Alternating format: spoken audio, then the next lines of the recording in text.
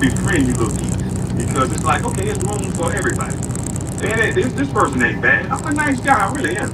But I got to switch. So in this, he accuses Anton Daniels of being new money. And basically, like I said, and I would say this too, I would money. You think that the world is your oyster and you can mistreat people when you start having money. That's something that you do when you first start getting. And obviously, a person like Anton Daniels, many can say that this the last 5 years has been his most successful, and he's always been a person that wanted to be opulent, and now he has that ability, and so he has that money, and he can't really handle the fame. That's been a level of my criticism too. But the situation is like this. With Anton Daniels having to be with Corey, and then people weighing in on the beef with Corey. And I've seen Anton Daniels weigh in on a whole bunch of stuff. I've seen him weigh in on people in the black community that get killed by cops. I see him react to a whole bunch of stuff. Take a real strong position, even if it's non-caring. And so he's trying to say that Kwame Brown is fake because he was on his jock before. And now Kwame Brown has switched up. And people can switch up. But here is something that I've noticed on YouTube. You can't give people a reason for why they switch up. All right? And that's one thing that if you're a content creator, you have controversial style content like Fresh and Fit or Anton Daniels or Tommy Sotomayor. You make it difficult for people to support you after a while because the things that you start to say are just too outrageous, too outrageous, too outrageous. You knew you were going to go to Corey Holcomb's show. You knew there was going to be some level of combat there, or problems there. So the person is polarizing. You can only do two things. You can gain fans, or you can not gain fans. But Anton is smart enough to just keep people talking about it. He doesn't care if it's good or bad. So when people switch up on you, well, you give them a reason to switch up on you by the way that you act. And again, certain content creators are very easy to be friends with long term. Like, let's say, for example, somebody like Mediocre Tutorials and Reviews. Somebody like Lita Turner. They would never put themselves out there in a way that's negative. All right? They're not going to do anything to destroy their career. They handle themselves very decently online. Offline, they never have any trouble. And so it's easy to deal with them long term and not have any conflict with them because the lead attorney never puts himself in a bad situation. Pocket watching with JT doesn't put himself in a bad situation. George Macon doesn't put himself in a bad situation. The most polarizing content creators make it very difficult for people to stay with them because a lot of their stuff is not necessarily about the content. It's about how polarizing they are. This is, very similar with, I would say, Anton Daniels, Fresh and Fit, for sure. Now, I'm also on the other side of a guy I like, Corey Holcomb. He's also extremely more polarizing than what he needs to be. So when things happen and it's like, oh shit, he did X, Y, and Z. There's a video of X, Y, and Z. It's a tough decision for people to come out, and I'm just using the example, to say like, oh, okay, how can I overcome that to defend this? And this is the situation that all polarizing content creators deal with, whether we cool with them or not. I don't care if they're white, black, Nick, one takes whoever else. If your content is about polarizing ideation, saying something that's out of this world, as much as people would love to watch you, to defend it a lot of times or sometimes it gets too expensive for many people. And when you cross the line, like let's say when Corey Holcomb crossed the line with Anton Daniels' daughter, or when Anton Daniels was, crossed the line with so many people, it's like, okay, man, look, I see what you're doing, but hey, here you're wrong. Then what content creators do is they feel that you're supposed to be blindly, allegiant to them.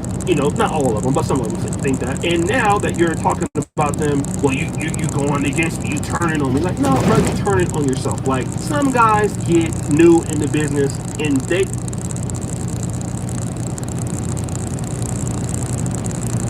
Hey, Snippy Life, don't be putting that on people out here trying to get some work done. Don't do that. Keep your negative ass comments to yourself, alright? Wish me safe travels. What's wrong with you? Y'all don't got no damn sense. Don't think that. You know what? Me saying this or me doing this may hurt my career. It may hurt the ability for people to partner with me.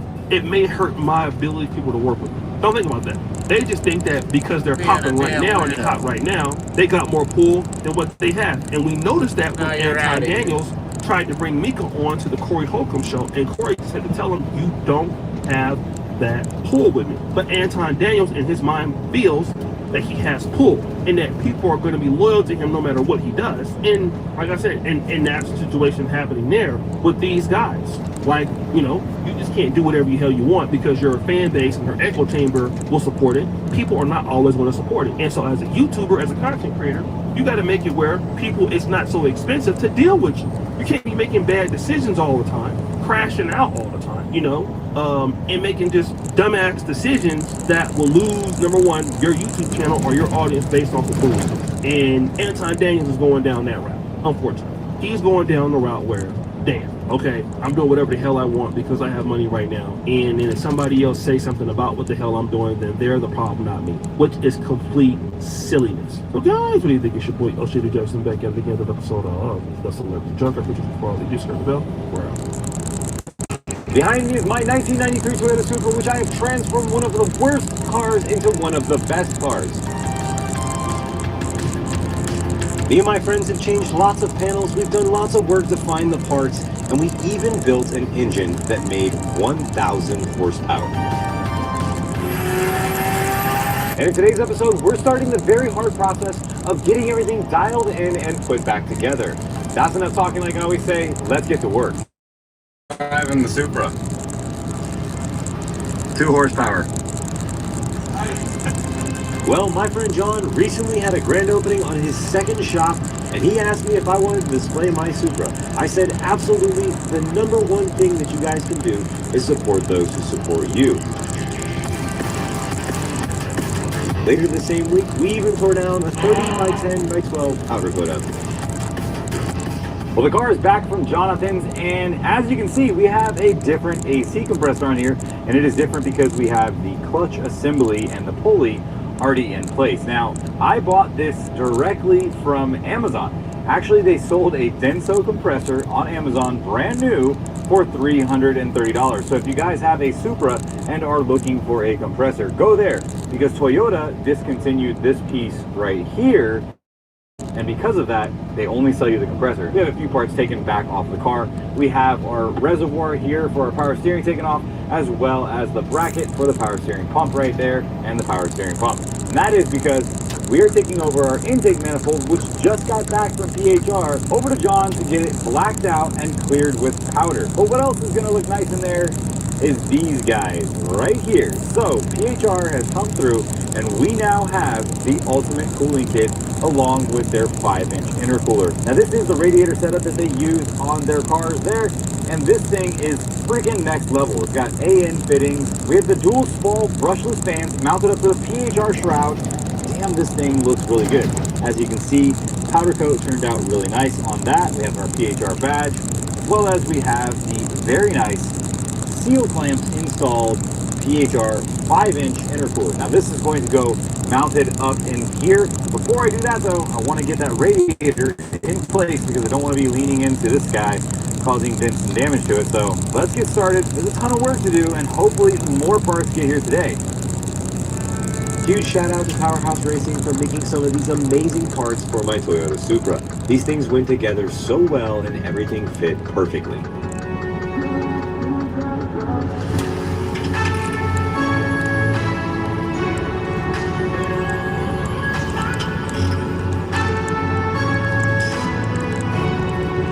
With the radiator and dual fans fully assembled, it was time to put these in the car for good.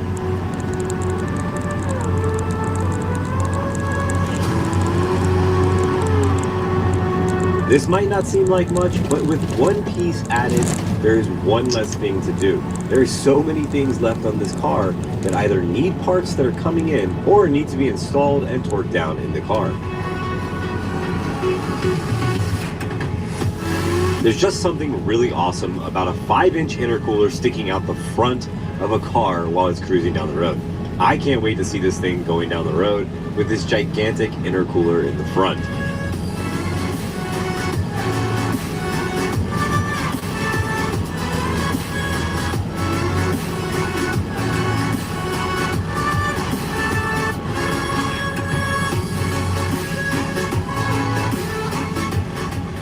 have our intercooler as well as our radiator and fan in place.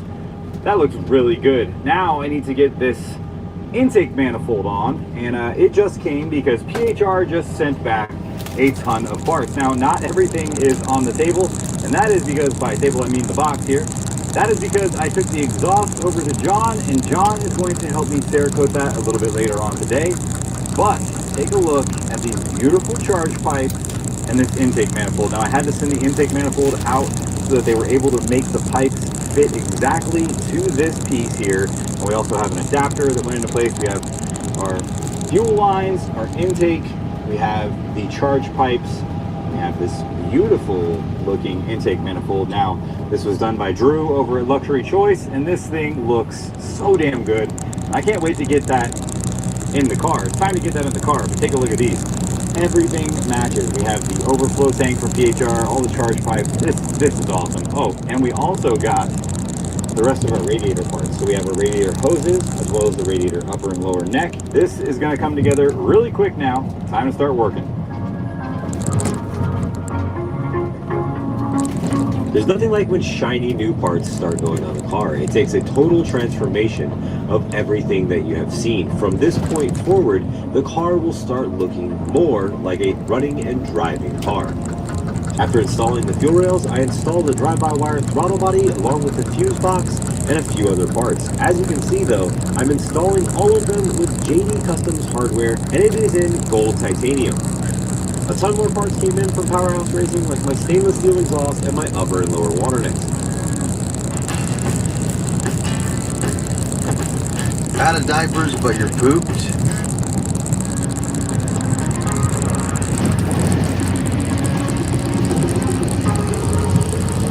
With the water necks in place, it's time to install our A and radiator hoses.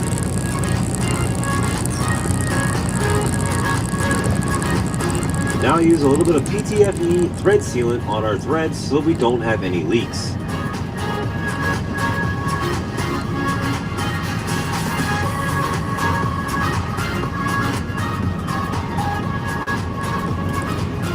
With all the sensors installed, it's time to install our upper water neck and radiator hose.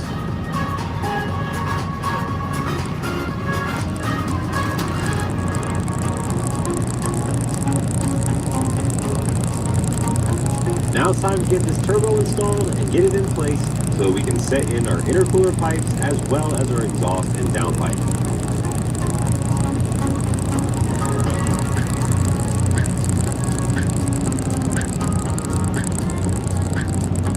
My friend John and his crew over there did an amazing job powder coating all of these parts. The stuff that came from PHR, I already had powder coated from them, but the turbo and the intake manifold and a few other parts, they have done an amazing job on them. Easy. I'm really happy with the Powerhouse Racing seal clamps. These are way nicer than having the entire system plumbed up with silicone hoses.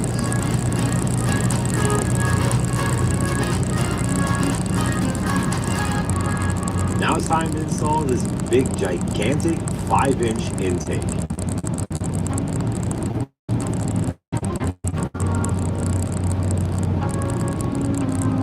Later on over at John's, we took apart the brakes and got the sandblaster out and sandblasted the entire exhaust and Cerakoted this thing.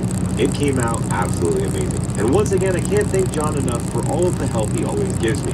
He's a good friend of mine, and if you guys are interested in any kind of ceramic coating, powder coating, PPF, wrap, whatever it is for your car, go check him out at the Luxury Choice.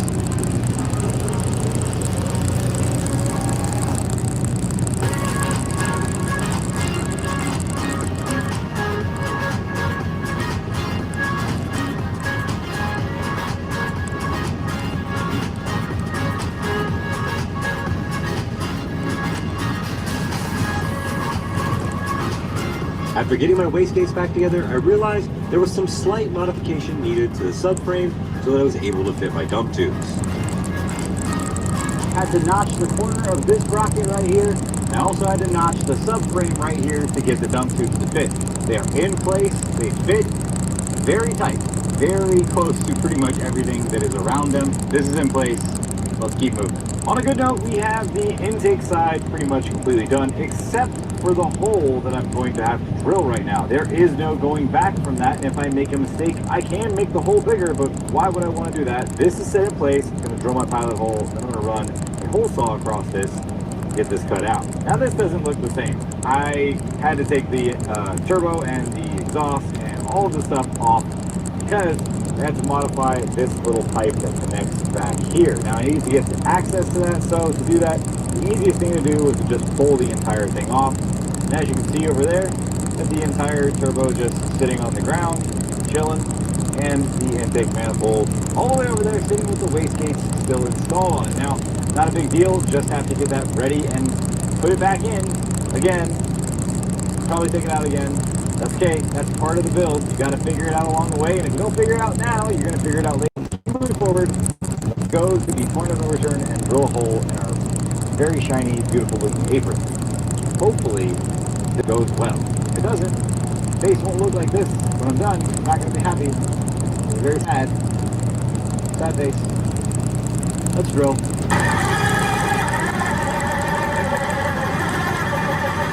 We have etching primer around our cut now. Everything is clean, nice. Everything is free of burrs. We are going to put some rust encapsulator on here. I get this stuff from Eastwood. These guys are awesome. It's made to go over rust and it converts it to a primer-like substance, but it also is durable and is able to withstand the elements. So that is what I'm going to do because I am going to make a seal to go around this so that it looks nice and neat. And when the charge pipe moves back and forth, it doesn't hit the edge and scratch the powder. So yeah, that's going on now. All right, here we go. Simple door seal. This is one of the ones from the Noble, and I basically just cut off the part that seals the weather out. And yeah, gonna wrap this around there, make it look nice and tight. With my hole and my seals in place, it was now time to install the final pieces of the intercooler system.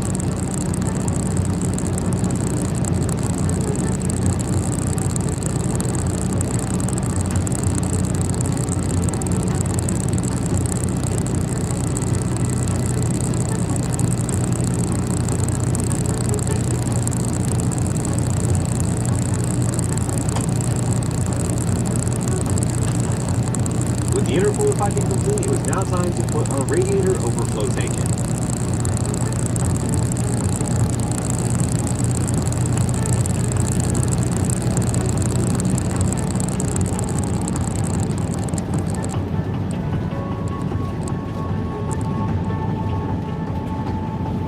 I had to slightly modify this coolant tube, and we're also going to be closing off some of the passages that won't be used again.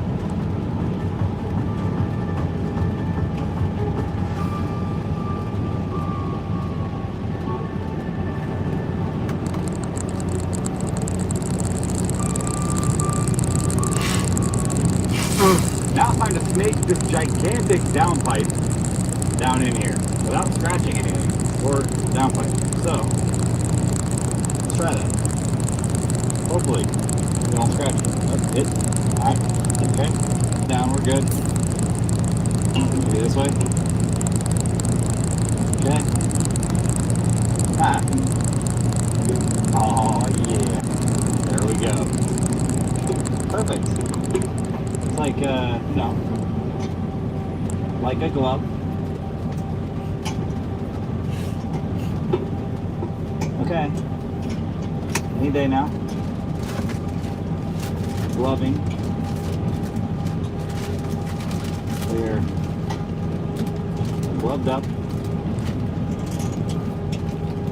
I think it's on.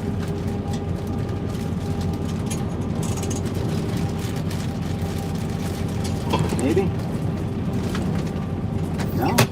Well, I swear this never happens. How'd I get this close? There we go.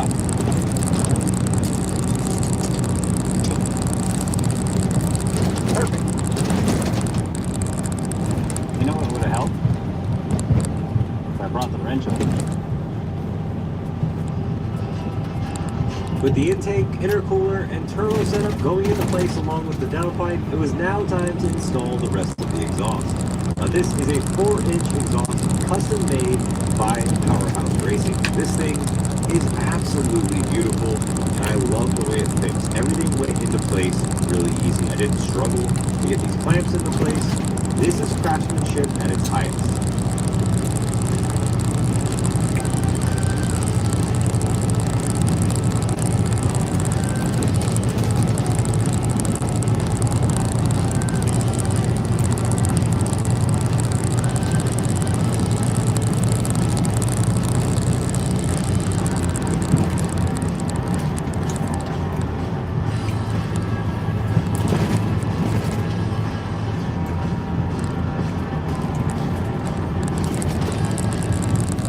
And the exhaust is installed.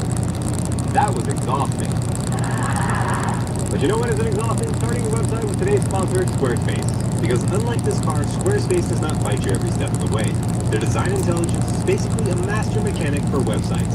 2 decades of experience, plus AI helping you build something that actually looks clean. And if you're selling parts, merch, or services, Squarespace payments make it easy and fast to get paid. A few clicks and you're accepting Apple Pay and Klarna Afterpay all in one place. No extra tools, no wiring diagrams, it just works. They also have flexible templates so you can start with a solid platform and customize it without rattling everything loose. If you invoice clients, Squarespace also has proposal contracts and payments all in one spot, so you're not chasing your money around like a mystery coolant leak. So yeah, working on cars can be exhausting, but your website shouldn't be. Go to the QR code on screen right here, or this right here, or the link in the description. Use code JackBuildsIt and save 10% on starting your website. Now, let's get back to the build. Thanks Squarespace for sponsoring today's video. Now it's time to clean up the back of the car. I have done a ton of work. To the front, we have the turbo, the intake, all the way back to the exhaust, fully assembled. The next steps on those are going to be putting in some fuel lines and stuff like that. I'm still waiting for a few things. Once those get here, we're going to jump on that. But until then, we need to get our fuel setup in the tank finished. Now this is the factory fuel pump setup. It's definitely not going to provide enough fuel for the power that we're trying to make because we are trying to take 1,000 horsepower. I love doing that. A few things on here that we need to take off of this to put onto our new fuel pump setup that we got from PHR. Now first is the O-ring seal right here that goes on the top, and then next is this guy right here. So this is the float, which basically gives you the reading whether or not your tank is empty or full. We need to know that because we're going to be using a lot of gas in our bottle. We don't want to run out of gas in this car. Also, one of the things that I've noticed is that the fuel return here has a very long pipe that goes all the way down and then turns off to the side. So when the fuel comes in, it comes out and it kind of just goes right back into the tank without causing any sloshing or aeration. You don't want to have air inside your fuel, especially with making the beans, because that will cause issues later on down the road. Now, we need to take this guy off. Thankfully, it is a bolt-on piece. If you look over here,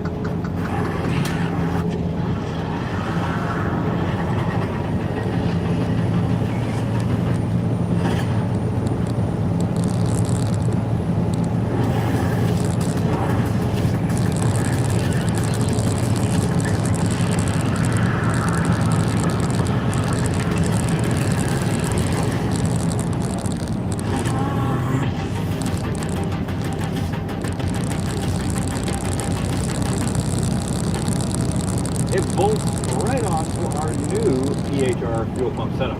This thing is really, really nice. We've got 2 8 AN orifices right here and a 6 AN right here, as well as the fuel neck filler overflow, whatever you want to call it, thing here that feeds right back into the tank.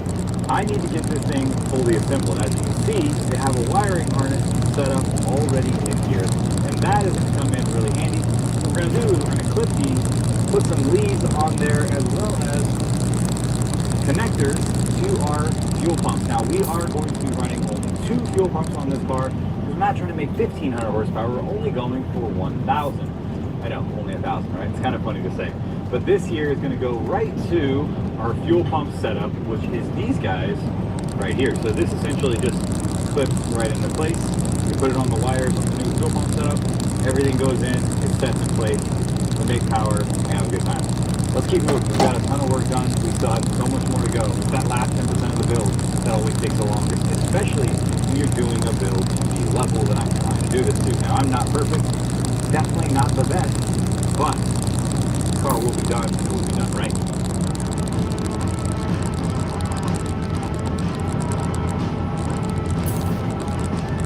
I've said it already in this video, and I'm going to say it again because Powerhouse Racing makes some of the highest quality parts out there. Now, this fuel pump hanger is really an example of great engineering and time spent making this part perfect. Everything went into place without hassle. I dropped it into the tank, and this thing looks absolutely amazing fully together.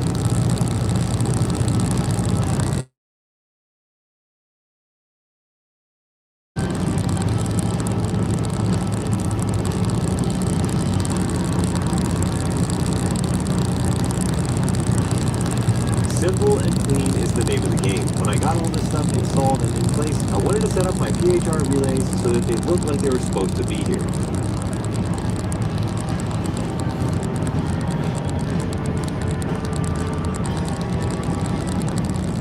One of the things that I wanted to do here is I want to make a very nice clean setup underneath all of the carpet and the little piece that goes right here that closes everything out. So we have our battery mounted right here, and now we have our fuel pump relays all mounted right here. Like I said before, we are possibly going to be running 3 in the future, so I am going to wire up that third one, which is going to pull the fuse that comes from our 12-volt source for that third one. How do I know that's the third one? Because that's the wires that are coming out of this guy right here. Now, this guy is the one that I'm going to be using to plug directly into our fuel pump hanger. Now, our fuel pump hanger came with this, but it came with very short wires. So, I have this gigantic wire right here that reaches through in the middle of the fuel tank was up there. I'm going to run that into the factory hole here that comes through the factory harness that goes to the factory fuel pump. Then I'm going to basically put that in the exact same location and wire this guy into that guy. That way it's one solid piece. I have one connector. There's not multiple points of connections. Don't need those. Don't want them. So, with that said, I'm going to get started. Hopefully this goes well. It's going to go fine. It's going to be good. It's going to be okay. I'm not going to overthink this, I swear.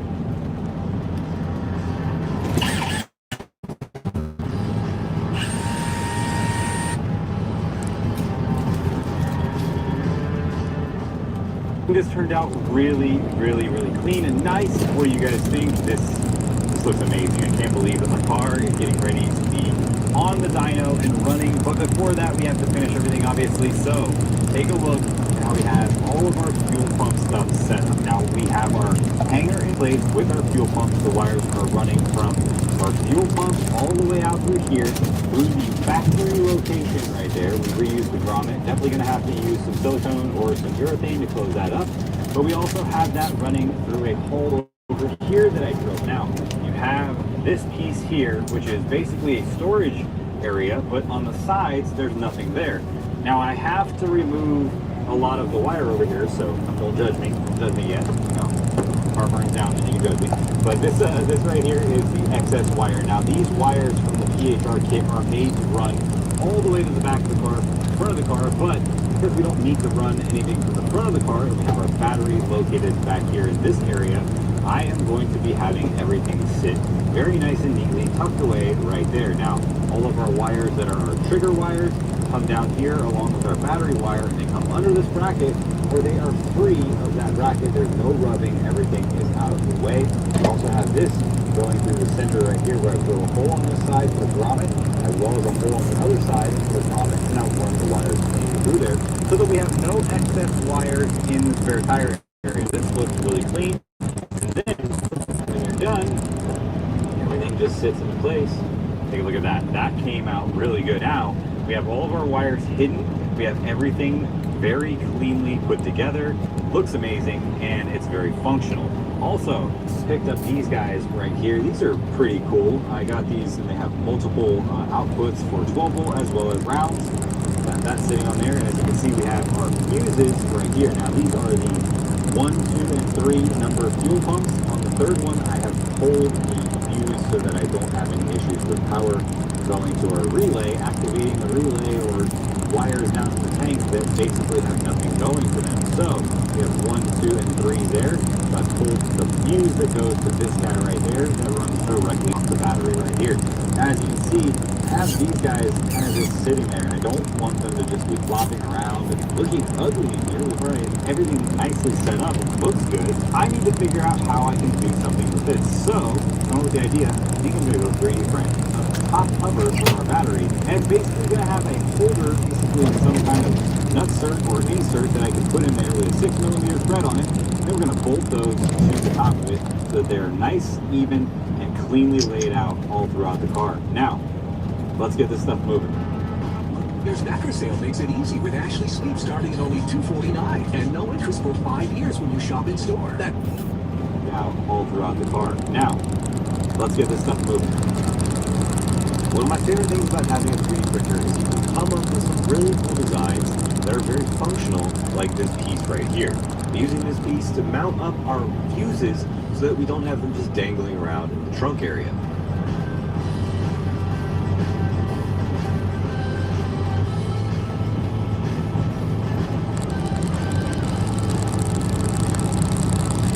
As you can see here, this looks nice and clean like it's supposed to be there. With everything looking really good, I was starting to feel confident that I could put the interior back in the car. Man, this thing is coming together and starting to look so good. It looks a lot lighter than it actually is. It's a very dark brown color. Really, really love this. Man, it's coming together, guys. We got the fuel system finished with the battery mounted. Everything looks good right there. Everything tucks away nicely underneath that spot right there. The back seat is mounted in for good, not coming out again. Now it's time to go under there. Let me show you what I got going on right here. All right, continuing moving forward, we have our ECU bracket mounted. Now our ECU is able to clip into place right there. We have free access to all of these things here where we can plug in at. But on top of that, we also have our O2 sensor here from Innovative. Now we are going to mount this to the top of this bracket. We are utilizing the factory bracket and making sure that nothing is in the way of where it actually clips the plastic piece in to protect our ECU and our O2 sensor. This is essentially using the OEM stuff to keep it looking as OEM as possible and as clean as possible without spending $300 to $400 on a brand new bracket that holds all of these things modular, making this one modular. Anyway, so now what I'm going to do is I'm going to wire this up. Before I do that, I need to mount this guy to this bracket out of the way, cleanly and safe from anything getting hit on it. Let's keep going.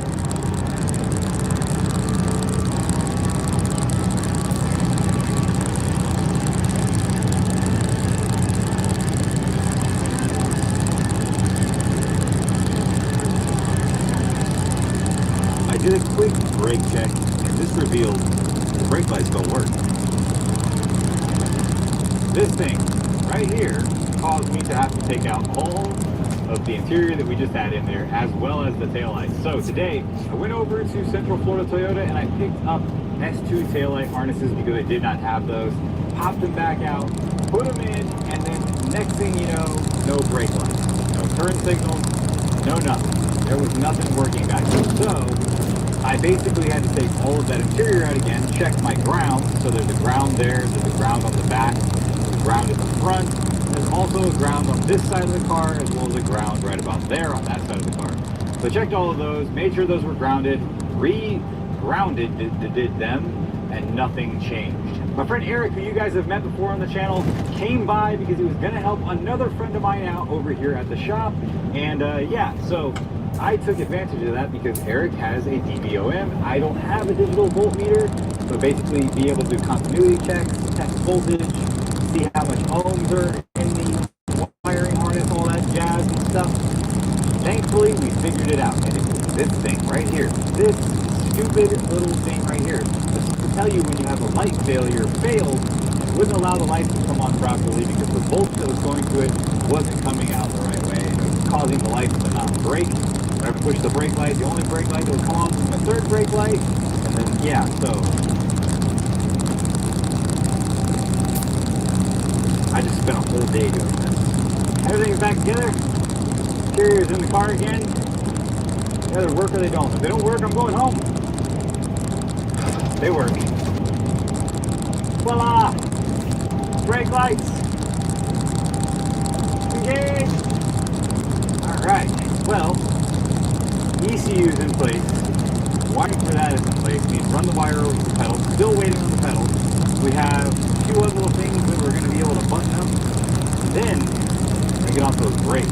Well, we lost a lot of time yesterday, but that's okay because we solved the issue of our taillights not working. It was the little box that gives you a lamp failure light on the dash. Today, we are finally moving forward, and as you can see, we have the entire bench cleared off and set up with all of our AN lines, AN wrenches, AN flare tools, and our AN fitting install tool for our regular lines. Now we do have PTFE lines and PTFE fittings. Now a little while back, I got the opportunity to work with Equal Energy. I've used their fittings before. A lot of people don't know that, but I actually used them on the Evo in a pinch, and I've had 0 leaks, 0 issues with them. Now, the number one thing when getting a fitting or making sure that it works on the car is testing it. Most people don't test it. They put it on the car, they tighten it down, and they send it.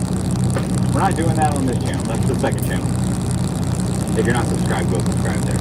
Anyway, this here is the test kit that we have to test out if we have any leaks in the system. We're going to be able to plumb this up.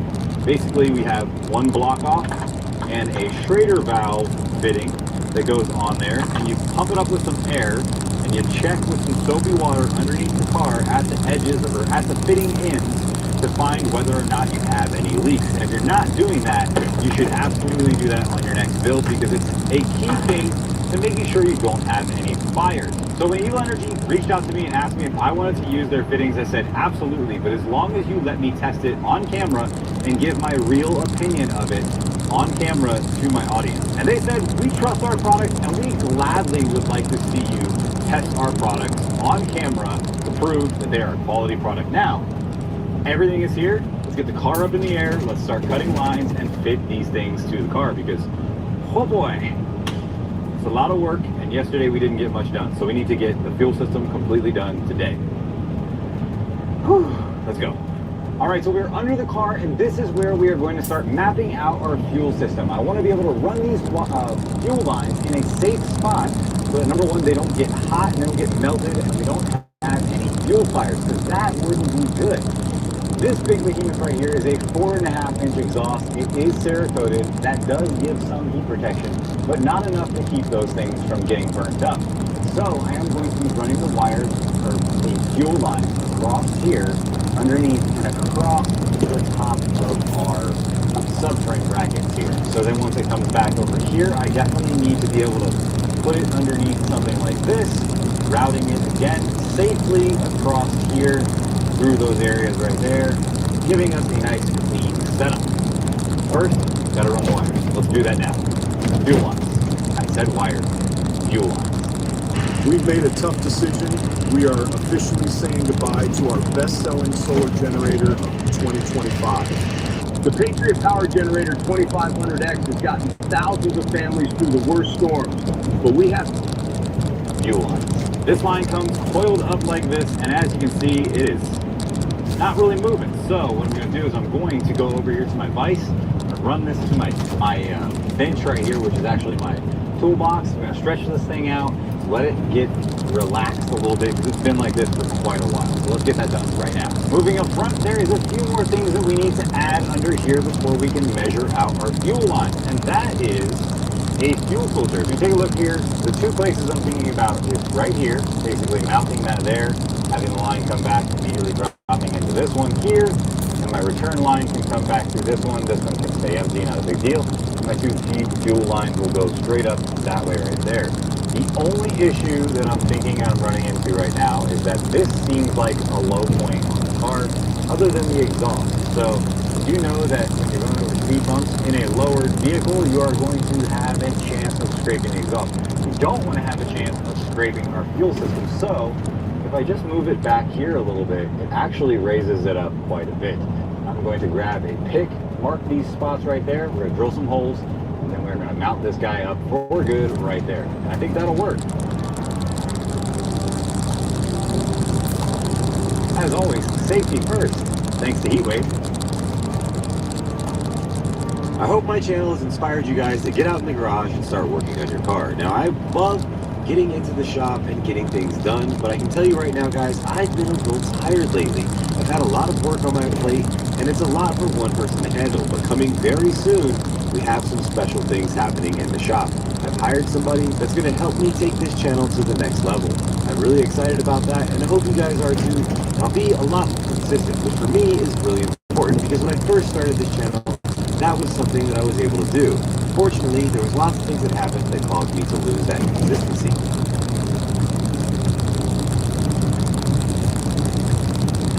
Here we go, starting the process of getting these fittings on. The first thing you want to do, obviously, slide this part of the fitting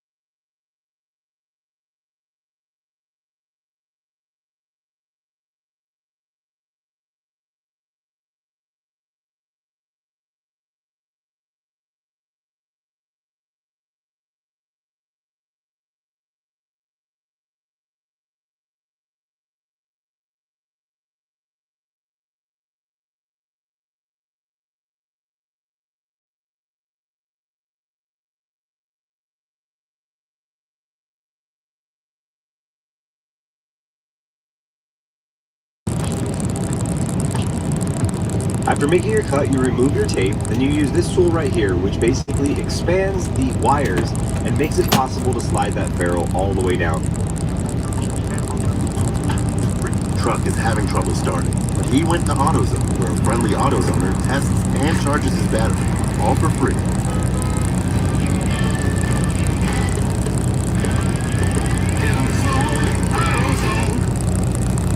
See down in that hose, that ferrule is all the way down onto our white PTFE hose. You can see there are no gaps between it. That's exactly how you want it. Now we're going to bring this guy up, put this in the vise, and then we're going to tighten it down.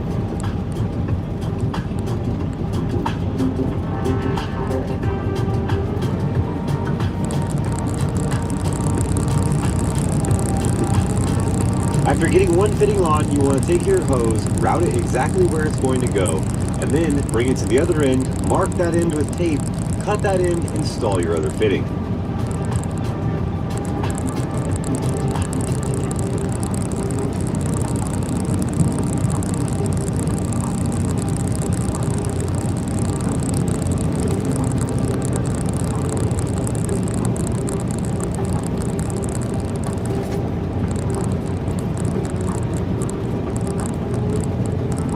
With all the lines installed on the tank and the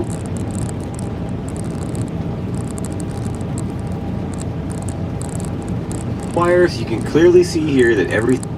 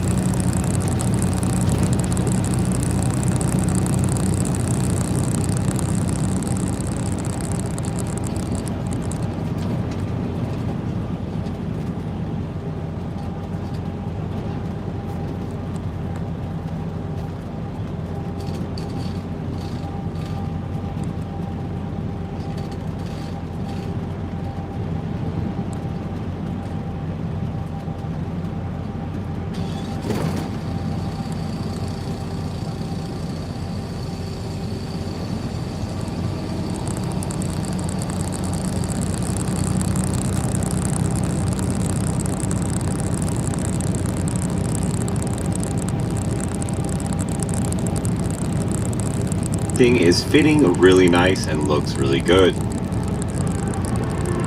Now it's time to install my line onto the flex fuel sensor area. So first thing I do again, I set in my fitting and then I mark the line.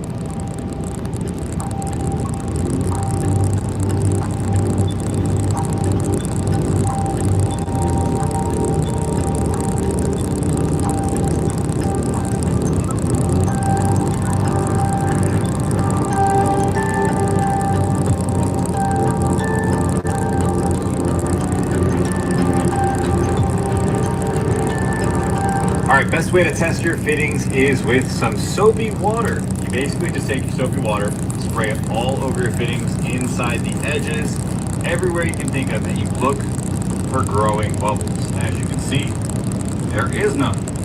It's all built up on the bottom, but it is not growing. There is a leak though. It's this thing right here. See my growing bubble? There you go. So this is slightly leaking a little bit, but we have it run up to about 80 psi, so it's holding strong. This is not going to see 80 psi in this line, but like I said, get everything wet, see whether or not you have a growing bubble anywhere. No growing bubbles, leak free. All right, one line tested. This one is ready to go in the car. Let's test the other one. Something I failed to mention is you can use some WD-40 or any kind of light oil to install your fittings. This makes installing them way easier than going at it dry.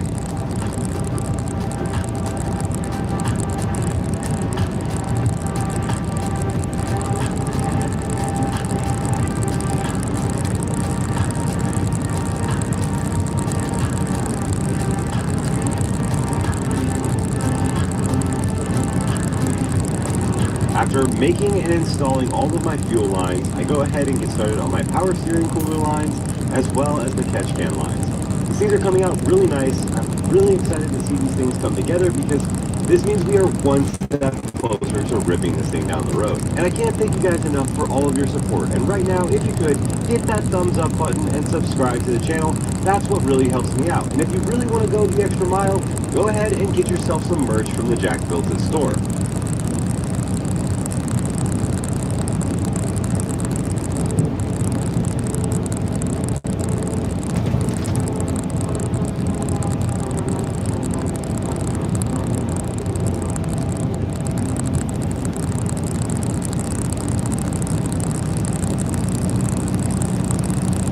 I think this needs no explanation. As long as you're testing your fittings, you're not going to have the problems that a lot of people have with budget fittings or expensive fittings. It doesn't matter.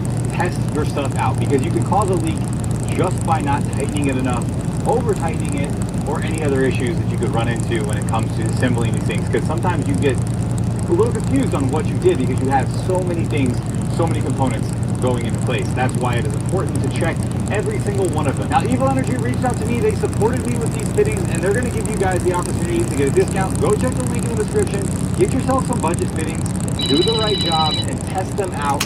Make sure that they're going to work. It's not the fittings, it's the installer. Number one thing where you're going to have your failure is at the install. So, Hello.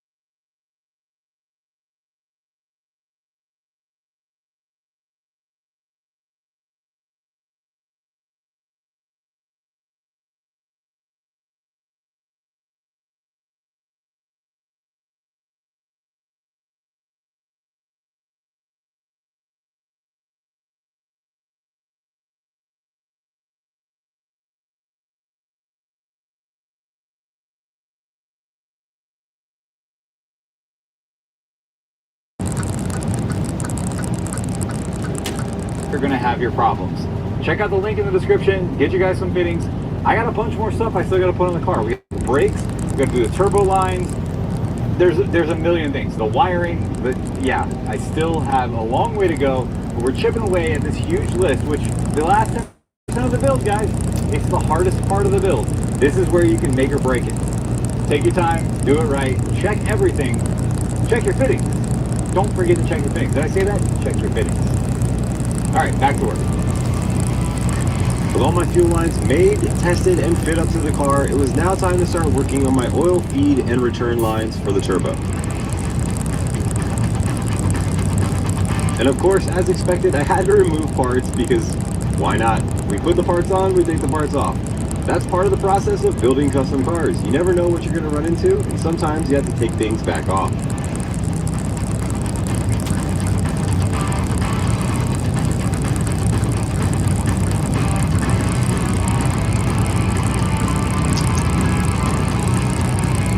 More parts means more work on the car, and I'm stoked that we can actually get more done. So now we have our brand new R35 coils. You can see we have our coil harness here and our new coil brackets. These are from Autosport Engineering.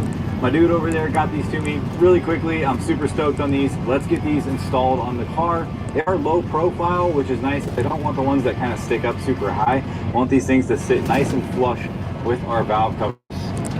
Let's keep moving. We are getting so much done. This is a ton of progress. This car has made major changes and major transformation during this video. I'm stoked. Let's keep going. Let's keep moving. Now I carefully tuck away the harness so that you can only see the coils and the plugs.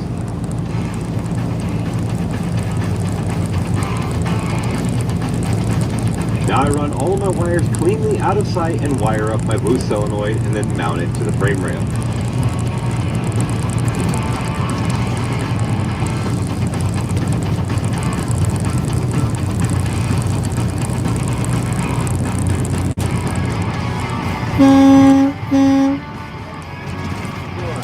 So I just made a really simple mistake to make, especially when you're not familiar with this platform. Now, this is my first 2JZ build, and I am really excited because everything is going together really well, but I did make a mistake running the wiring harness.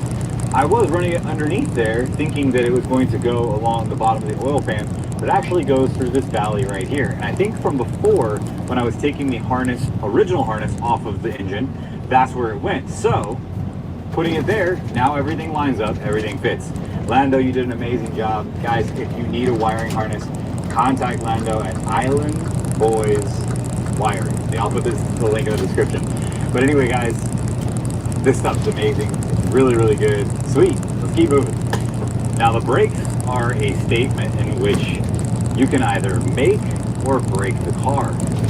I think we 100% hit this out of the park. This looks amazing. That's because we got bright yellow Brembo TTSV calipers now. These things look amazing. John knocked these out of the park. Let me get them on the car. We can take a full look at how they look on the car, sitting, looking beautiful. Then we go with the brake lines on too. We also got brake lines. We got steel brake brake lines. Dude, that looks so good. All right, let's put them in place.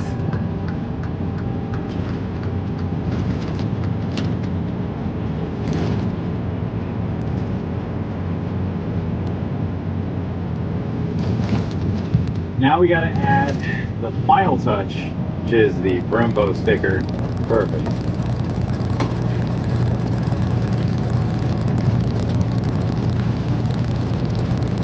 That was really good.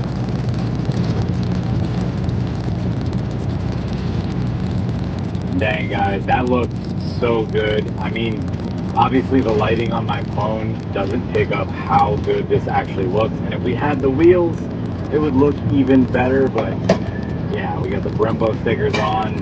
Brakes are looking amazing. Next is bleeding the brakes, bleeding the clutch, adding some things to the car again still, but there's so much more to go. But man, does this look really good.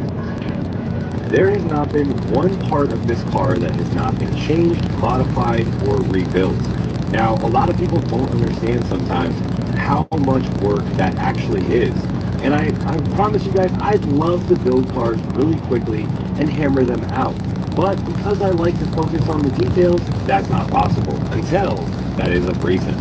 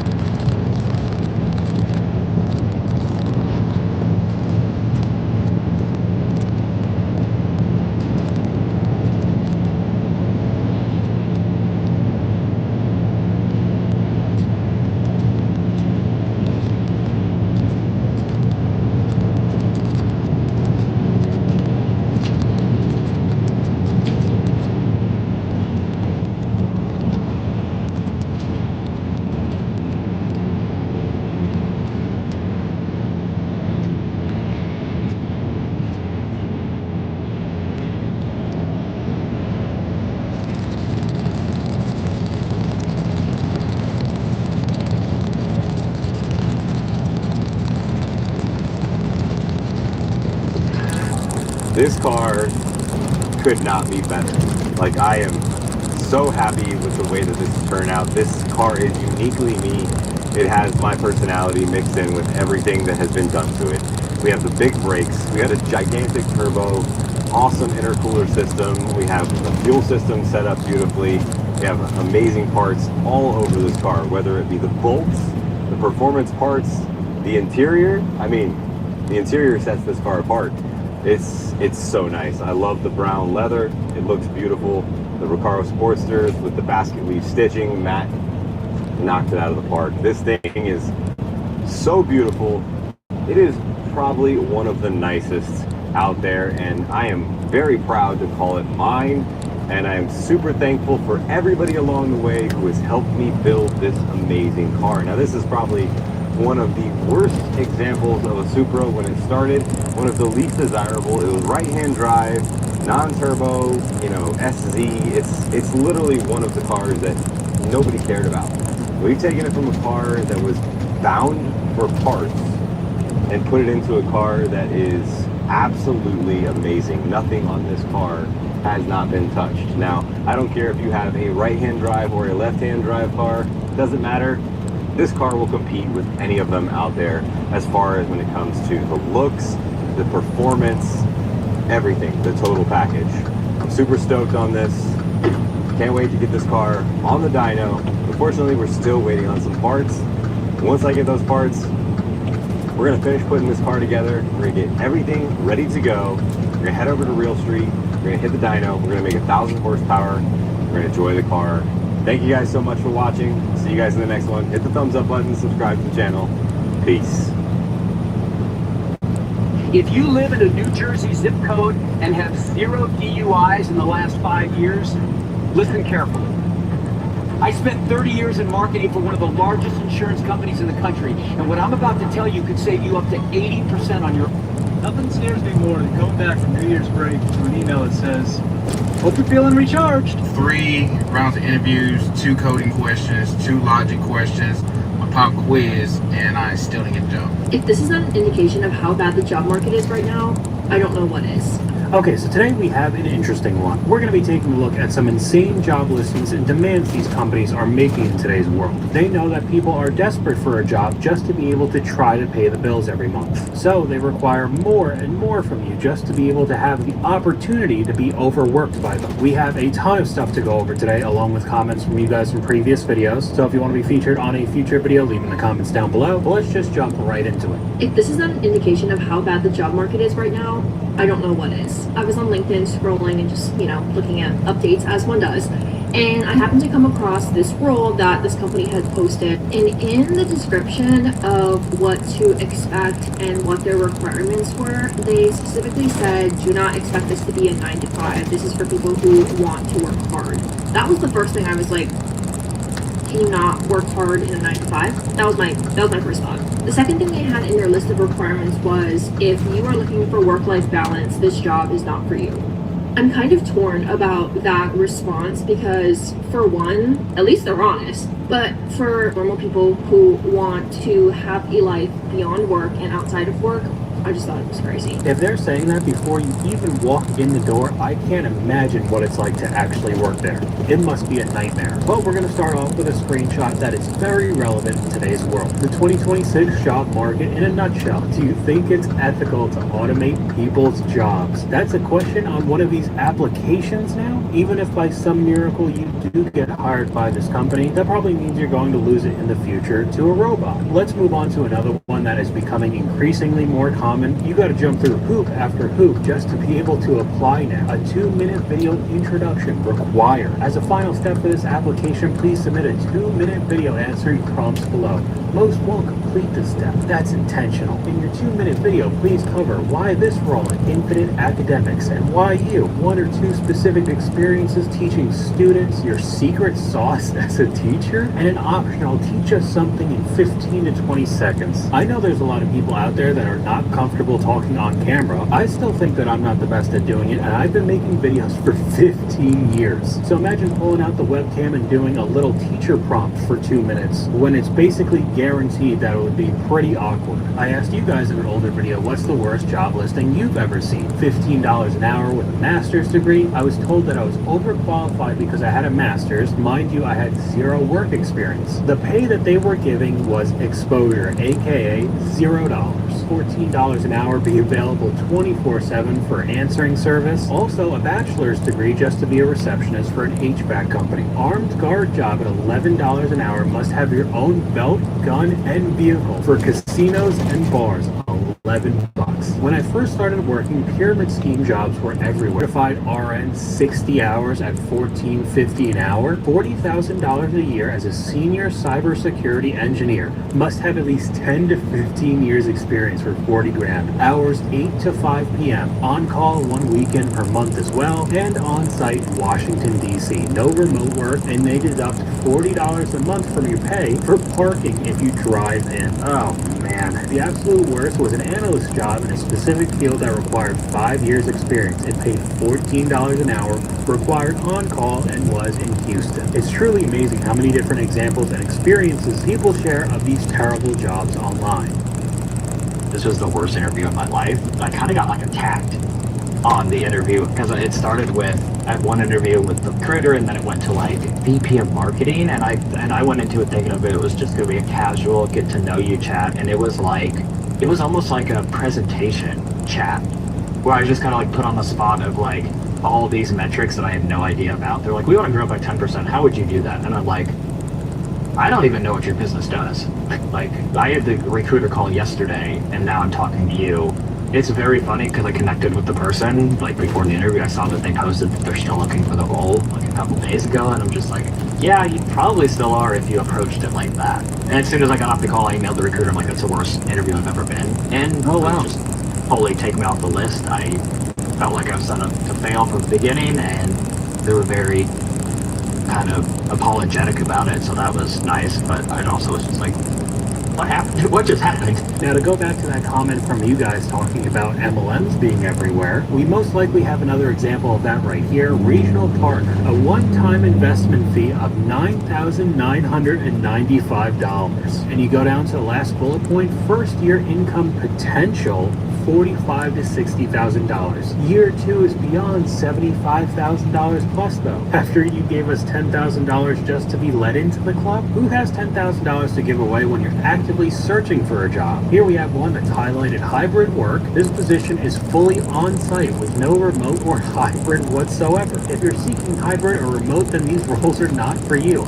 and do not apply. And if you're not currently located within 30 minutes of these areas, your application will not be viewed. So even though they're the ones that tag this as a hybrid work job listing, it's 100% remote. Let me write a whole paragraph about how you have to be on site. On top of needing to be under 30 minutes away from all of their locations, some people do have pretty long commutes to their work, and even that, not allowed at all. Answer these questions from the employer. What's your home address? Another one here, provide your 10-year work history in order, including part-time and temporary, school, military, and/or periods of unemployment. There should be no gaps, missing addresses, or even phone numbers. If a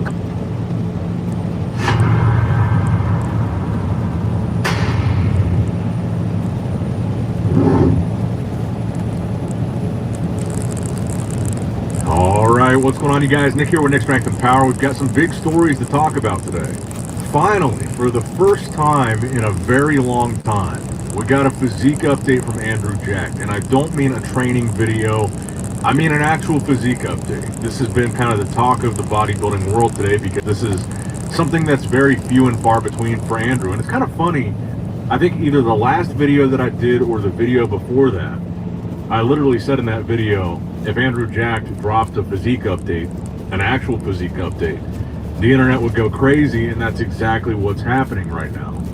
Every bodybuilding page is talking about this, and rightfully so. Andrew looks, I'd say, really impressive in this update. This is a very big version of Andrew. Now, again, what we want to see from Andrew is the same conditioning or better than the Olympia. So big doesn't necessarily mean better, but he does look freakishly big in this update. 6 weeks out now from the 2026 Arnold Classic. So let's put it side by side here. This is Andrew from the 2025 Olympia, and so on the left-hand side, and then on the right-hand side is Andrew 6 weeks out from the 2026 Arnold Classic. I think you can see his lats from the front look a little bit wider. His arms look a little bit bigger. His waist, you know, honestly to me, his waist does look a little bit thicker. And this isn't an off-season update. I mean, this is 6 weeks out. We're getting close to the show. His legs look bigger, but honestly, I kind of feel like they lack a little bit of detail here, but they do, to me, they look bigger. Maybe just the way that he's standing and hitting the pose. But to me, that was kind of the standout of this update, is that Andrew jacked at 6 weeks out looks really big. And then when you compare it to the Olympia, I think he looks significantly bigger than he did at the Olympia. Now, again, the question with Andrew is, can he replicate what he was able to do at the Olympia and Romania? I would say he pretty successfully replicated the Olympia look for the Romania show shortly after the Olympia. But of course, the Arnold is, you know, there's a much bigger gap between those shows and the Arnold. And really, those are my two only critiques of Andrew, really, is the lower body, the size of the lower body, and conditioning. And here, you know, like I said, the legs do look a little bit bigger. I wouldn't say that they look insanely conditioned here, especially on like the inner thigh part of his leg, which is something he's kind of struggled with. And this is going to sound negative, but it's really not. Just comparatively speaking, I think that in Nick Walker's updates that we've seen recently, he looks a bit further along to me than Andrew Jack does from a conditioning standpoint. I mean, like I said, when you compare this to how he looked at the Olympia, the waist looks kind of thick. The abs don't look as deeply separated. And of course, we're not talking about him on stage, right? We're talking about a 6 weeks out picture. It's different. It's apples and oranges. But that's kind of what I'm noticing. I mean, like the updates that we've seen from Nick Walker, his abs look really deep. He looks like he's in really good shape. His legs are really defined and separated. I feel like for Andrew, he's just a little bit behind where Nick is at from a conditioning standpoint. And of course, everybody gets in shape at different rates. Maybe Andrew gets in shape really fast towards the end, but that is what we're looking for with him, is what's the condition going to be? Because if Andrew Jack is going to win the Arnold Classic, it needs to be the Olympia level or better. And certainly if he's going up against Hadi, I would say it needs to be even better condition than he brought at the Olympia. And Andrew already put up a post. He said he's not playing the size game. He's focused on condition. He's focused on detail. So maybe it's not that big of a deal, or maybe it's not concerning at all that he looks to be bigger in this 6 week out update. But overall, I think he looks very impressive. Certainly a front runner for this show. And I'm definitely getting even more curious. Takes about 5 minutes to connect with a friend. For those with HER2-positive breast cancer, there's a treatment that is given just as fast. Discover Phesgo, a combination with Perjeta, pertuzumab, and Herceptin, trastuzumab, in a single 5-minute injection under the skin. Want to hear more? Ask a doctor about Phesgo.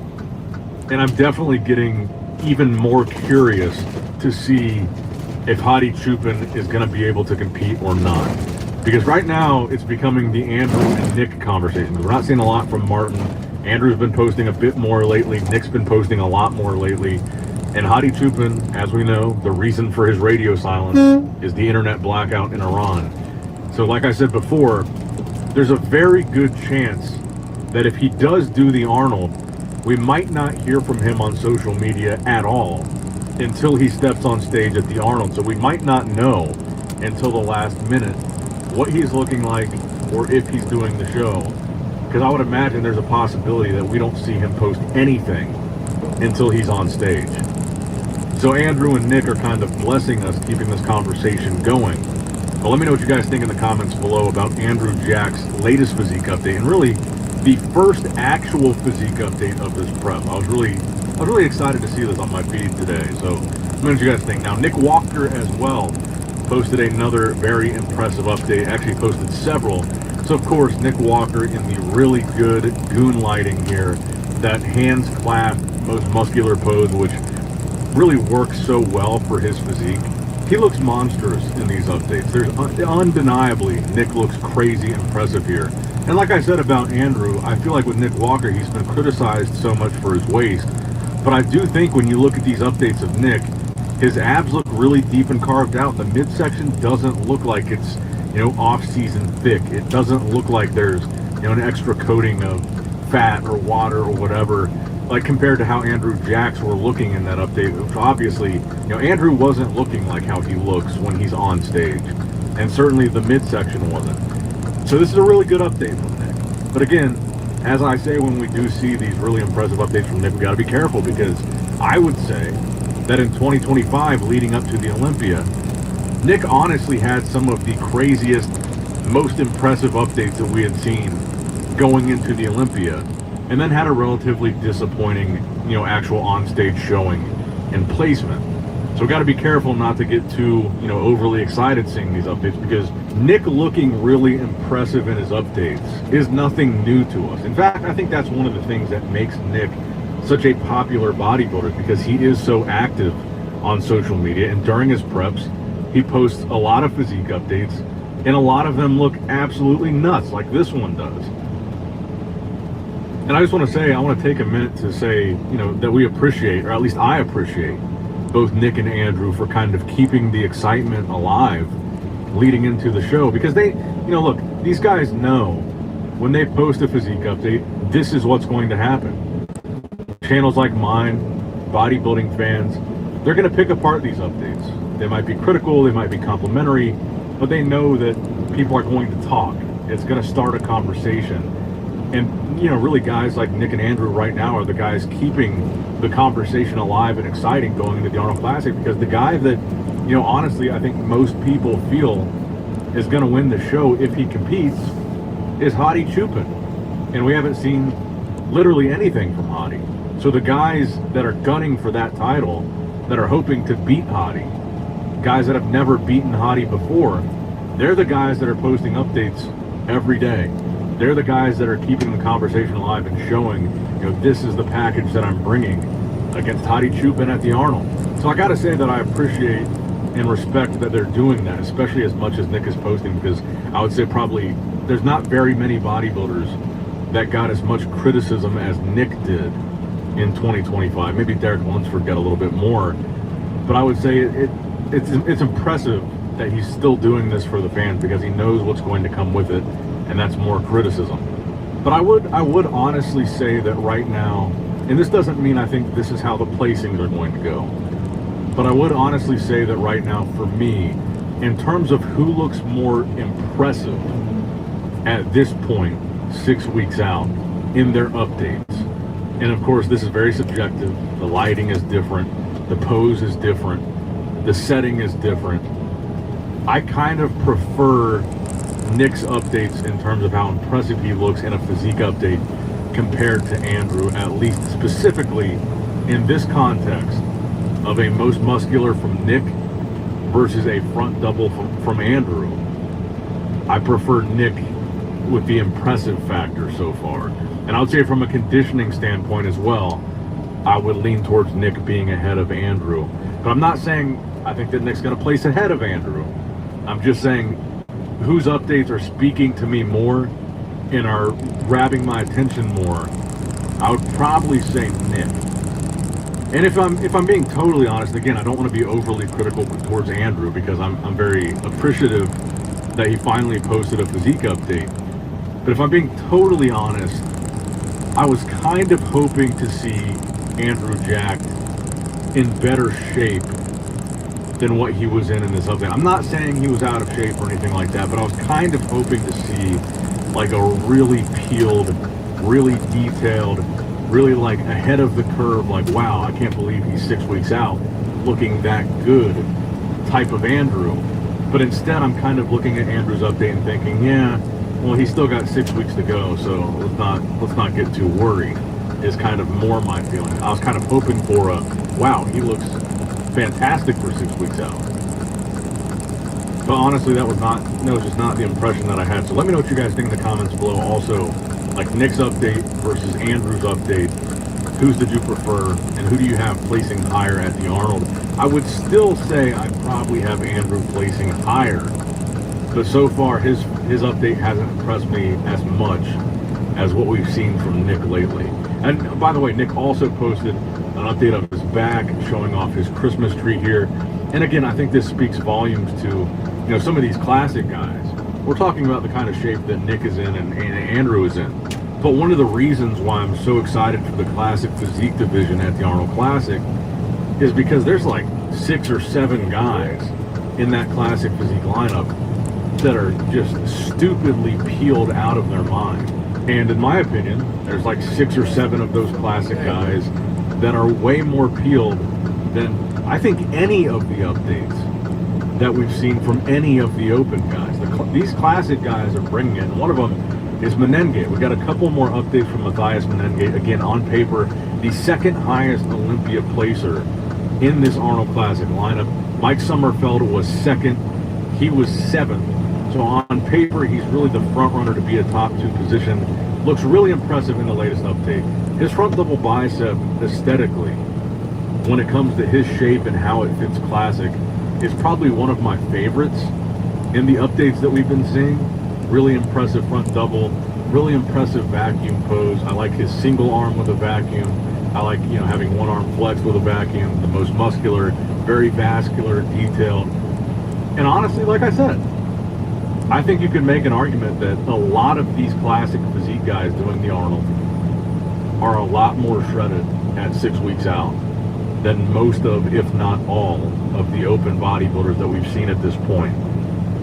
And I mean, of course, you've got to consider that in some cases the open bodybuilders are, 100 pounds of muscle heavier than some of these classic physique guys, and it's harder to get that type of detail and to get in shape with that much muscle mass. But I'm just saying, these classic physique guys, they're really impressive from a conditioning standpoint at 6 weeks out. And like Menengate, look at the separation, the striations and detail, the vascularity in like his delts and chest. It's more, he looks more conditioned than Nick, for example, in that pose, in those body parts. The classic physique guys just looking absolutely gnarly. And another one that we got another update from today, Andrea Mamoli. Every time I see Andrea's updates, I say, holy mamoli. I think this kid's really got a great classic physique look. I'm excited to see how he places. He poses beautifully, by the way. I really enjoyed this video, the way that he's hitting the poses. Really good poser, I think. Really good legs, really good arms, pretty muscular in my opinion for a classic physique guy. I think he's a big wild card here for top 2, top 3. I really do. Even against Menengate, the guy that we just saw, like I think muscle mass-wise, I think Andrea Mamoli is bigger and maybe even better than Menengate, but Menengate might have just a smaller waist, maybe a bit better V-taper. But the more, like I keep saying, man, the more and more updates and the more I'm seeing of Andrea Mamoli's physique, the more I think this could be the guy. This guy's got a great future in classic physique. He's got it. He's got that it factor for classic. And this is part of why I'm so excited for this classic physique division at the Arnold, because I really feel like this Arnold Classic lineup is going to be a big launching point for what I feel is going to be the future of classic physique. I mean, a lot of these names we've been talking about, they're guys that I've almost, a lot of them I've never even talked about before. And they're up and coming, they're really talented, they really bring great physiques. And I think you're going to see some guys make a name for themselves at this year's Arnold Classic, kind of like Logan Franklin did against Mike Sommerfeld last year. Even though Logan was second, he was like the big talk of the show, almost even more than Mike winning the show. And I think you're probably going to see a similar conversation come out of whatever the top 3 is this year in 2026. Someone's going to make a splash here. And maybe that someone could be Sam Sulek. I personally don't think Sam is going to be top 3, by the way. I want to get that out of the way. But we did get another recent physique update from Sam Sulek today at 42 days out. And, speaking of giving somebody props for frequently posting physique updates, Sam has posted a physique update literally every single day of this prep, counting down the days to now 42 days out from his 2026 pro debut at the Arnold Classic, showing his legs again. And just like that, all of a sudden, we're starting to see Sam Zulik's lower body almost on a regular basis now, compared to, maybe like the 7, 8, 9, maybe 8, 9, 10 weeks out. I don't think we saw him maybe one time in 3 weeks, one time in a month. And again, like, to give the classic physique guy some credit, this is Sam's pro debut. And you look at the condition that his legs are in, the separation, the detail, the cross striations, and think about all of, I won't name any names, but like think of all the open bodybuilders that we've shown lower body physique updates from going into the Arnold in the last couple of weeks. Obviously we're not talking about size, but when it comes to just separation, detail, dryness, Sam's...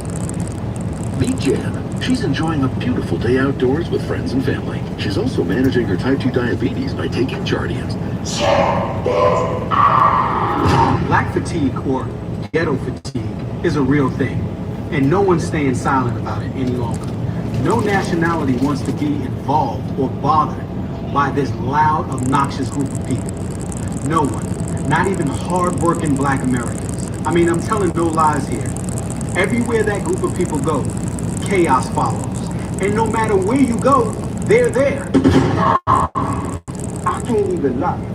When I started getting me some money, man, and experiencing some classic things in my life, I started looking at things different. Like the ghetto mess that I used to see and I overlook and I normally tolerate when I was broke, it started to stood out to me like a goddamn pair of red shoes, some bright red shoes that just stood out in the crowd of people wearing black shoes. You could take a ninja out the ghetto, but you damn sure ain't taking the ghetto out the ninja. Why other races be clutching they goddamn purse and clutching they goddamn pistol when we come around with that ghetto shit? It's because they don't know if we a hard-working Black man or a thug N-I-G-G-A.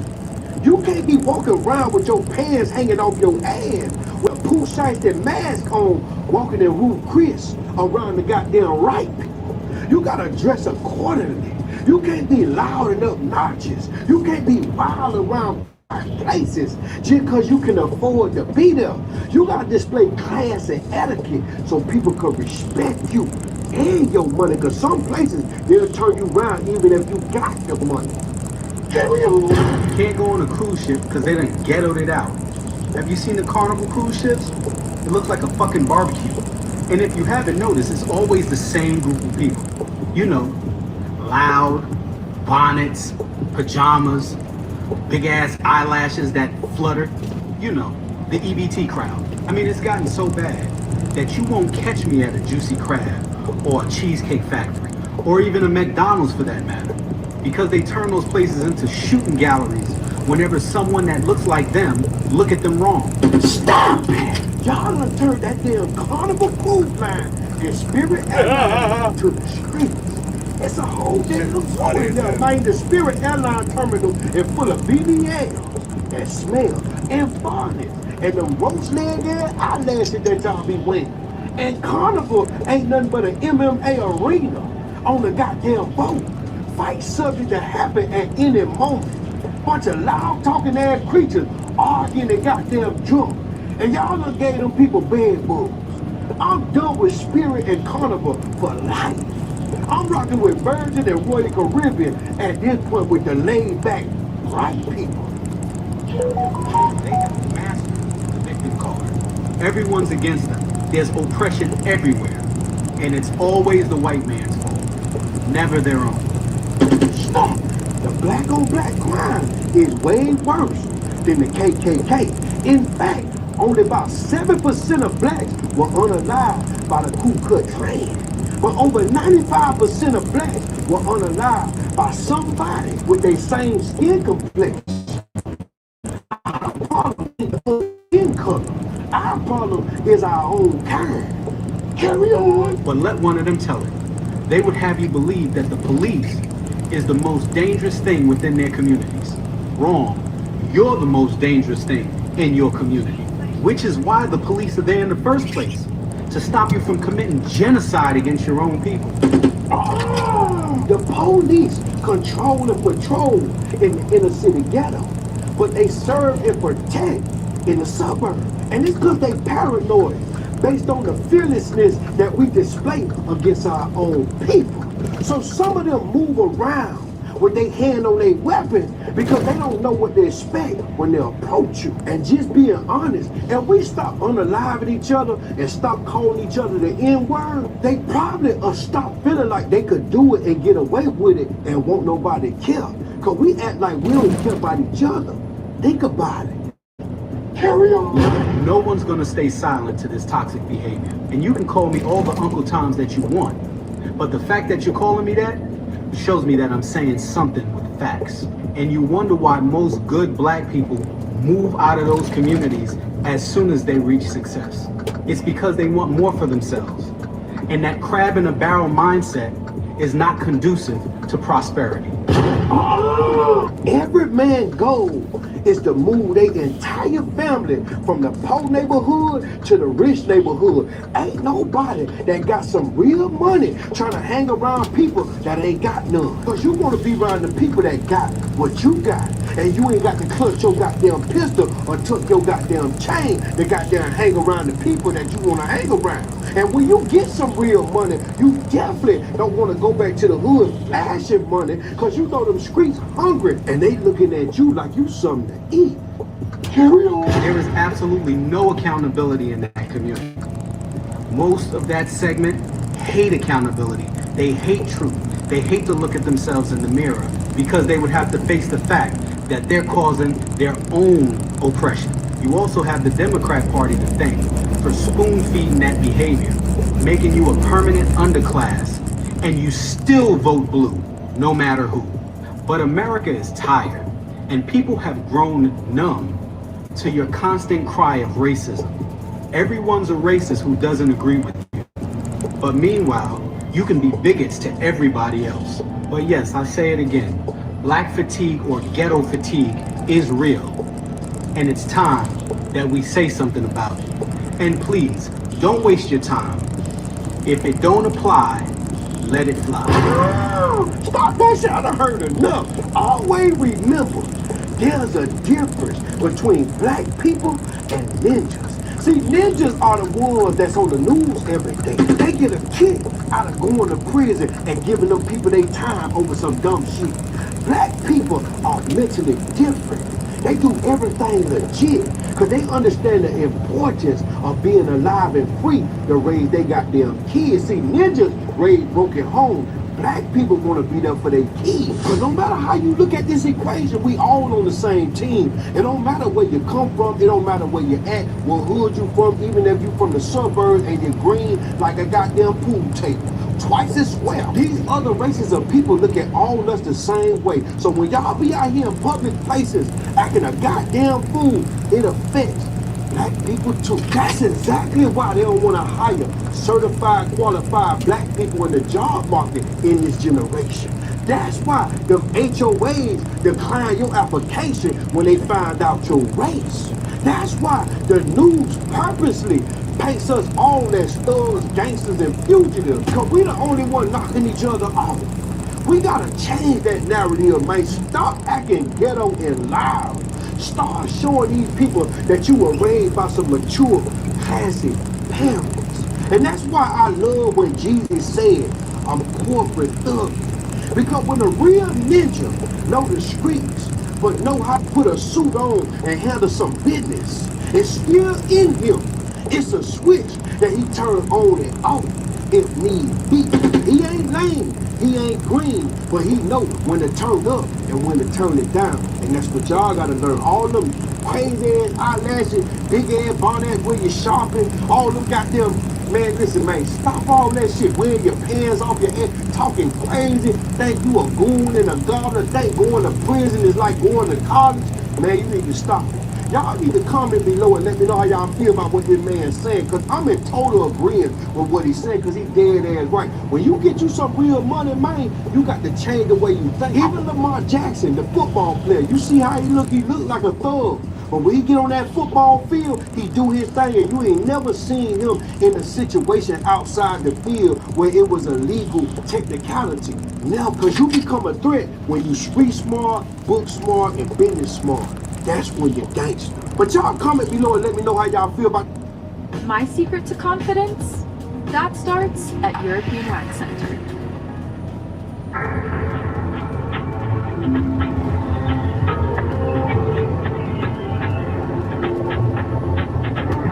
Hey, quick question, my ninjas. Are any of you a lawyer? I want to know if I could sue Folgers. Because if you're dating her, the best part of waking up wouldn't be no goddamn Folgers in your cup, my ninjas.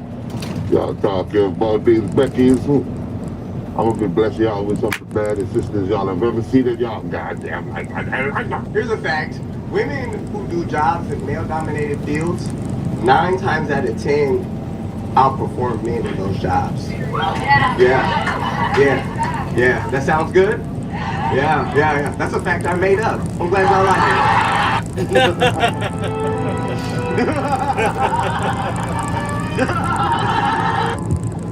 Gonna roll it up, man. Roll up, jump out the car, squeeze the trigger. Shit, my ninjas. You know what's crazy? Him doing that is easier than him getting somebody to believe the story of him doing that. Yeah, just imagine, my ninjas. If your ninja ran up on you and said, bro, guess what I did yesterday?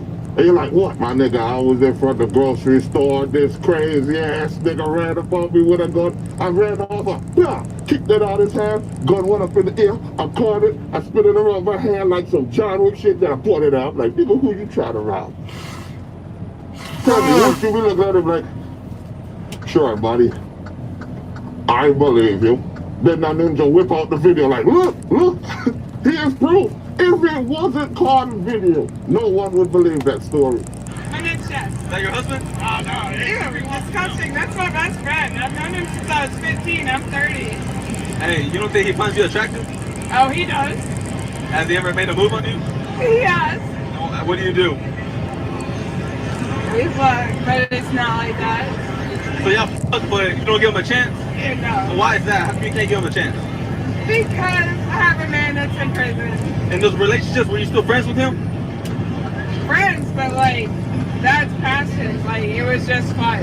It wasn't like serious. So you were still friends with him even though you're in the relationship? Yeah. And did your husband know that you're intimate with him or your boyfriend? Oh, no. Shit, my ninjas. I told y'all about these women with guy best friends. I'm telling you, though, one of two things is either they have or they try. There's no ifs, ands, buts, or maybes. There's no in between.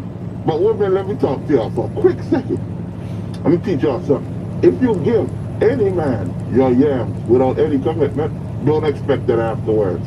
Because that is what we're mainly after. So if you give us that before commitment, don't think you're going to get it. But you know what can give any woman the highest level of bragging rights? Is if she give a man her yams and didn't require commitment, and then that man after, hey, you want to be my girlfriend? That right there, that woman has all the bragging rights. Like, she go walk on like that. You know what type of coochie I got on me?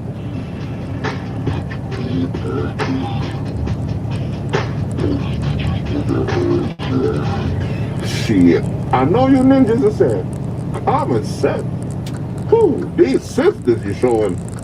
Yeah, I know, my ninja. You see, why I'm doing it is because in the comments, one of you ninjas was saying, oh, the Beckys are looking so much better than the sisters you show. I'm like, my ninja, I'm trying to be fair. I was trying to make sure the Beckys was in a good position. I didn't want to show the top tier level of sisters. I didn't want them competing against greatness. You know, I wanted to be fair on the channel so every man who has his different preference could feel satiated, you know? Like, oh, look at that Becky for the guys who like Becky. Oh, look at that sister for the guys who like sisters. I wasn't trying to convert the ninjas who like Becky's over to the ninjas who like sisters. But now, I think I'm going to be doing some convert. Them ninjas going to see the sisters here and say, you know what? I can put up with a bad attitude. Yo, I'm on the elevator. Like, some girl just she smells so fucking good. Oh my, I can smell this bitch in the hallway.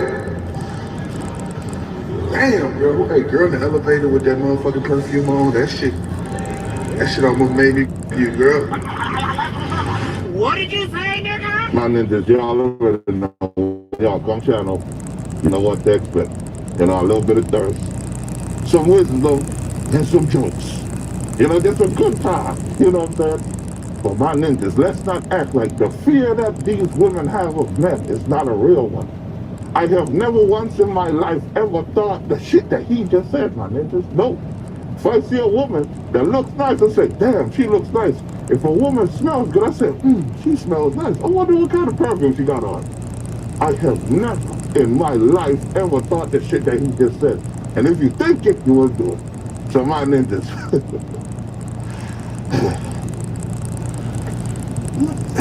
Time for us to get rid of this, man. Cut that bitch off. You've been dormant for a while.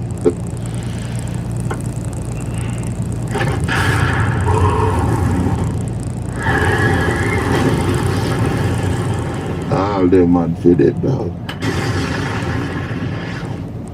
You'll give it to a whack dude before and then make a good guy wait. I don't think that you're trying to make the good guy wait. I think that you want him to see the value in you. Sometimes I'm like, all right, if I give it to him too soon, he's gonna think, you know, like I'm not a good girl, or there's no, like, you know, I'm just a quick, easy F or whatever. And I think that's sometimes what women will do. They'll make the guy that they really like wait longer, because that's who they really like see potential in. I might see a husband in you, and just like men like see certain women like, oh, she's wifey material, or, you know, she's just somebody I'm gonna smash. I think women are able to do that as well. Like, you know, oh, you know, he's got a lot of good qualities, he got some good stuff going for himself, you know, I'm gonna just, you know, let me see how it goes and make him wait for it. And then, you know, hopefully that you guys can build on the relationship more instead of just the sexual, and then it can blossom into something else. Yeah, my ninjas, you see what I tell y'all? You cannot trust these women. Lying has been integrated in a woman so much that is just natural to them. They don't see deception as lies anymore. Like, yeah, my body count is 100, but for this man, it's 0. She knows she's not valuable. That's why she has to lie in the first place. But her delusional mind will convince her that it's because you see him as a husband, it's justified. Make him believe that you're a good girl, not the thought you are.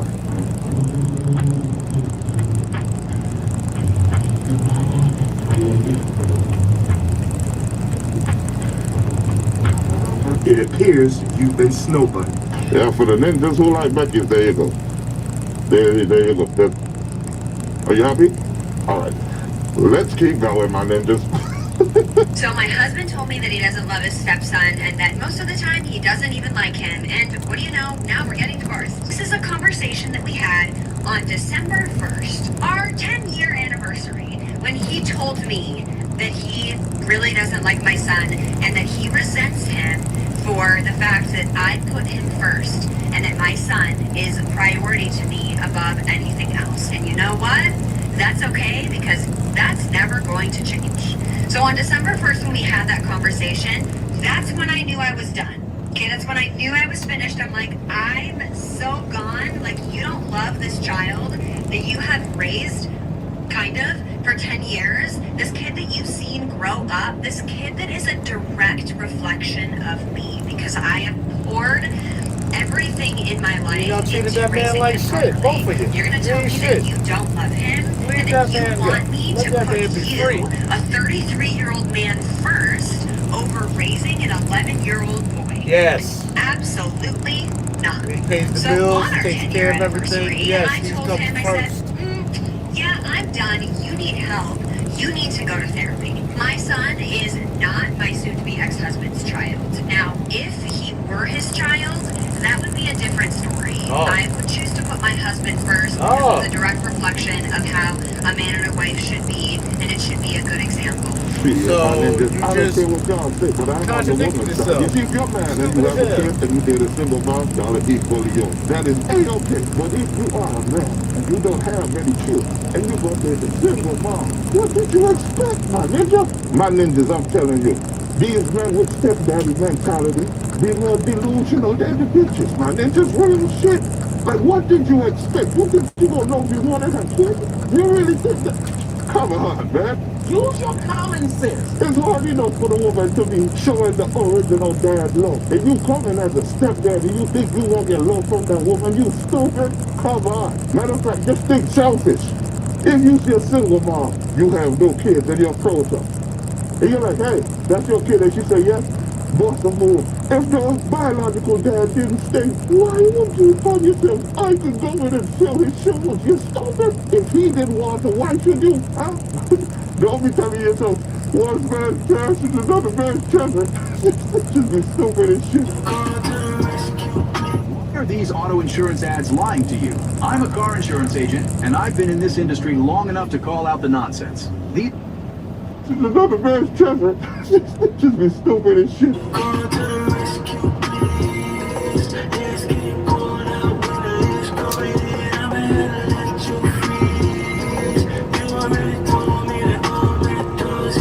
Yeah, my ninjas, y'all already know I was gonna put her in the video. If you didn't think she was gonna be in this video, that means you don't watch the channel. But my ninjas, if you think she's good,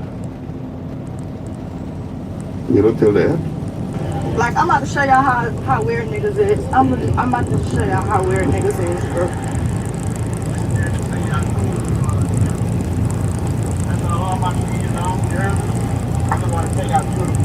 Thank you. Like, he really turned around just to say that. Like, that's how weird niggas is. Like, I ain't even gonna say nigga. That's a grown ass man. And people wonder why I don't walk outside with a two-piece. Like, I don't know, like, I'm not even young. Like, I might look young, but I'm not even young. And I still don't feel comfortable walking around with a two-piece, because men like him. Put some fucking clothes if you don't want to come. See, my ninjas, I'm not lying to you, ninjas, in my video. I told y'all, these women are addicted to being victims. She literally laid on her wardrobe. She looked at the model's dress and she said, that looks nice, but this two-piece looks better. But you know what? When I wear the two-piece, the niggas are always on me. I don't like that. I think I'm gonna wear the two-piece. That's the type of decision-making women do, my niggas. You as a man, you have a woman. You discussing a problem with a woman. You know, stupid, you know. Think about it. My niggas, I used to sell cars, right? And the easiest money I made selling cars was to a married man who was shopping for a car that didn't have his wife. It was always easy to convince that man after you show him how stupid he is. So, Bobby, you driving this Mustang off the lot? Well, you know, I really want to take this home, but I'd have to phone my wife and, you know, see what she thinks. Well, Bobby, let me ask you a question. Did your wife eat yesterday? Yeah, she ate yesterday. Did she know what she wanted to eat yesterday? Well, you know women never know what they want to eat. Well, then, Bobby, if a woman don't even know what she wants to eat, you think she's capable of making a decision whether or not she wants the car? You know what? You're right. Let's get this paperwork done.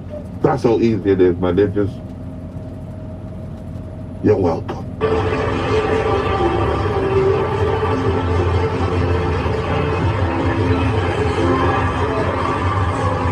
Yeah, damn, my ninjas. Where were they born? Miami? Miami. Amsterdam. This is crazy, my ninjas.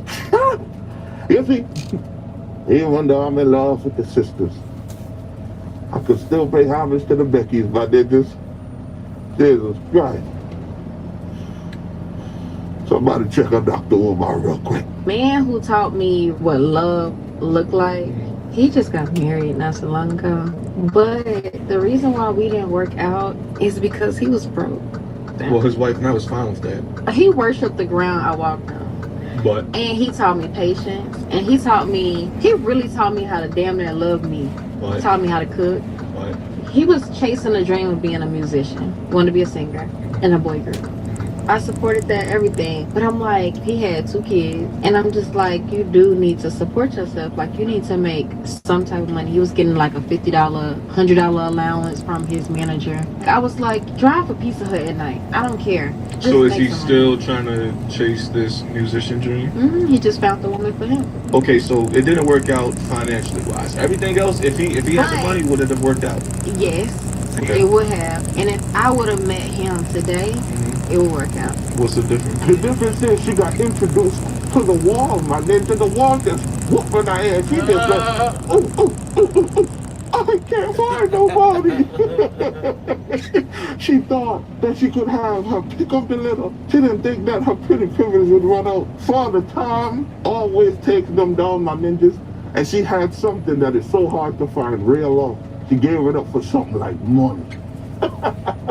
Oh my God, I just love when this happens to them. Yeah. Big ups to that ninja for finding herself a queen, because she out here talking about him when he's not even thinking about her ass.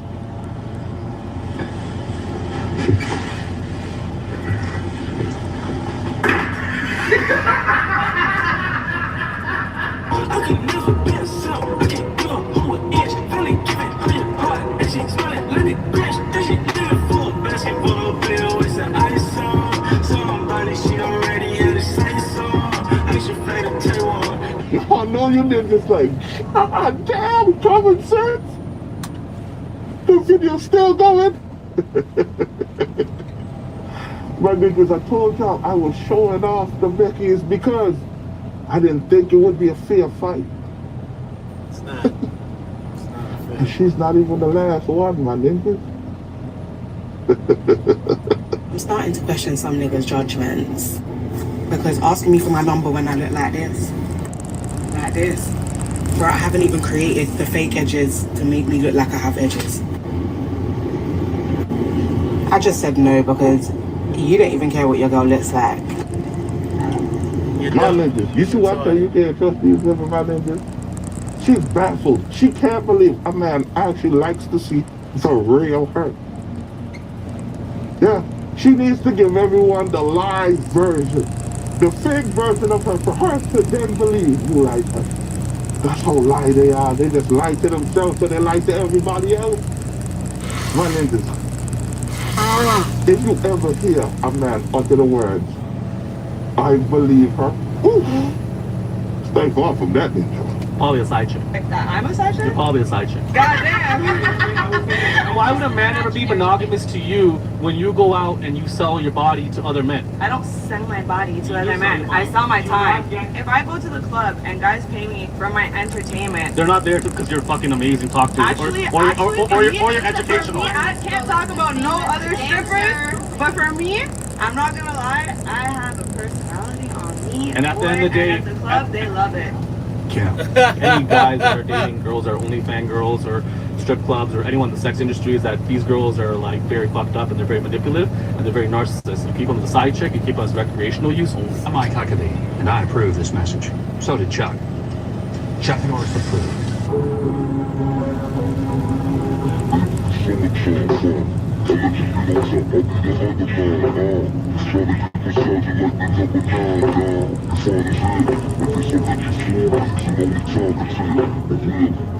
Okay, Ling, God.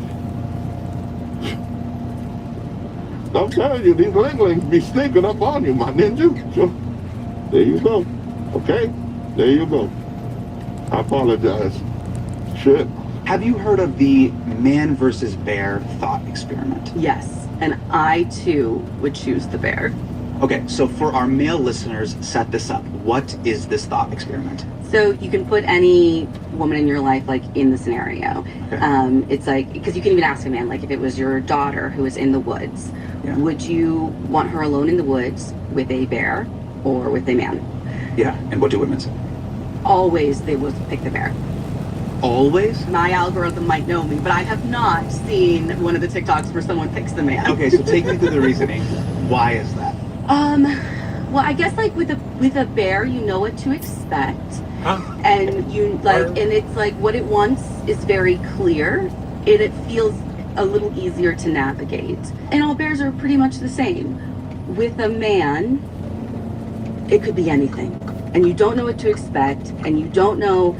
The worst case with a man feels potentially worse than the worst case with a bear. Is that like, I mean, it sounds bananas, but that's how it feels. Bitches be crazy. So you better sell your brand. I'm so high and I'm so fly, man. Something like a flare and my team got that drive. So we shoot the day to get. I'm shooting for the stars. Like what you said, nigga, hold that. Hold that. The top, the picture perfect, you don't call that. Hold that. I'm a runner, locomotive on tracks. DOA, I got it, 100 million racks, man.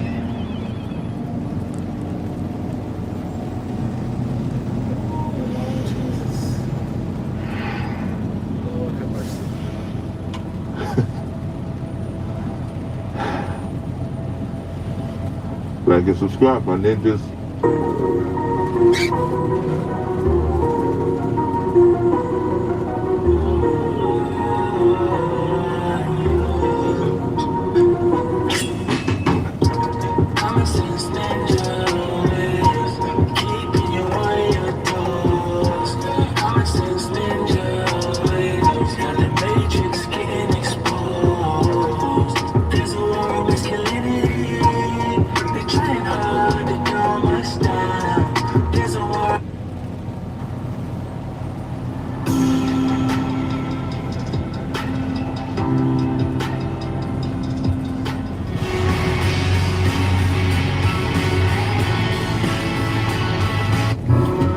This is my 1997 Nissan 240SX, and over the past couple years, we've dumped about 25 grand into this thing, which is over 3 times what I paid for the car. I'm talking a whole new engine, every suspension thing you pretty much think of, and a bunch more. But the problem is, ever since doing all that, well, I really haven't spent enough time with the S14. So today, we're going to fix that. We're going to take a look back on the build thus far in its entirety. We're also going to iron out some kinks, and we're finally going to do what this car is meant to do.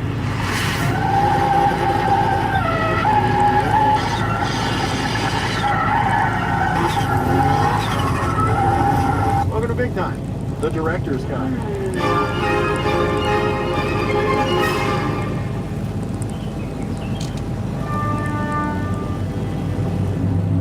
Now, a lot of you are probably pretty familiar with this car. It was the first car we actually wrenched on when we started Big Time. Oh no. And if you do know this car, then you know that it broke down on literally my second drive, almost 6 years ago. The RB25 that it came with spun a bearing on cylinder 6, and it left me stranded out on the crest.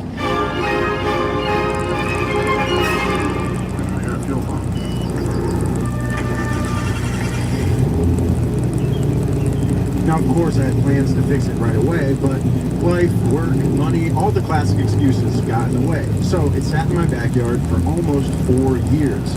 Neglected, forgotten, dare I say, completely abandoned. That is, until we started Big Time and launched the channel with the resurrection of this very S14. But something about getting a new shop and the new year and the holidays has me feeling a little bit sentimental about the past. My family, my home, my friends, my objects, and a certain car that I've caught myself neglecting once again. It's been a while since we did a video on the old S14, and like any good project car, it's never really done. So while I get to fixing some residual overheating issues, I thought it'd be fun to revisit the S14 build in its entirety and show you guys in one place everything we've done to the car, plus some behind-the-scenes extra bits. You might call it a director's cut, but I'm calling it a mechanic's cut. Now, I knew after 4 years of sitting, I'd probably be looking at slamming a whole new, used RB into the car, which usually means a bunch of other parts. I'm talking cooling, fuel system, engine mounts, but I didn't want to go through all that work just to spin another rod bearing. Luckily, there's a super tiny part that would help prevent any rod knock in my brand new RB. These are oil restrictors, and they do exactly what it sounds like. They just got tiny little holes in them that are about half the size of the stock holes. So that restricts the oil flow to the head and reduces the pooling in the head. But to be totally honest, one of the biggest problems with these oil restrictors is you got to take the entire engine apart to install them. Plus, there's like 4 other oil-related fixes we haven't even talked about yet. And since the engine has to come apart, we might as well clean and rebuild everything we can. So let's start taking this engine apart and start the rest of our lives together. Find those later. I already don't like it. Why? I just don't. You know, like when you start a project and it's just like it sets the tone, and there's always one bolt where it's just like going to set the tone for how crappy or good of a day. You're going to have to get a little thicker skin and work on stuff over here, because it's going to be like that a lot. It just already mad. 40,000 kilometer oil. It doesn't look like it's full of metal. That's all I care about. Yeah, that's good.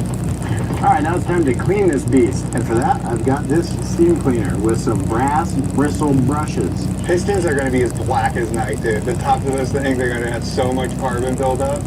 So what? So what? With the engine looking all fresh and clean on the outside, it's finally time to see what's inside. Mind you, I've had this engine sitting around for about 2 years now, so it might not be great. Yeah, that was bad. Good lobes, Job. Thanks. Thanks. Everybody's always said I have nice lobes. You got the nicest lobes, Job.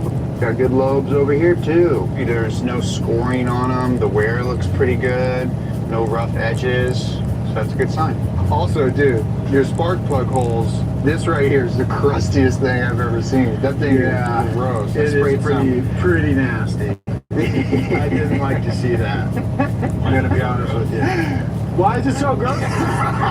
Why is the sky blue, Kaden? I don't know. Okay, while it does look disgusting on this side of the threads, on the important side of the threads, it looks okay. Which is good news. That's pretty gross.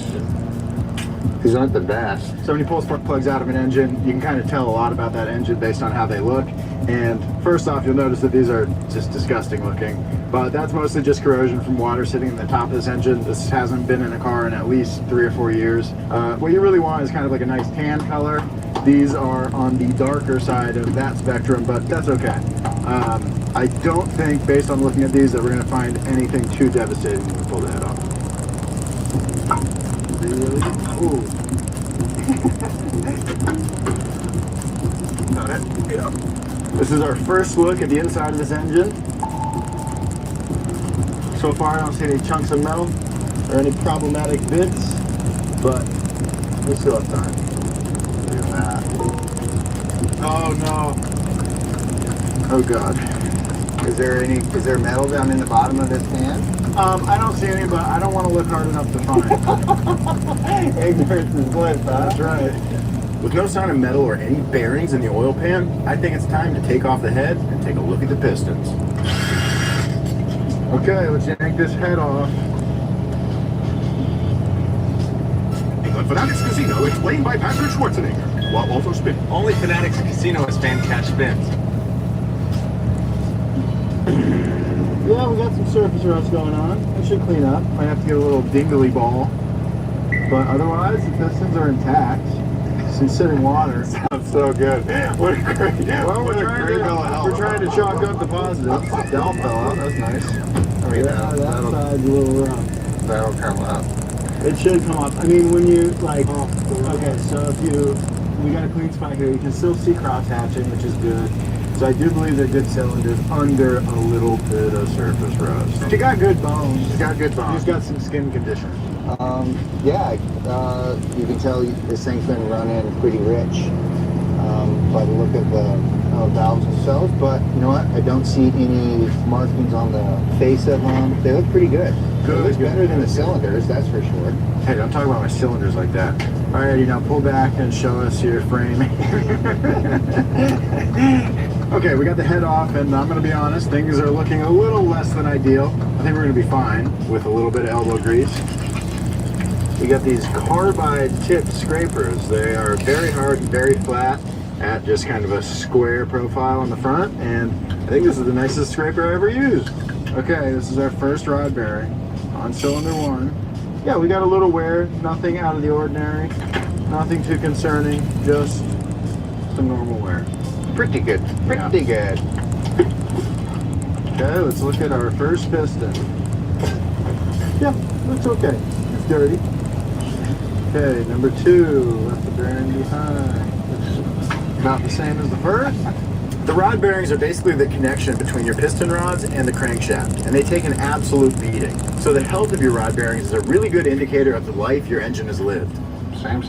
Number 6, okay, well that's good. That bodes fairly well. Okay, yeah, we've got a little bit of wear, but nothing out of the ordinary. These look perfectly normal. So before I go ordering some new bearings all willy-nilly, I'm going to take some measurements so that I know that I'm ordering the right size bearings. So to measure that, we're going to be using this.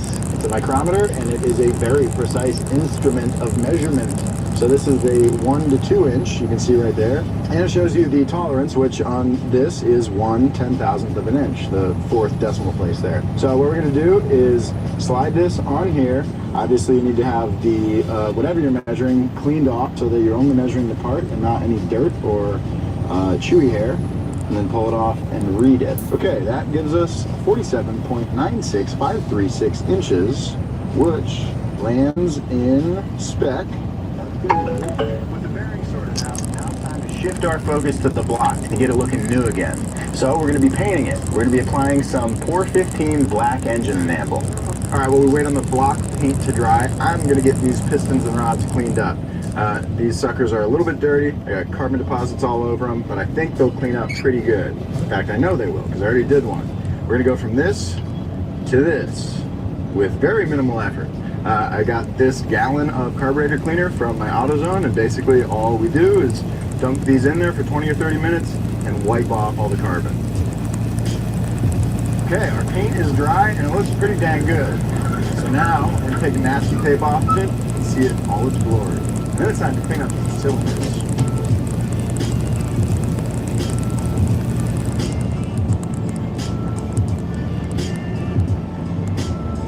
Block's looking good. Now it's time to make the cylinder walls look good. So I got this dingleberry of a tool right here. I love those guys. Yeah, this is a ball hone, and this is a pretty old school tool, but they still have a place.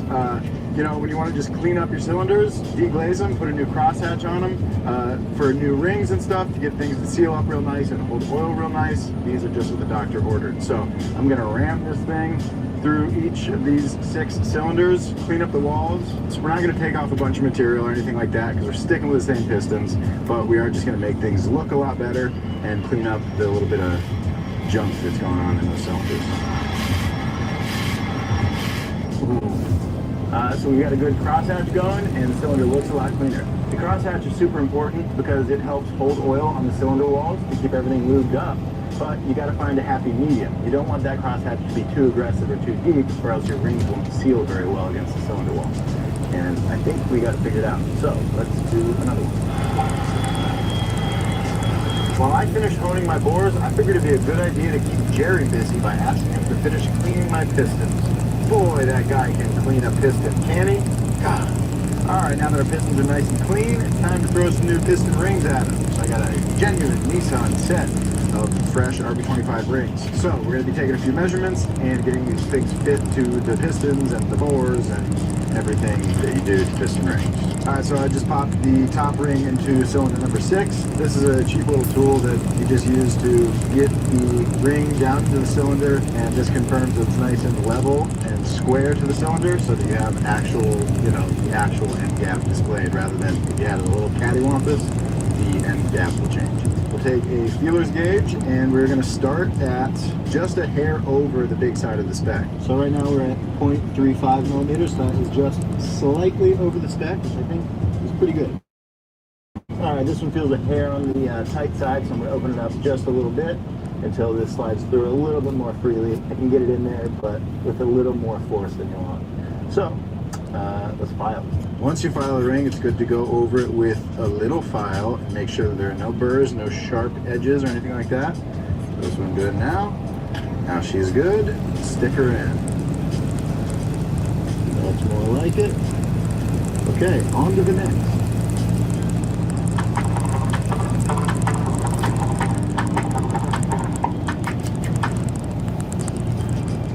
So, since everything decked out measurement-wise very well, all the stock parts are very much within spec. These standard bearings should be perfect. Keywords, should be. Alright, all the lowers are in the main caps. Now we're going to put the uppers in the block. So right now we are torquing down the main caps to the block with our new bearings in there. And once these are torqued down, we will be ready to take our measurements for the oil clearance on the main caps, or the main bearings. Okay, now we're ready to take our measurements. So it starts not with the block, but with the crank. We're going to take the measurement of our main journals, and then we'll use that to reference how much clearance we actually have in our bearings. So, okay, so that is the size of our number 7 crank main journal. So now we need to bust out another measuring device. Let's get the bore gauge out. Gauge the bores. So basically what we're going to do here is take this measurement that we got off the crank itself, zero the bore gauge to this, and then we'll take that zeroed out bore gauge to the crank and stick it in the bearing hole, and then whatever the difference is, which is what our oil clearance will be, will show up right up here. So what we're targeting for our main bearings is about 25 thousandths of clearance. 17 thousandths. That's great. That's at the upper end of the spec without going over. So that's awesome for bearing number 1. Now we just need to do that for the rest of them. And if we have any like major discrepancies, we can kind of swap bearings around and try to get the clearance that we desire. But the first one just worked out, so hopefully the next 6 will also just work out. Okay, after measuring the rear 3 and the front 3, everything's good. We're at between 17 and 19 thousandths on all of them, which is pretty dang good, so I'm happy with that. Next things we need to do, we can throw the crank in and measure the center bearing that we couldn't measure with the tool. Measure that with plastic gauge and make sure that it checks out. It's almost like dental floss. It's just a thin little wire of sort of wax. You put it in there, you install your bearings, squish everything down, and then this will get squished. Relate to these sort of pictures here. It's in between 15 thousandths and 20 thousandths, which checks out. Everything else was around 17 to 18 thousandths. So that looks like about 17 to 18 thousandths to me. So that's great. Now we can move on to the rod bearings. And I'm starting to feel like it might work out. I shouldn't say that. Okay, for the rod bearings, it's going to be more of the same. This is cylinder number 6, piston and rod, gently placed in the vise. And we're going to put some bearings in it, install the cap, torque it down. Then we'll do the same thing with the bore gauge and the micrometer, where we measure the rod journal on the crank, and then reference that to the bore gauge, and then check our clearance. So more of the same, and I'm hoping to find more of the same results, which is to say stuff that is good. Okay, all the rod bearings are measured, and they all measure to about 19 to 20 thousandths, which I'm very happy with. So that's a bunch of more great news. So now it's time to do like the final clean on the block, dry it out very well, and start putting this thing together. We are going to have a rotating assembly in this engine in just a couple hours.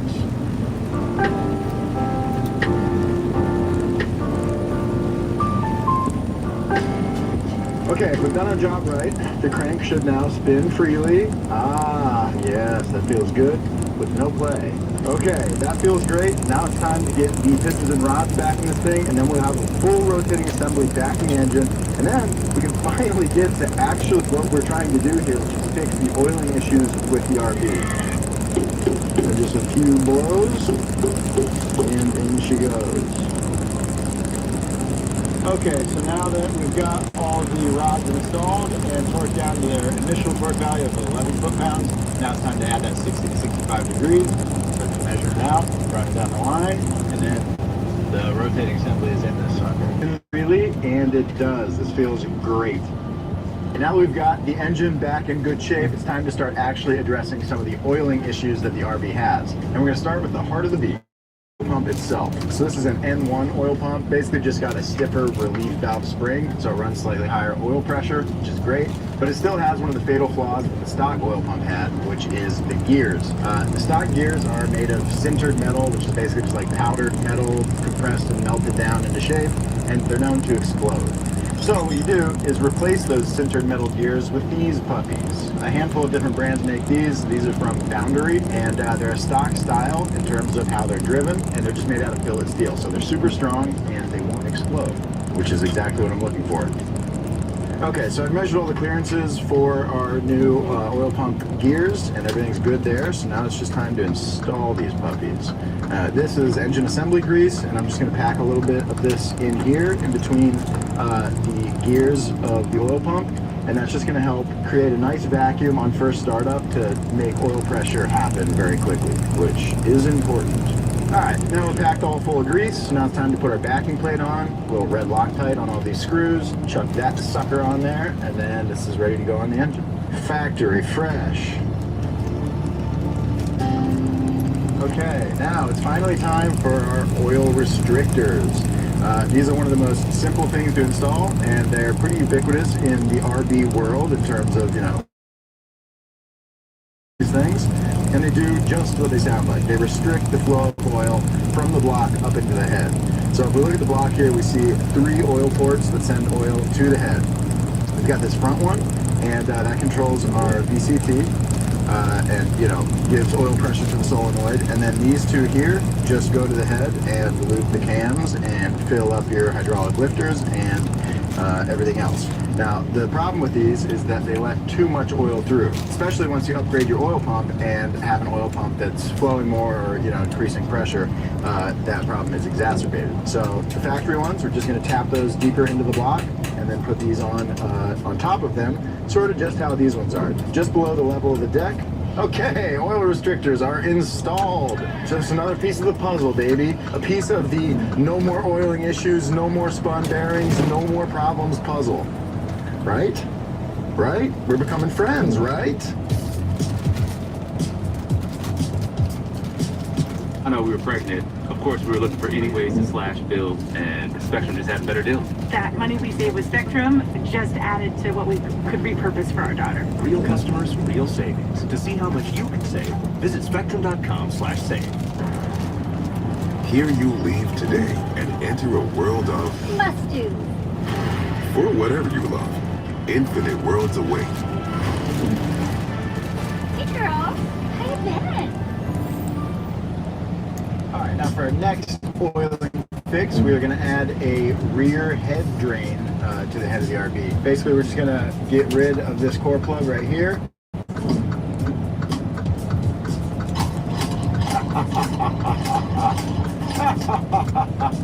That's great. I love it when you have the right tool and it works.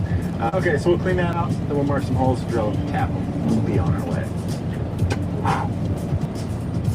The head drain just gives any oil that might be pooled in the head a nice easy path to get back to the oil sump. Now we're just going to clean all the metal shavings that we just made and put inside the head out. And then the head's pretty much ready to go on. The only other thing we're going to need to do is pop the cams out so that we can put our new ARP head studs in. Fold the head down, put the cams back in, and then we've got two halves of an engine back together. All right, now we got the cams back in. Time to put the old valve covers back on. Figured we'd reuse the valve covers from the old engine, just to keep the spirit alive, you know? This is really starting to feel real. And you know what? It's taken a lot to get to this point, so there's no turning back now. Which is good, because I need to put the oil pan on next, and I think we might have some fitment issues. No going back now. Yeah, is this fun? Maybe. Is it scary? Yeah. You know, this is gonna work out just great. Okay, with that, this should come out. Persuasion. Okay, there's our old windage tray. Now it's time to talk about the trap door that we're going to set up this thing. Pickup lid here, so we're going to box that in with some sheet metal, and then we're going to add some trap doors so that oil can flow into the pickup but can't flow out. That trap door will help keep oil trapped around the pickup rather than slosh all the way to the side of the can, potentially experiencing starvation, which is exactly what we don't want. So I made the little flap, or the door in this case, and I'm going to weld these nuts on this rod so that the door can, you know, open and then close again over those holes that I already made. Took a little bit of work, that's true, but it was worth it for sure. I think this is one of the main things you can do to fix the oiling problems on the RV. Big old sump with a nice trapdoor set up. We should be in business. So now I'm going to throw this on, and it's time to deal with some turbo stuff, finally. Now that was all a ton of work. That was honestly, that was a crazy time. That was the first project car video that we did on Big Time. Even Vin was in that video. He still worked at Donut during that video. Kind of crazy to think about. And yeah, the car's been running great ever since, but it does have a couple little funny things that it does, such as overheats. So here's the plan. I need to make some alignment and suspension setting tweaks, which we'll talk more about as I do them. But the main thing that we're here to do today is fix the overheating problems that this car has. Now the RB25 is pretty tricky to bleed all the air out of the cooling system, and I have a feeling that that has been my overheating issue since day one. So to fix that, we're going to install a swirl pot. I'll tell you what a swirl pot is.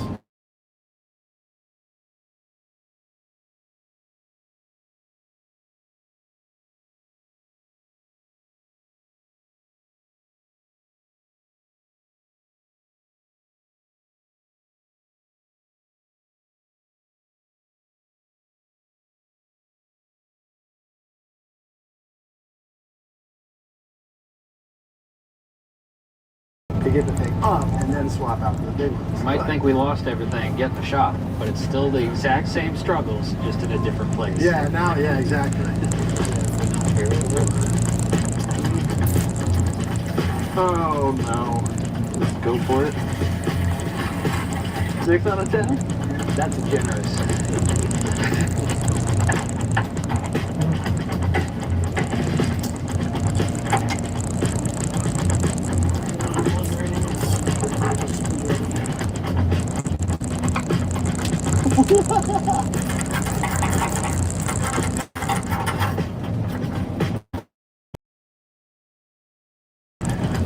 What's the look at? Yeah, pretty little. There's just too much room between the fan and the fins. Yeah.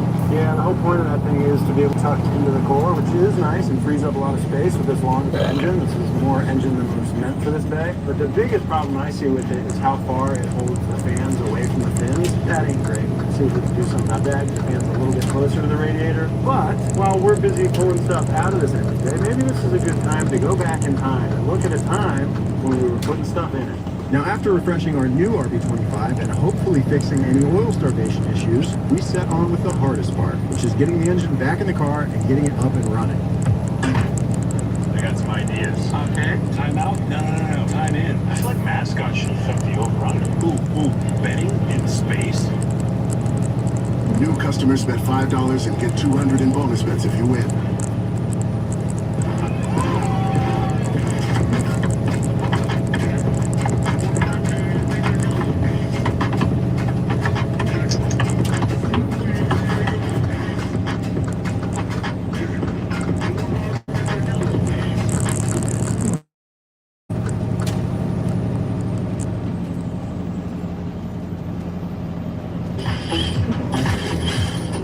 Now that we got the engine off the stand, it's time to throw on the flywheel and the clutch and pressure plate. So, first thing's gonna be the flywheel. And it should fit right on there. You want me to hand you this bolt? Yes, please. Okay. Here. Okay, bolts, please. Here, actually, will you get that out of there and crack it open? Oh, not like that, dude. Out of the package. God.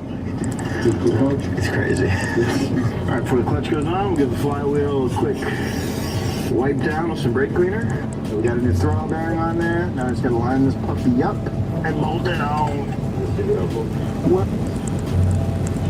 Okay, now with the clutch on, flywheel on, everything torqued down. I guess it's time to slide the transmission on. Just got to lift with your back. Oh, you know. Yeah, if only I had it further in. Oh, yeah, that's probably close to goodish. I think it can do a kickflip. Yeah. That is nice having help.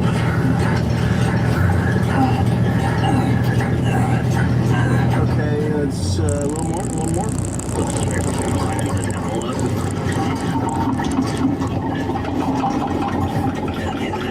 Okay, it is an exciting time. It's time to put the engine in the car for the first time in a long time. I think it's at a pretty good spot. I'm sure there's a few things that I'll wish I had done while it was out. But to be honest, I'm not even sure that it's going to fit. I think we might have some oil pan subframe clearance issues. So it's time to find out. No, we're not. No, we're not. That's the attitude right there. We're not going to have any clearance issues.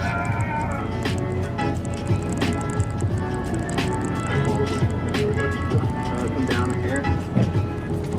Okay, that's both motor mounts technically attached to both the engine and the car. Yeah, we're hitting the oil pan. It's not bad. There's not, you know, a whole lot of hitting, but it is enough that I think we need to make a little bit of room on the subframe. I knew this was a possibility. Does it suck? Yes. But that's how it goes. And it's not bad. It's not even bad.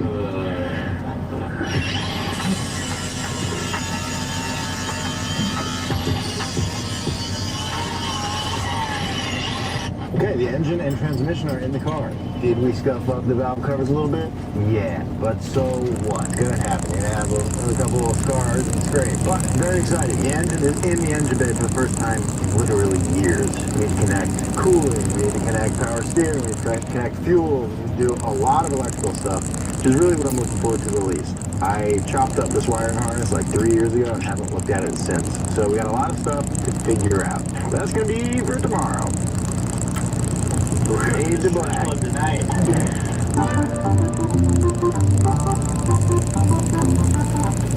Now we finally got the engine and transmission in the car. It's time to start plugging all the stuff in. So I'm going to start with one of the easy things, which is fishing the harness back through the firewall, plugging in all the connectors, and then we'll get to the real fun stuff. So the plan is just to kind of organize this. It looks like most of what matters is still intact. Didn't really have to cut any of the major stuff. I think most of what's cut is sort of front end stuff like lights and turn signals and that kind of thing, which doesn't really matter at all.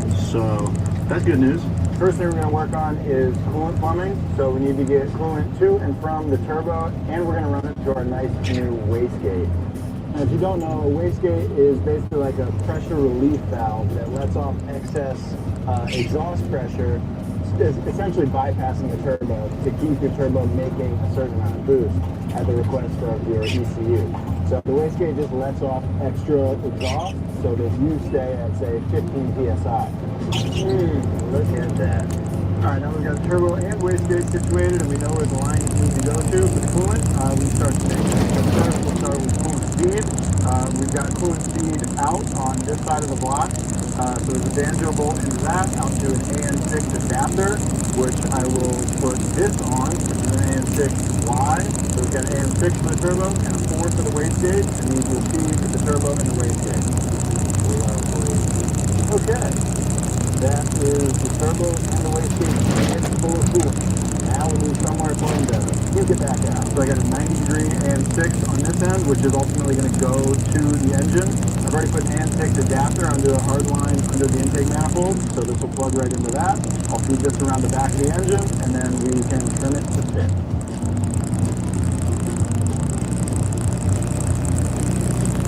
Okay, so now I just need to trim this DAT6 line, throw a fitting on the end, and plug it into there, and we'll be all plumbed up.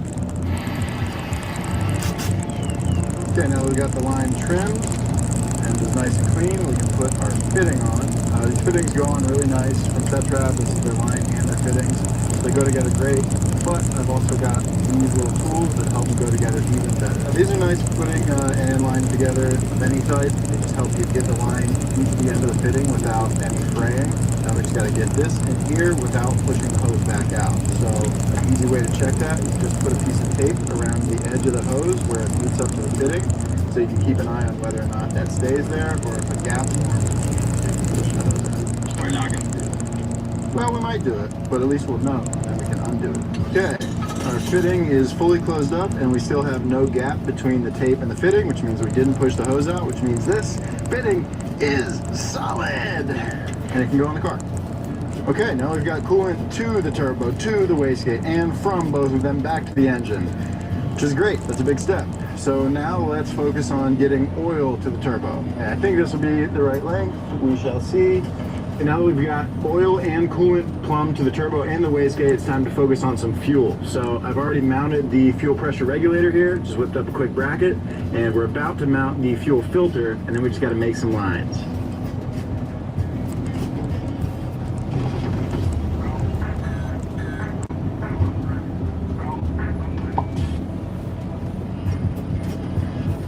Alright, so we're waiting on a couple fittings so we can finish up our fuel lines, but we know what we need to do, so that's good. So while we wait on those, I think it's time to start routing our oil cooler lines, which means mounting the oil cooler, which means mounting the radiator and the intercooler so we know where everything's going to sit so that everything fits in the car. So let's throw some coolers in. So not only does Tetrap make nice lines and reusable fittings, and they're really known for is oil coolers. Supra series, I think they call it. It's a super thick oil cooler, and it also comes with this ball fan.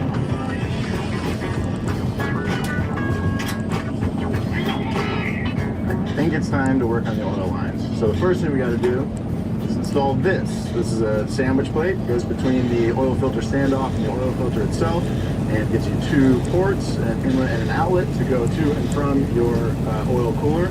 It's also got a thermostat in it, so it only opens up and uses your oil cooler once your oil is up to a certain temperature.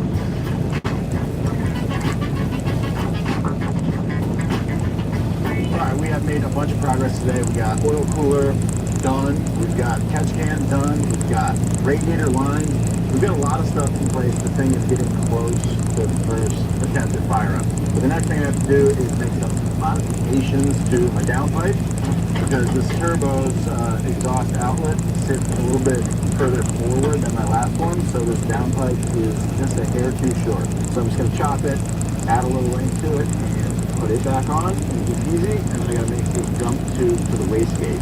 So I got to use the wastegate. So we got the extension piece here attached to the V-band end, so I'm going to get this together, and then we'll put the downpipe onto the rest of this. And then the downpipe will hopefully be long enough.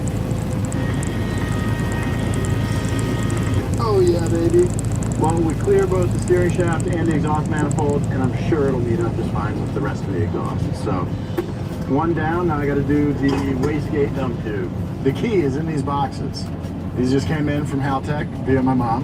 And we've got an ECU and some other bits and bobs in here. So let's open these things up and start installing them. Wow, just a little guy. All right, that's my fuel cell, dude. Yeah, we got a Haltech Elite 2500. This thing should be sick, should be infinitely tunable, and should get this thing up and running nice and healthy. So I'm very excited about that. We got a few sensors in here so we can keep an eye on all the important stuff. We got a plug and play harness. This should go in pretty easy.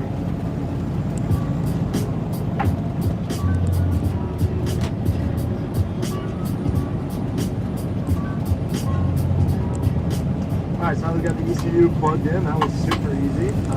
Now I'm going to put all the sensors in and get all the pickups for the pressures and the temperatures. And that should be pretty easy. We've got a plan for it all. It's just a bit of doing. And we like doing, right?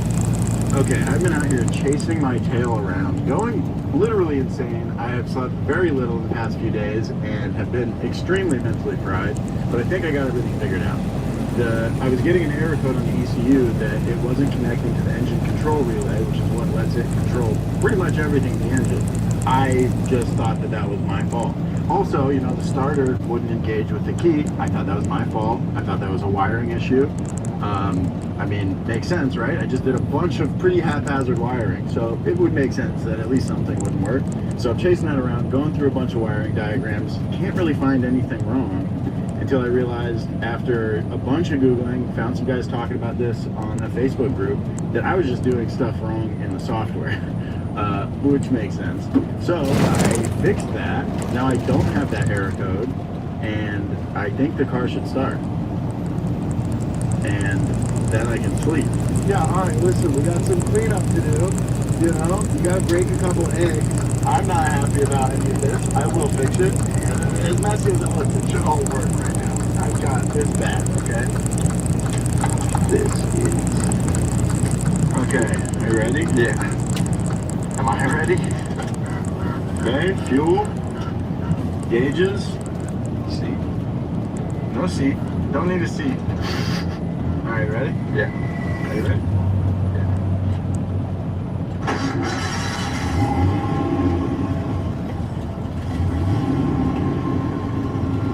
Holy.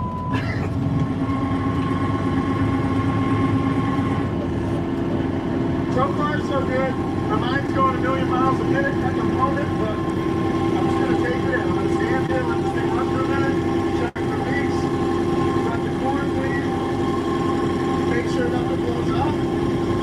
Let it get warm. Let's start to break in. Ah! Very satisfying. We got about 1,300 RPM. We got, okay, alternators working. That's good. I'm just waiting for something to break or start blowing up. This doesn't seem right.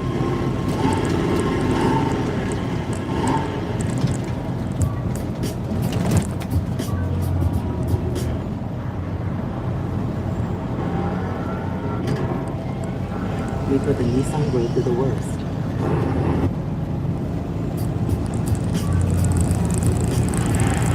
Okay, the time is finally upon us. We are at the dyno. We're at Auto Talent down in Hawthorne, California.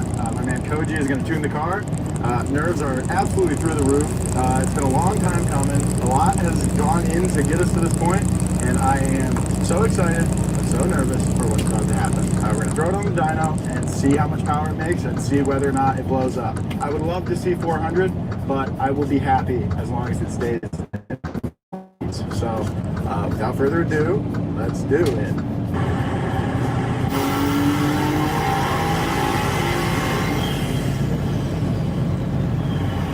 I think that was a full pull. I think we saw 7,000 RPMs, made a lot of noise. It sounds like there's a lot going on in that engine, but it all sounds healthy so far. I shouldn't jinx it. I'm not gonna look at the numbers. I'm chilling. I'm cool, dude. What's it say?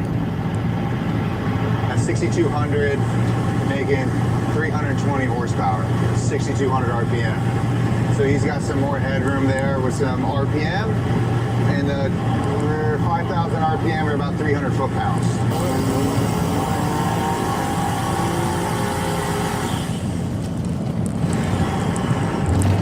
Got a higher line. Yeah, almost. We're there. Don't look. 385. 385. We're close.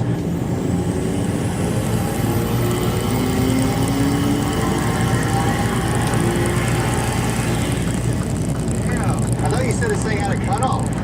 Well, it's up to him. He's the cutoff.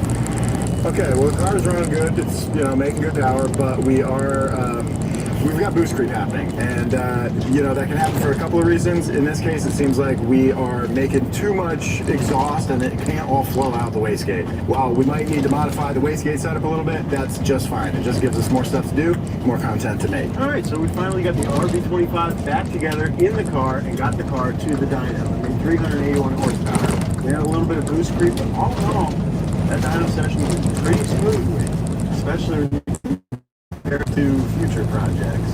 Did you hear the bonk noise I was talking about? Anyway, you wanna know what I'm doing now? Yeah. Alright, so now I am going through all my rear suspension and basically knocking everything in a little bit. I need to make a little bit more room. My fitment with my wheels looked pretty good, but I was rubbing the fender hard enough to bubble the paint on both fenders. It's starting to come off the other fender. And I want to run a bigger tire than I'm currently running. So to do that, I definitely need to move things in. But luckily, I have all the suspension arms that are all adjustable.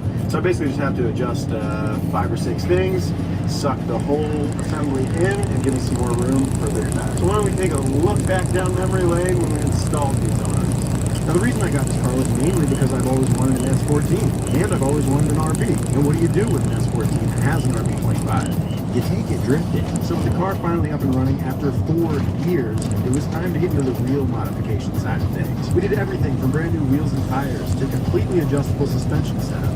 But it all started with a GK Tech hydraulic handbrake. Okay, for our hydraulic e-brake, we have this entire kit from GK Tech. From the brackets, to the calipers, to the lines, I've got everything here. So the first thing we're gonna do is take out the center console, and I know what you might be thinking. Hey, what the heck? You got an e-brake right there, why don't you just use that, dummy? The difference is that a hydraulic e-brake will lock up the rear tires a little bit quicker, a little more rapidly, a little more consistently, and you'll have better feel. The stock e-brake is fine as long as it's well adjusted, but it's cable driven, which doesn't have the bite that a caliper has on the rotor.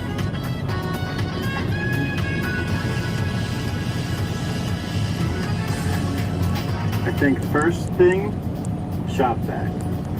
Then second thing, we get the lines run through the chassis. So the fluid lines for the e-brake, we'll figure out where we're gonna send them through the car, and then we'll just kind of dangle them in here so that when we put the new carpet in, we can fish them through whatever hole they want to go through. And then I think it's time to throw the new carpet in, and then we'll finish the handbrake stuff. I hope they sent the bright orange carpet I ordered. Not a single hole in it. Okay, so I'm going to jack up the car and take a look underneath because I'm going to need to make a hole for our new line to go through. So I want to make sure I'm not about to make a hole into something that shouldn't have a hole in it. And once we're sure where we can make the hole, stick the line through, and then back to the car. Okay, so we've got our hoses here. This should be pretty easy. These lines are all pre-made by GK Tech. They pressure test them, make sure they don't leak, and they even label them so you can't really mess it up. So this hose here goes to the e-brake and down to the T-piece. This is the T-piece, and then that tees off into these 2 lines that go to the individual calipers. Okay, that's probably big enough. We'll throw a grommet in there so that the metal doesn't cut the hose. That's it, made a hole. Whee! Alright, so we're gonna cut some holes in this carpet. I do have to split the front here, which I was trying to avoid, but to avoid that I have to take out the whole dash and all of its framing, which we're not doing. So I'm gonna split this here, then make a hole for a support that's under the dash, then we'll make a shifter hole, and then a hole for the factory ring. This isn't the coolest thing to do, but I'm very excited to have fresh, not urinated on carpet. Okay, so it's time to install the master cylinder for our new e-brake. And you might be wondering, you know, how a hydro e-brake works. And it's kind of in the name. It's hydraulic, just like just like your regular brakes. Just like the brakes you use when you hit your brake pedal, that's a hydraulic system. You've got a reservoir here, the master, that you put fluid in, you bleed it like a brake system, and it just is a brake system. Old phone carrier was reaching their hand into my wallet and just helping themselves. I like having no surprises when it comes to my cell phone bill. And with Spectrum, it saved me a ton of money. Real customers, real savings. To see how much you can save, visit spectrum.com/save. I'ma keep back when you fake like that. You never got when you never come back.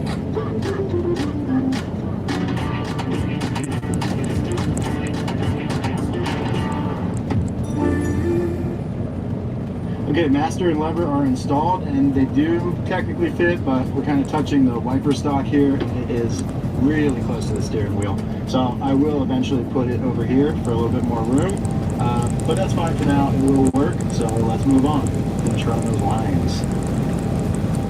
Alright, so I've removed our factory rear brakes. You can see the caliper here, and here's our factory e-brake. When you pull the e-brake, it tugs this cable, which pulls this lever, which forces the piston out, and clamps onto your rotor. So now what I'm going to do is pop all these arms off. We're going to be replacing all these too. I've got some cool parts for these, so I'll bring those out in a sec. Then we can flip the knuckle and hub forward, and then we can take the hub off. Then we can install our bracket for the Wilwood calipers. So let's do that.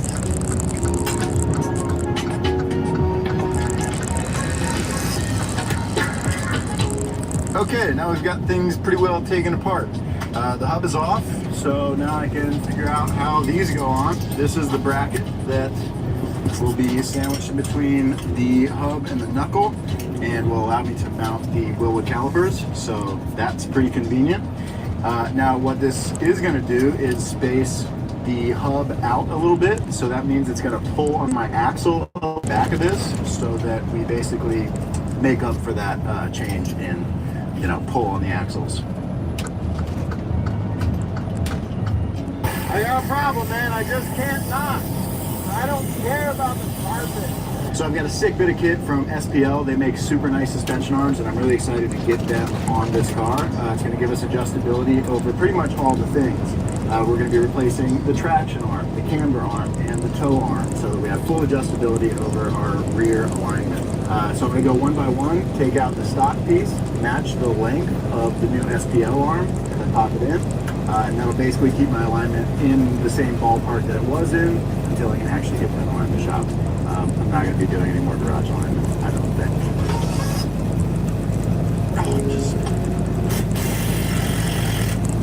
Oh, yeah. Future's now, man. Alright, so these new arms are super adjustable, and it's really easy to adjust them. You just loosen these locking collars and then spin the turnbuckle guy in the middle, and depending which way you spin it, it'll either make it shorter or longer. So I've got it pretty well matched to the stock piece here, so I'm going to lock the collars down, put it in. Alright, there's our factory camber arm, and it's got an eccentric bolt, which is how you adjust the camber from the factory. You can see, you know, the head of this bolt and the shaft of it is offset in this you know, attached sort of washer. That's the eccentric part, but the real problem is that these can move on their own even when they're properly torqued down. If you're really beating on a car or hit your wheel, we're going to be getting rid of the eccentric setup. SPL sent an eccentric lockout kit, which basically is sort of a normal nut and bolt setup, no eccentricity, so that when you turn the hardware, the length of the arm doesn't change. So that's cool, but what's really cool are these arms. Look at that. Pretty excited about these. They look cool as hell. Now I'm going to match the length of the stock ones and pop them in.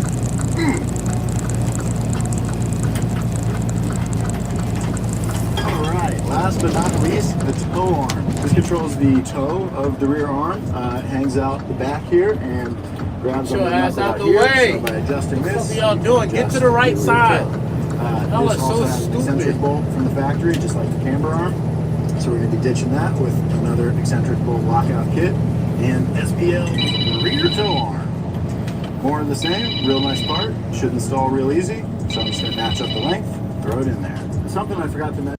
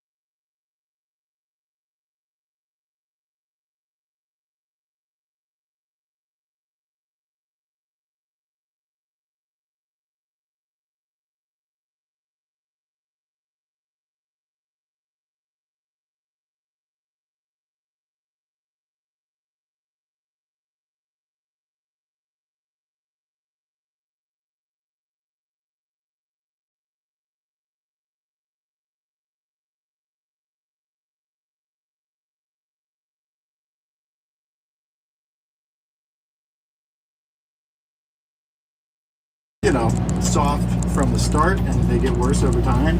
And you move to these heim joints, which are basically a direct metal connection. So they're very stiff, they're very crisp, and they're going to make this thing feel a lot tighter and a lot more responsive. So excited about that. This is our axle spacer. This came with the GK Tech e-brake kit, and this basically just accounts for the additional space that you're pushing the hub out with this bracket. This goes in between the axle and the backside of the wheel bearing to basically push the axle back in towards the diff, just to make sure it's not stretched. It's super easy to install once you get this all taken apart. You literally just drop it in there and put everything back together as you normally would.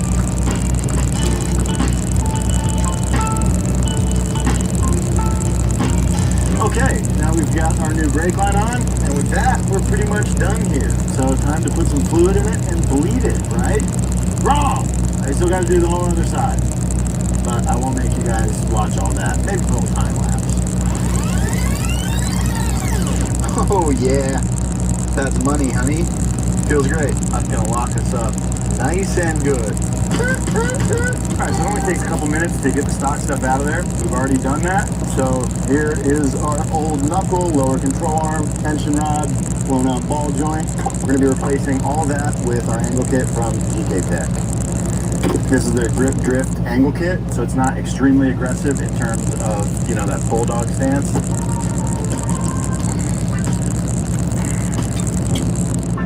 Alright, so we're going to throw the steering rack offset spacer on first. This is the right side. You can tell by these guys on this diagonal match up with this diagonal on the steering rack itself. So that'll pop in there. We'll put some Loctite on this, tighten that down, and the tie rod end now goes in over here. Alright, so I just put the knuckle and the lower control arm together.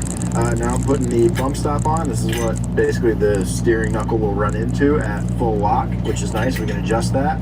Now I've got a ton of stuff here. There's so many little bits and you know, pieces and stuff to keep track of, but GK Tech does a really good job of not only including instructions and diagrams with the parts, but they also have a bunch of great instructionals on their YouTube channel. So if you're doing any of this stuff, give those videos a watch.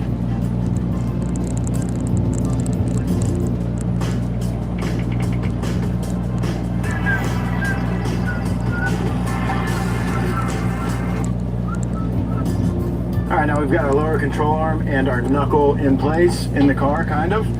So I figured this is a good time to talk about what role these things play. The lower control arms, one of the big things about them is that they're extendable up to 35 millimeters wider in terms of track width than the stock stuff. And what that does is pushes the wheel further away from the car, which gives you more room for when the wheel's fully turned in to keep from hitting you know, the inside of the actual chassis. The other thing is that it replaces the original lower control arm and tension rod setup with a single piece. And since this control arm has this big cutout here where the original tension rod would have been straight across here, you get a lot more room for your wheel to turn in before it hits the tension rod. So that shape is very intentional. Another thing that every angle kit shares, whether it's a kit like this or a cut and welded knuckle, is that the distance from the tie rod pickup to the steering axis is shorter, which means for travel of the steering rack, it has more effect on how much it turns this knuckle because that arm is shorter. It does mean it takes a little bit more effort because you have less leverage, but what we want is more turn. Other nice things are that you get total control over your alignment setting. So we can control caster up here. We can obviously control how far in or out the control arm is. We have camber control up at the top and obviously toe control. So I'm about to put our tie rod ends on, which is what controls toe. So these are the 14 millimeter boys from GK Tech. These are going to go on here to here, and then we'll be steering.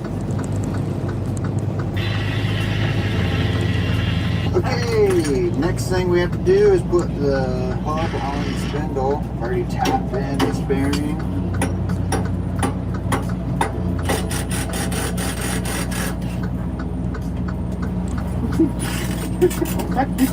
Alright, with this hub nut on, we are pretty much done with the front of this car. We got to get it aligned, obviously, but we'll have a mobile alignment guy come, and then Joby and I can start working on the rear. We're front guys first, rear second. Still got brakes. Alright, our brakes are bred, so now we're going to throw the wheels on and cycle them side to side, see if we run into anything, and set up our stops. Okay, so try to put the wheel on. The first thing I noticed is something that I thought might happen, but I hope it wouldn't. These are 17, so they're not particularly big, but on our angle kit, the tie rod pickup down here, you've got a lot of extra length so that you can adjust for whatever your bump steer characteristics are. The problem is that with all this extra length for adjustment, it hangs down pretty low, and on these 17s, it makes contact with the barrel of the wheel. Basically all it means I need to take this apart, trim maybe half,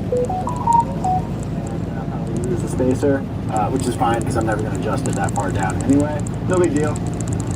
Just gotta do it.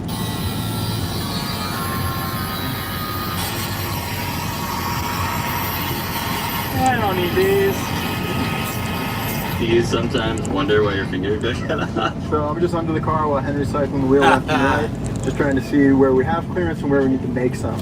And up first, the tubs of the fender wells do make contact with the tires on both sides. A little bit worse on the passenger side, which is why a lot of people cut those tubs out. I think for now, I'm going to try to sort of adjust around them, but eventually we're going to have to trim and move some of that metal. Okay, with a little bit of caster adjustment, we do have room right now and a lot more angle. We are going to need to make some clearance to make sure we don't bash anything up, but things are starting to shape up. We have a lot more angle and we're still inside of the stock fender, which is pretty cool. So we're going to call this good for now and move on to the rear and slam on some lower adjustable control arms. I got GK Tech's rear lower control arms here, mostly because I didn't want the rear control arms to feel left out. We put adjustable arms pretty much everywhere in this car, so I thought it was only right to do it to the rear lower control arms as well. So these are pretty nice and they should install really quick and easy. So let's yank off the rear wheels and put these on.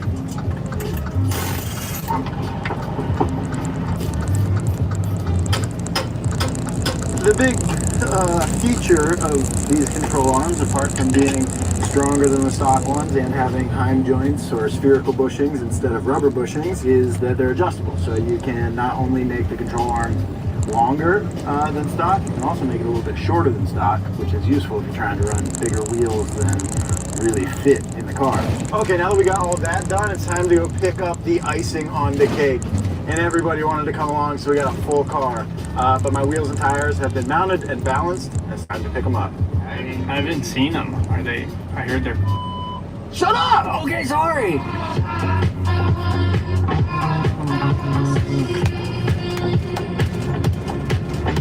That's right, baby. Chrome's back.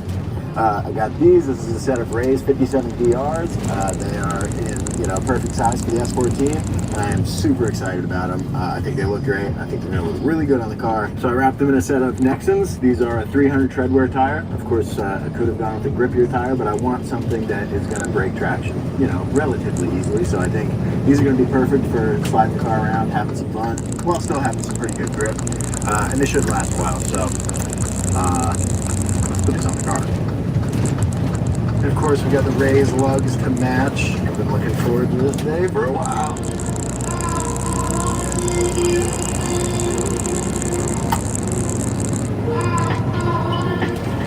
Woo! A Gun Fanatics Casino explained by Patrick Schwarzenegger, while also spinning. Only Fanatics Casino has fan cashed in.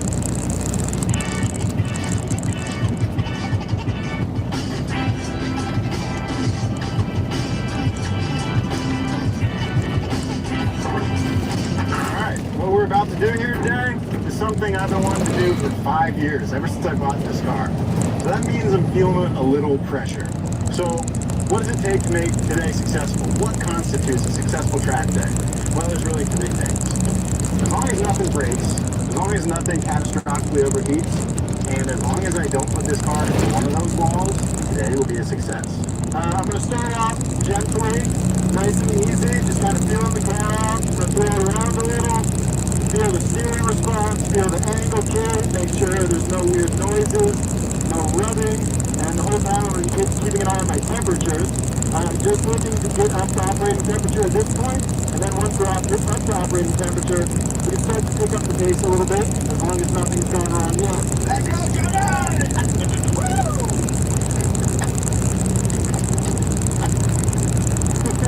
Fluid temp is up to operating. Oil temp's coming up. We're at 145 right now. The other thing I'm going to be keeping a very close eye on, of course, is oil pressure. So luckily I've got all these numbers, all these stats right here on my gauge. But obviously if we don't have oil pressure, we're in trouble.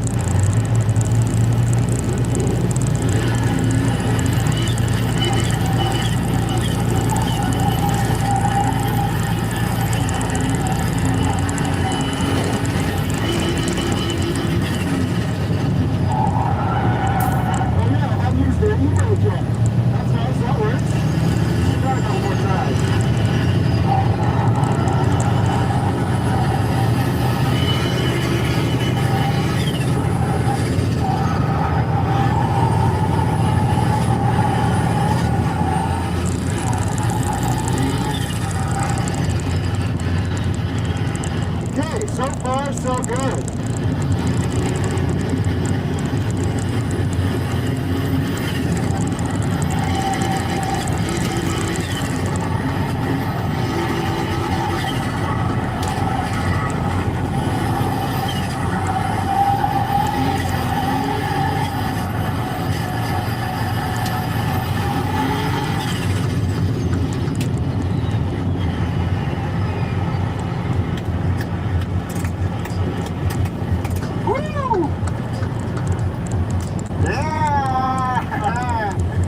It feels great. No weird sounds? No weird sounds. A lot of cool sounds. Yeah, good sounds. Yeah, the steering feels great. The angle kit feels great. No rubbing. Even taking bumps pretty well. Yeah. Honestly, it's great. Dude, when you get into the boost, it sounds so good. I know. Dude, it looks so good. Yeah, it feels great. I would love to see the chrome looks good. The green on this nice California sun, when hitting it looks sick. You with your silver helmet with your sunglasses in there, just like feeling it? You got it. It all looks good. Yeah, one more thing. Come on. It smells good too. Nothing has fallen off or broken yet. That's right. I got a couple more runs to go though. That's right. So there's always potential for disaster. But so far, so good.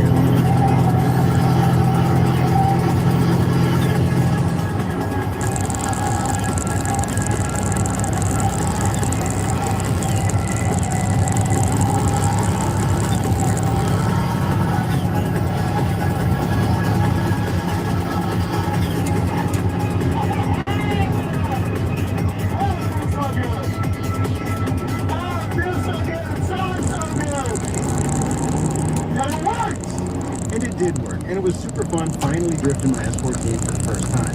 But if I'm being totally honest with you, it also got pretty hot. This kind of leads us back to what we're doing right now. Joe's working on the alignment. I made this guy, which is going to be the return for the swirl pop. So we're going to replace this 90 here, this one, so electric guy. Old plastic guy.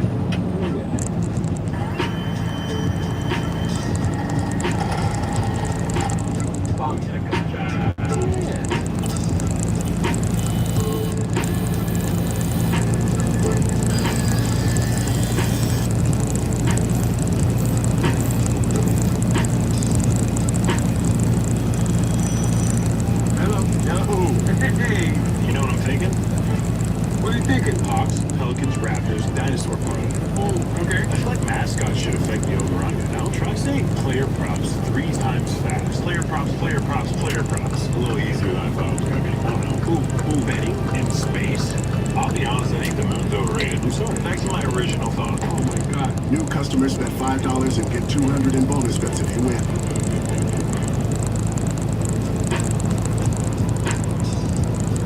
Damn, I don't have the little Apple cars. Okay, so the oil change on this thing is a lot of fun.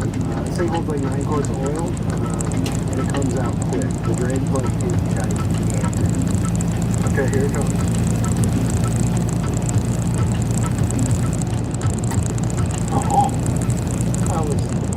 Clinical. See, but this is the problem. Can the receptacle receive that much oil this quickly? Oh, we're brimming. Oh my God. Shut up, dude. We're reaching equilibrium already. Getting this car ready to go back to the track reminds me of the first time we took it to the track when we went up to Balcony, rest in peace, at Willow Springs. Balcony, unfortunately, no longer a thing. Glad we got to drive there while it existed. And then we did, oh, you can see it, that exhaust. Oh yeah, that exhaust is one of my favorite upgrades on the car. Obviously once we got the car running, got the engine back in and everything, it was awesome, it drove great, but it didn't sound the way I wanted it to, so we had to make an exhaust. So why don't we take a look back at that and some other stuff. Now if you have ears, it's pretty obvious what the car is still missing. The noise. It's time to get back under the hood and really get what I came for. What's that, you ask? That's RB sound. The only reason you would ever deal with the RB engine is for the sound. And it's not like this thing sounds bad. In fact, it sounds really good. But all the sound is coming from the front of the car. It's all turbo noise and wastegate noise. See, ever since I've had this car, it's had a totally random kind of homemade exhaust on it. It's so boring you don't even notice it's there. And so today, we're going to finally change that. But before we take this thing off, let's give it one last listen, see what it sounds like.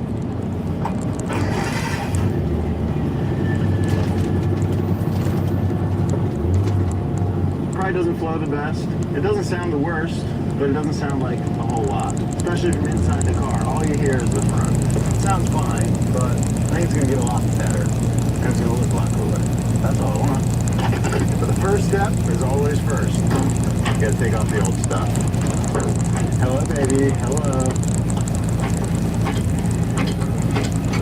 Alright, we only got 2 bolts holding the whole rear of the exhaust on and some exhaust hangers, so we'll take these off, so we can get the rear section off. Then we'll take the downpipe off, and then we'll put the HKS on. These rubber exhaust hangers can be a nightmare unless you have the right stuff. WD and a pair of exhaust hanger pliers make it a breeze.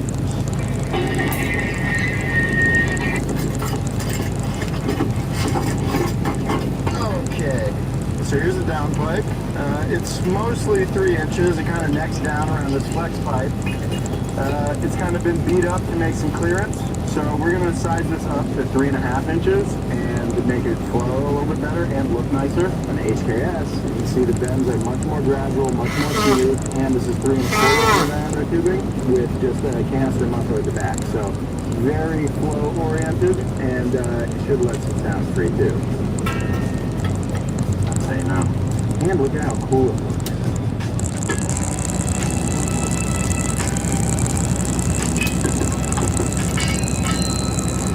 Scrape the feathers right here. Alright, now before we go any further, let's talk about why we're even doing this and whether or not it's going to be worth it. We know our engine's an air pump. You got to flow air in and out of the engine quickly and efficiently. Now the intake side is flowing pretty well. But on the exhaust side, of course we've got the turbo, which is restricting flow. So the less restriction we can have after the turbo, the quicker air can flow through the turbo. So the easiest way to get that pressure down after the turbo is to make your downpipe bigger. Now, I would love to make a 4 or 5 inch downpipe, but I don't have room for that. I have room for 3.5 inches, and that's it. So that's what we're going to do. It's going to sound good, and it's going to perform better. And that makes it worth it. Okay, now that we've got our V-band flange freed up from the old downpipe and cleaned up and flattened out, it's time to start welding. So I've got this. This is a 3 to 3.5 inch transition. So this is going to go from our V-band flange up to the 3.5 inch size that our downpipe will be, all the way down to the exhaust. So we'll get this tacked onto here, and then we're off to the races. It's pretty much just Legos. Stack it up, tack it on, and make it fit. Okay, now we've got things started. Let's take a look at our Legos. It's all 3.5 inch stuff, which is what I wanted anyway, so it worked out great. We've got some random pieces, like a 180, a 90, and then we've got a handful of pre-cut pie cuts. And most of this will turn into a downpipe over the course of the next few hours.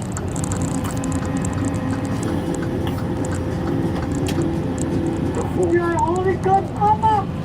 Papa? Okay. Done. Okay, we're making some progress. Now, the trickiest thing about this is going to be getting between the headers and the steering shaft. So that's what we're going to be working on next. I think a pie cut, and then maybe another one into a straight section. We'll get it. We're pretty well lined up here, so we just got to keep doing it.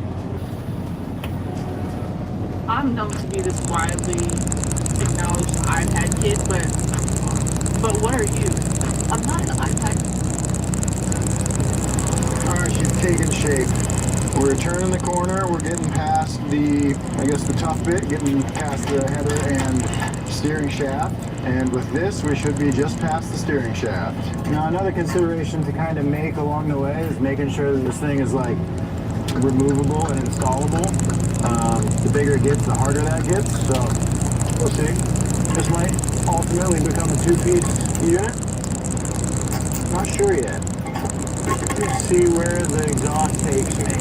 Now you can see we have a tiny bit of clearance at the header, and there's almost ½ inch of clearance at the steering shaft, which really might be as much, if not more, than we had before. So that's good. Okay, we got the downpipe into a pretty good place, and I think it's time to weld this thing up before it gets any bigger or any more cumbersome. So I think that means it's time for a crash course in TIG welding. TIG welder is one of the coolest tools in the garage and one of the most versatile, or the most versatile things for gluing metal together. And it's gotten a lot cheaper. And then your main consumable is your gas. So this is 100% argon, which is pretty common for TIG welding. And this basically shields your weld environment. Oxygen creates oxidation, and when metals are super hot, like when you're welding, that oxidation happens rapidly. So the gas keeps that from happening, keeps your welds uncontaminated and strong and pretty. So you basically get this tank from your local gas place, and then you just go swap it out for a new one once it's empty. You'll have to buy the regulator, and I just got this. This is a dual head regulator, but this is a pretty big upgrade for me. This lets me back purge, which we'll talk more about in a minute.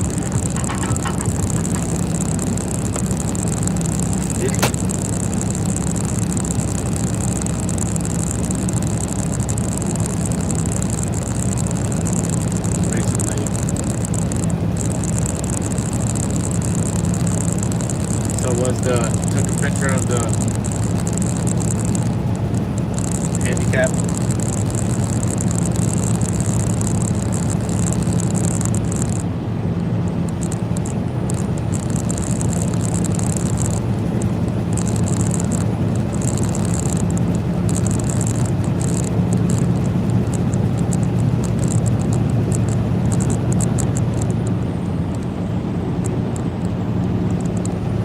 Oh, so it's in a visible place.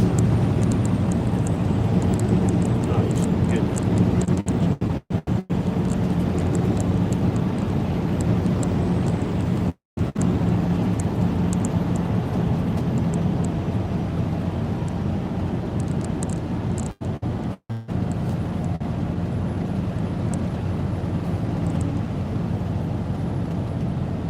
There you go.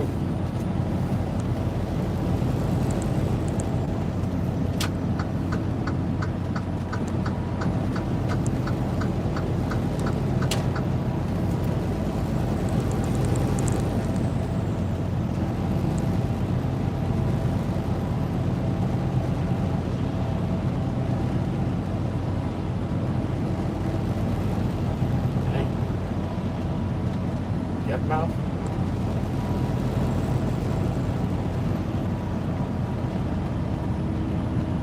Yeah.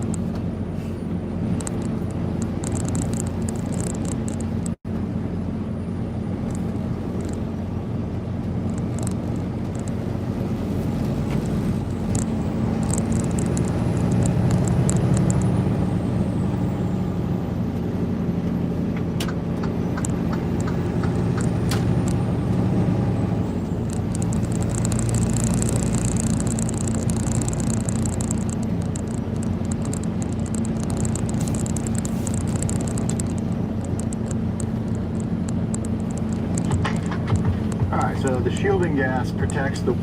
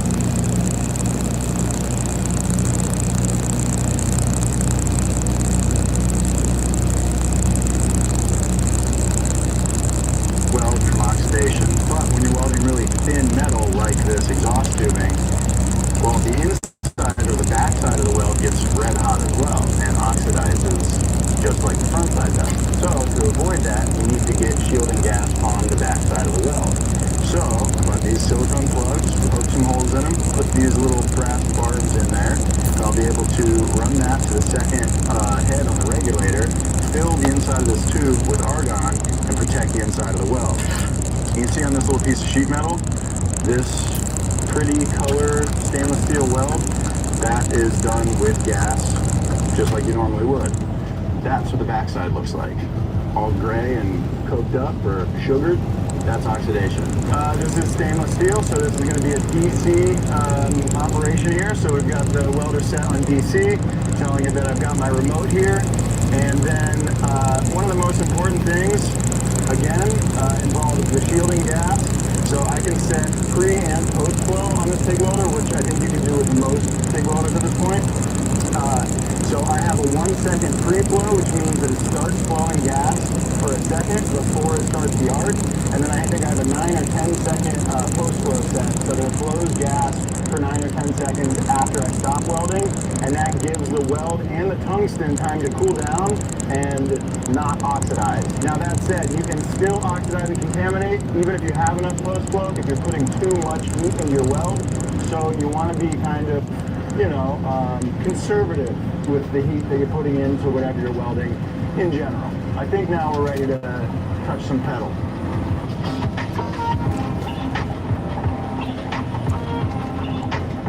Now I just have to do that for a lot more. But it's gonna be fun. Honestly, it is fun. That'll happen. Slap the part right into my tungsten. That's why I have a tungsten sharpener. Jimmy!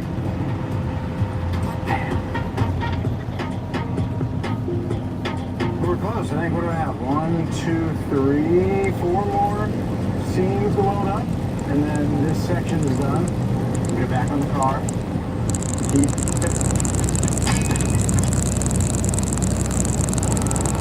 We put the Nissan way to the world.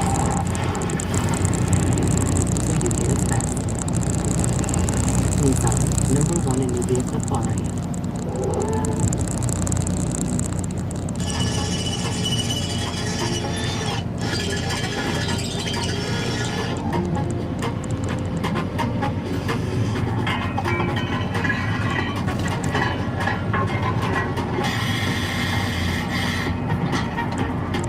Alright, cool. Well, we've made a lot of progress, but the downpipe is still not connected to the rest of the exhaust. So I gotta get it back up in the air and keep working on that. And I think I'm gonna put it on some ramps. So let's fire it up.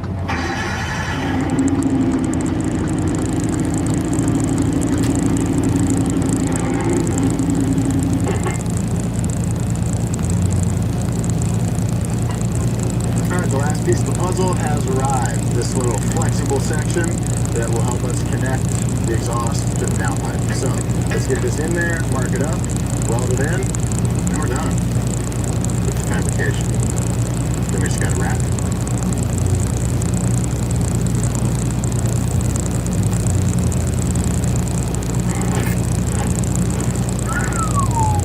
Then use the old noggin. I think we're in business. Let's burn it. Dab, move, dab, move, pulse, pedal.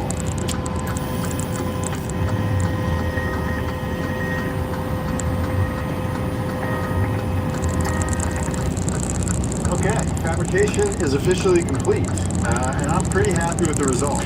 My welding has come a long way. I think, you know, overall it's pretty good. I can get a little better in consistency, but I don't know.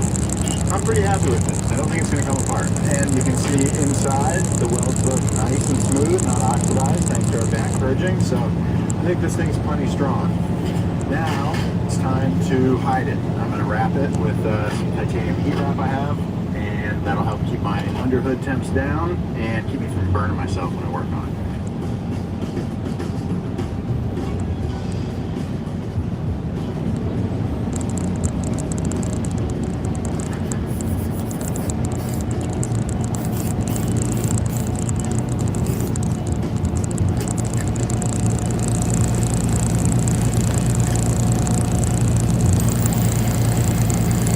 Everything is installed, so it's time to put the tip on, and then we're going to fire it up. So one last thing to do before firing up for the first time is to clean everything real good. Just giving it a wipe down with acetone, just to clean off any fingerprints, any smudges, because once you get this thing warm, any of those marks on it will bake into the finish, and you'll have them forever. So, last chance to clean it. One way to do it. Try not to touch the outside. I wish it said high power HPS on the outside of this thing too.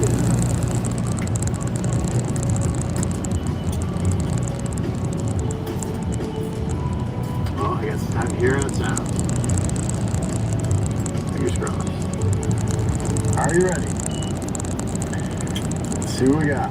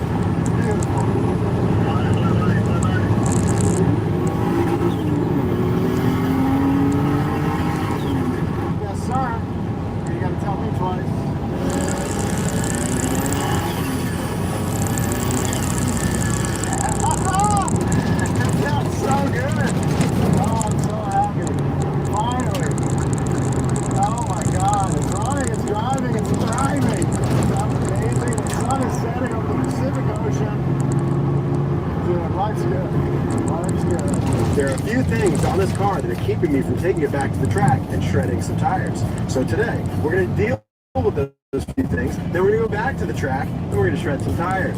Welcome to big time.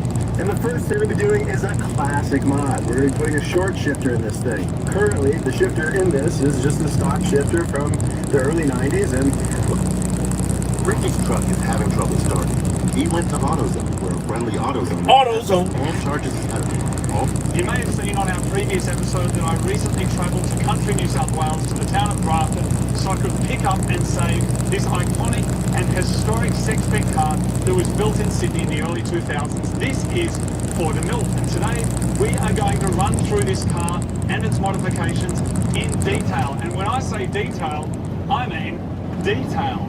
We managed to find online the original magazine that featured this car, and inside the article it goes through all of the modifications in detail. They're all listed out there, what the original owner did, plus what the original owner spent. So what we're going to do is we're going to go through this entire article, we're going to see what's still on the car, what's missing from the car, so that we can bring it back to its former glory. But there are two things that we need to do first that are very important. The first one, we need to see if the engine is blown because it sounded terrible. It didn't make it all the way back to Sydney because we were worried that we may do even more damage. And the second thing is one of the most famous things of this car is its stereo system, which currently doesn't work. So that is the second thing we need to do, and that is what Martin's working on. What's that? A faceplate. No. A removable faceplate. No, not that. Why have you got that on your face? A filter. Yeah. I have a filter on my face because it stinks so bad in here. I yawned before and nearly vomited. And while that would be convenient, having something catch your vomit, that will be even worse. So far, so good. This is a removable faceplate. Okay. So you can remember you used to have your 3110 in your pocket, and then this and the other, and then you felt like, no, why are you backing away? It does smell fruity in there. Yeah. It's taken quite a few weeks for the car to actually arrive in Sydney. It has just arrived. We are very, very excited to get working on this project. So hang with us. Let's run the new graphics and kick in to Ford & Mill.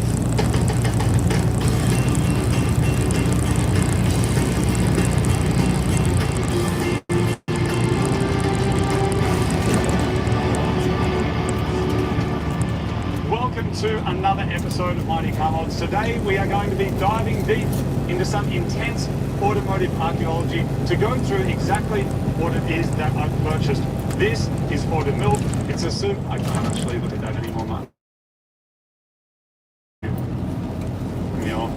Did it really smell like that? It's so bad. There we go. So today we're going to be going through this. Martin, what are the possibilities when it comes to catastrophic engine failure? What might we you be looking at today? What always happens with Subarus is people don't change the oil, they don't check the oil, they drive, it burns, and then there's no oil around the bearings and it throws a bearing or a rod or whatever internally and it makes a clack, clack, clack noise. Okay, that's what always happens. If you keep oil in them, you don't put heaps of boost through them, you're fine. Now the previous owner was saying that they don't like boost, and he's right in terms of not liking boost when people turn it up too high. Okay, but guess what? That didn't happen in this because it's got no turbo. Yeah. So there's a good chance the engine's actually alright, but it's making bad noises. I thought this car was a WRX. It's not. It's got a WRX bonnet. And that might explain the amount that I paid for it also. We'll be running through that, don't worry. You are getting a full detailed breakdown today of original costs plus my costs. But before we do that, we know that the car runs because we drove it for a short amount of time. We just don't know if it's going to stay running. So it's making really bad noises. You could hear it from the other side of the road. Yeah. Going clack, clack, clack. But fingers crossed it's something simple. And there was a few comments actually on the last video, people suggesting what it might be, which we should explore. Okay, well, before we dive into the fun stuff, we just want to see if the car actually has catastrophic engine damage or not. We're going to investigate that. Come with us. Then we're going to go through it. We're going to look through, see what we can find. There's going to be 20 years of history in there, man. I want to hear that story. So, I'm more excited about the stereo actually than the engine, because that is the sex factor. That's what it was all about. So, Martin, first things first, let's pop the hood and let's see if we can get this thing on. Right, Martin, that is popped. Oh, it's been cut down, the flicker, to fit with the carbon bonnet. Put some light in under here as well. Let's see what's what. It doesn't look that bad up here, does it really? Yeah, I mean, you've got to remember when this car was new, I mean, around the time that even the articles came out and it was built, like this was still a good $20,000, $30,000 car. Yes. Yeah. Even though it wasn't a WRX, it kind of makes sense. You put all new hoses on it, and it didn't get hot when we were driving, it just sounded terrible. Yeah. So, what was the state of the oil? Just where you check it. Yeah, okay, like it's old, but it's up to the mark. So like it's got enough in it. It's just old. Yeah. Okay, it's change it at some point. But see, that's the thing. If you don't put heaps of booster on, they're like any other normal car. Yeah. And you keep the oil up for them, they live. They do 300,000 or 400,000 Ks on them. So I don't reckon it's going to be completely wrecked, but I reckon we'll just get started. Oh, I just have to see the Okay, here we go, Martin. Turning the key. I think it's in neutral. I won't stand in front of it, just keep going. Did you see the stick in the last episode? Look at that. Alright, here we go. Why has it got a boost gauge, man? I don't know. Okay.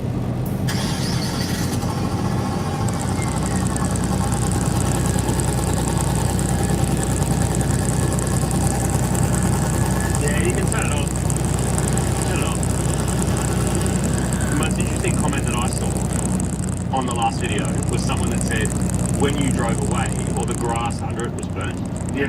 From where it had been idling at the front. Yeah. Which means it's probably shooting some hot gas at the ground. Okay. Which means it's probably manifold gaskets. Okay. He did mention that the done gaskets or something had happened down there. Yeah. So I reckon it's that. It sort of sounds like all the noise is from here, and it doesn't sound metal on metal. It sounds like, and it does sound puffy. It does sound puffy. Yeah, like it's puffing. So I reckon if we just turn around and stick it on there, or even not, just stick it on there and have a look underneath, and start it again, I reckon we'll hear it even more. Oh, let's get the voice. Now, I mean, you're kitchen, and I ain't your mum's lasagna. What do we say, Martin? I see the reason that the stick is so flappy. The bush is literally just not there. Yeah, I can't even the key stick. And this is interesting, this little repair here. It's like a bit of thing there. Wait, was that a hole? Yeah, it's a hole. Hold on, is that? That makes it worse. Oh, I'm just checking it. Makes the world. Yeah. That's that's not where the noise is coming from. That would probably explain some of it. It's got aftermarket headers, man. Look at this. They're not stock at all. Yeah. They look like they're sort of custom made jobs as well, but they've bothered to put caps back in it, or at least something that looks like a cap to stay legal. And what's the oil espresso mod here? Rocker covers, man, always. And they're just pissing oil everywhere. And I think the noise is coming from the fact that there's no bolt at the back of that header. Really? Straight up, see? Oh, dude, that could be. It could be as simple as that. But I reckon I'll find a stud somewhere and we'll chuck a bolt in it. I've studied it and see what it does. We're seeing the original colour of the car here, which is the burgundy one like your mum's. Yeah, same red of that era, early 2000s. And so back here, it's a pretty piss-weak exhaust, isn't it? It's very small, yeah. Tiny. Yeah, weirdly it goes from like 2 1/4 to maybe 2 here. So it drops down in size, maybe that's the velocity. Yeah, he actually gave us another muffler for it, which is an HKS Supra muffler. It's real high speed, high power. He actually gave us this at no cost. The reason being is when I first wanted to buy the car, I did the deposit straight away on the internet, no questions asked, off it went. And then he wanted it picked up straight away. We actually couldn't get there immediately. And so I did send him a little bit of extra money just so that he knew that we were good for it. I believe he was asking $6,000 for it originally.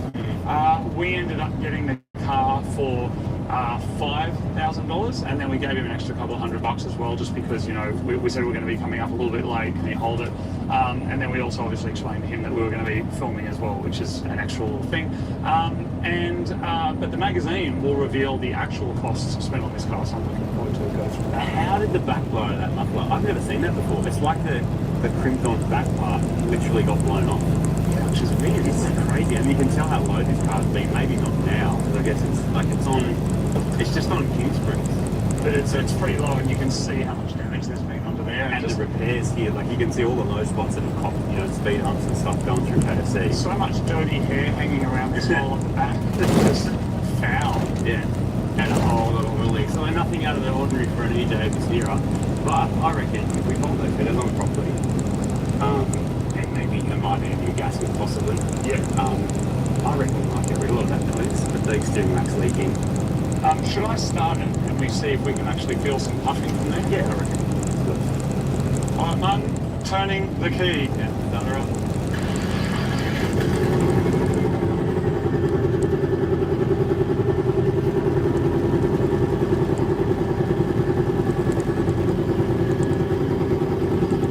Yeah, I reckon that's it. Yeah, you can turn it off. Yeah, I mean, there's a whole lot of noise coming from there. I reckon we just rip this off and try and stick a stub through it and just see if that helps. Okay, cool. It's just falling out.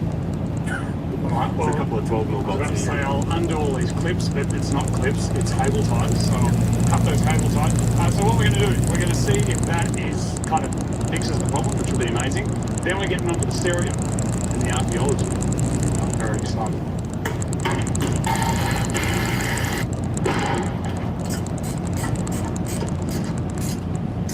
Is it biting? Yeah. Nice. It fell out.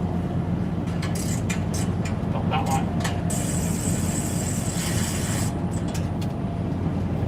Yeah, that's why I never had a bolt in it. Because it's rooted? Yeah, that's what it's called. Yeah. If it's a metal falling out, is your arm doing that? Yeah. Someone's tried to thread the wrong kind of bolt or whatever into it. So that one's illegal. And you actually see the gap. See the gap? Yeah. Yeah. That's the problem. Okay. That's good. Well, yeah, I mean, it's kind of good. It's repairable, but it's also, it's still bolts going into alloy heads, you know what I mean? So it just rips the thread straight out of it. But it's better than a blown engine. Oh, if that's the problem, yeah, that's way better than a blown engine. But it's probably going to be headers off, which have to come off all the way back here.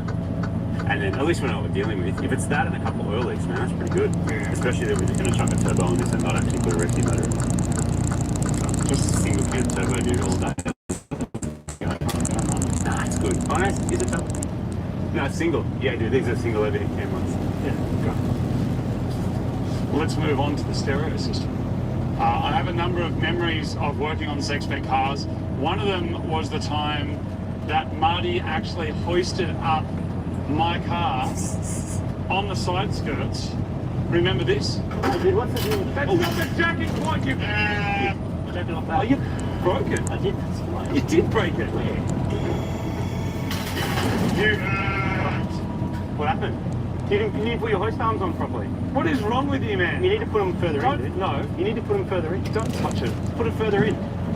You can't put it on the body kit, it's not structural. You dickhead. And then pretended that you didn't know. You know what? I'm not about destroying people's dream cars and stuff. Mr. VTEC was so far gone. that car was absolutely munted beyond repair. Can you go up a little bit more, please, mate? So, yeah, I don't feel that bad about it. Anyway, that is not what's happening with this car. This is a... So you say? I'm about to say, this is a full resto, but I don't know about a full resto, but there will be some... Make it work, though. There will be some restoring going on. We're going to get what's there and celebrate it. I think celebrate's the right word.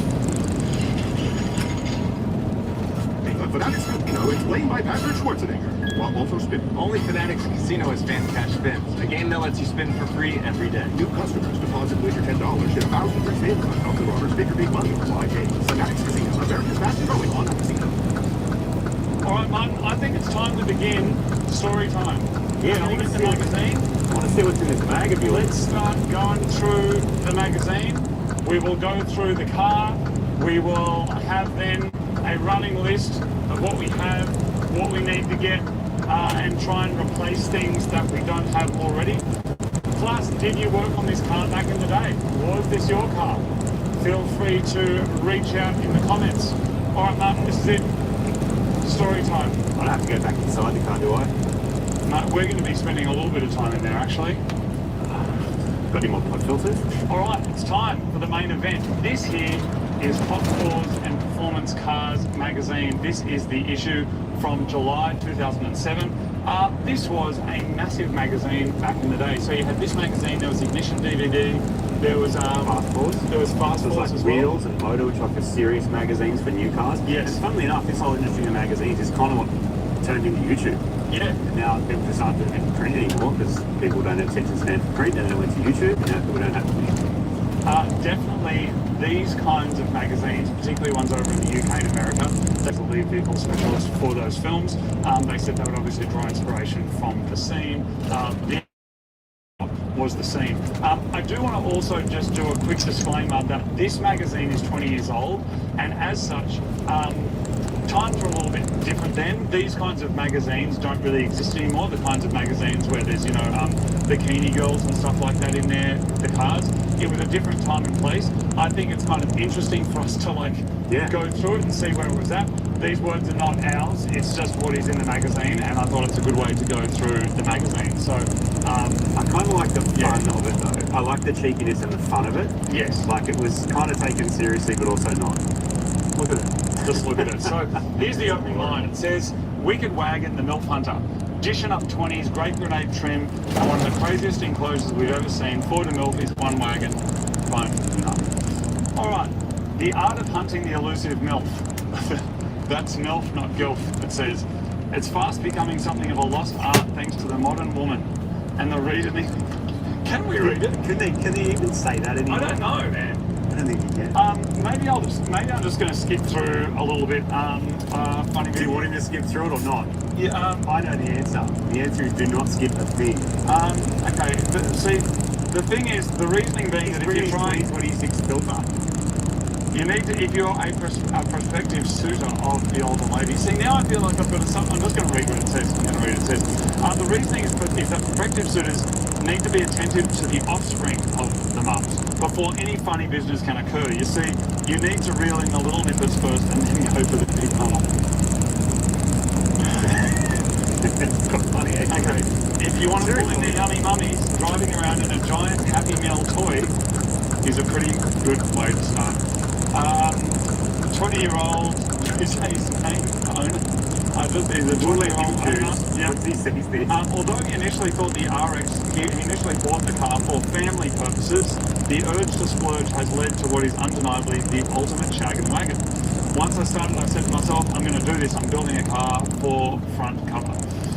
To catch a cry, we hear quite a lot here at Hot Fours HQ, with most comers, whatever that means, either lacking the willpower or simply the coin to bring that dream to fruition. Seems David wasn't lacking in either, and $30,000 later he spent on his car. This is the result.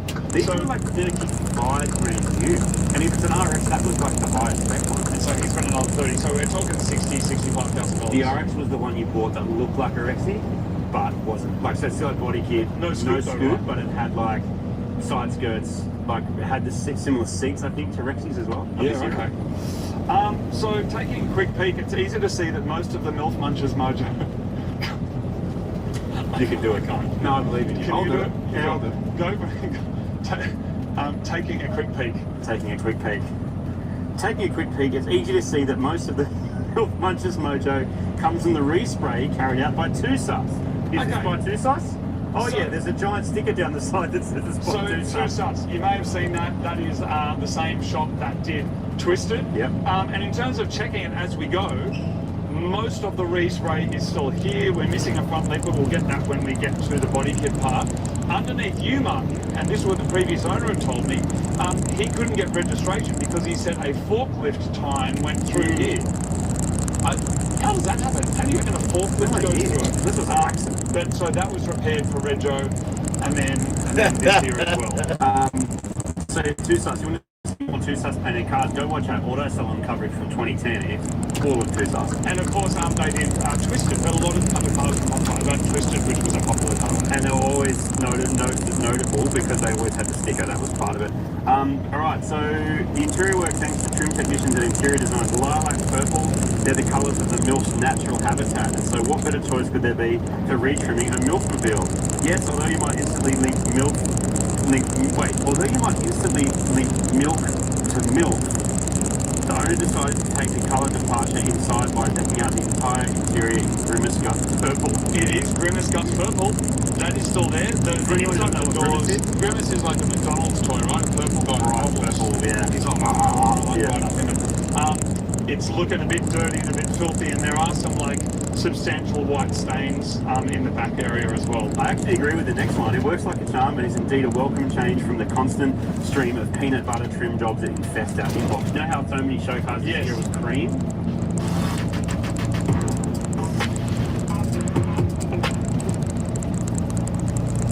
Yeah, bro. Every once in a while, you know, you really don't know their situation, but you see them so often, it starts tugging at your heartstrings. But then you gotta ask yourself, a lifetime of choices got that person right where they at. Or it could be 3 or 4 bad things that happen to you within a short amount of time that put you in that predicament, which is possible. Both are possible. The latter, well, the former is more likely. A whole bunch of choices that led them to where they are. So like you said, sometimes you just can't help people. You gotta help yourself and stay out the way. And help by not being part of the problem.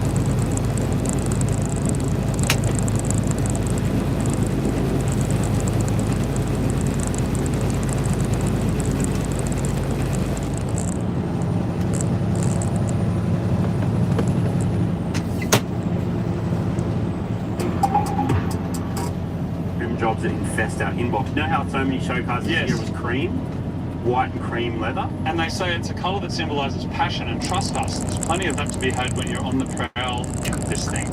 So, when it comes to the interior, it looks like most of that is there. It needs a bit of a tidy up, doesn't it? And a clean. This stuff sits in the sun for a long time. The seats are aftermarket as well. They're not on factory rails. There's some kind of aftermarket seat. I don't think Supras came with this sort of thing back in the day. A little bit like a racing seat though, doesn't it? They would have been expensive as well, wouldn't they? To retrim that.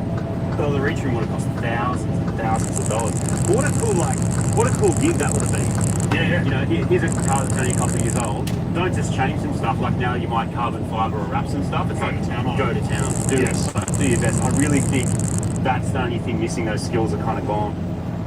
Reading on, it says expert MILF hunters will also be aware of shiny syndrome, a disease that seemingly affects the entire female population. That is, pop some bling in front of a female and watch her clothes simply melt away. It makes me a bit uncomfortable reading it now. You want me to read it? Anyway, you didn't write it. It might be wishful thinking there, but the owner wasn't taking any chances. You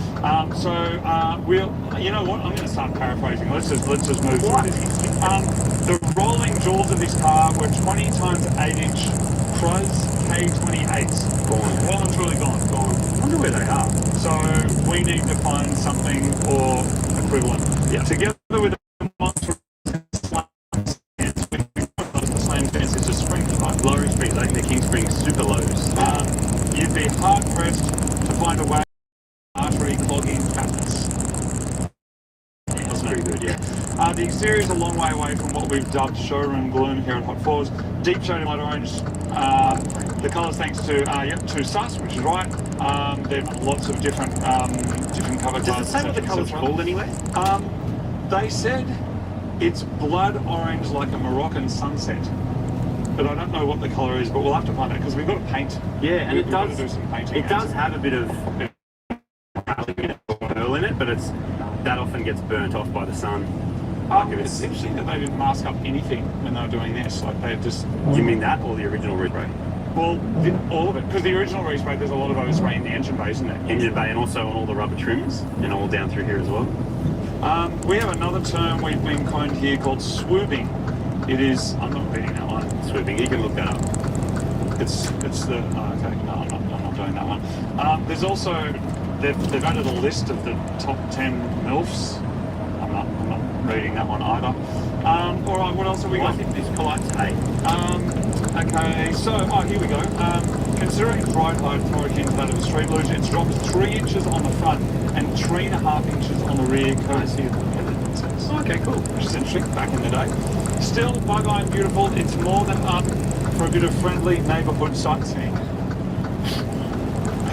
Well, that's the great thing about a wagon. There's still space for the whole family, but packing that stroller in the back may be a little difficult considering the entire rear is being consumed by an origami-like boot install. Let's go and have a look at the origami-style boot install. Now, when I first saw this, when I saw the photo on Marketplace, I thought that someone had just thrown garbage into the back of it. Like this was the install and they'd just thrown it in. Yeah, right. But what we are looking at is the actual install. We're looking at intention. What are we seeing here, Martin? Between 12-inch or 10-inch socks, and sometimes they're these massive baskets on, I think they're 12.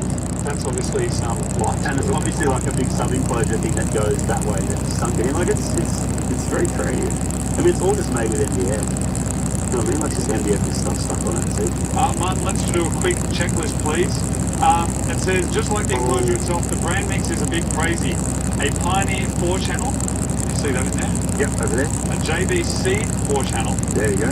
10-inch Pioneer subs. 10, there you go, 210. And then a response capacitor. J-Car spec from back in the day. And then we have a musical menage. I think that just means all of it. The enclosure itself is a kind of happen from there with a final leather-coated abstractness that would have Picasso himself providing the thumbs up. A Nessa Vision TV and Schneider head unit have been stationed down front. Still has that, doesn't it? I think it's even newer than that. I think it's a Kenwood thing that so you think someone's changed it? Yeah. Maybe. Alright, so we've also got some JVC splits, front and rear. Can you check that there's 2 speakers on that side? Like there's definitely a speaker in the back door. They're coaxials in the back door, they're not splits. And then there is something small in the front door. No speaker in this side. No speaker in that side, but there is one on this side. Okay, so that's something we can look into as well.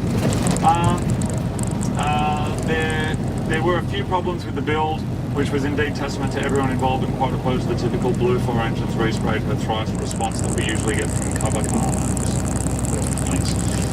Alright, going on, Martin. So then we've established beyond reasonable doubt that Porter Milk is a one-way ticket to the Pink Canoe Pool Party. And if you don't know what that one means, dial up the dictionary haste and get muffin stock with your mummy loving. On the mumming loving notes, what do you do with the ultimate bang box? The owner says he stays tight-lipped. Okay, so he's not talking. Just as well too, because given their speed of late, some of the MILFs look like they're packing more than nappies in those prams. Now I found the author that wrote it 20 years ago, and I sent him a message, and I'm like, did you happen to write for Hot Fours like 20 years ago? He goes, yeah, I did. I go, man, I just found your article. Okay. And I said, like, what do you think? Like, can we read it out? And he goes, absolutely. He goes, it's hilarious. He goes, it's just fun. It's just funny and fun, and it's like.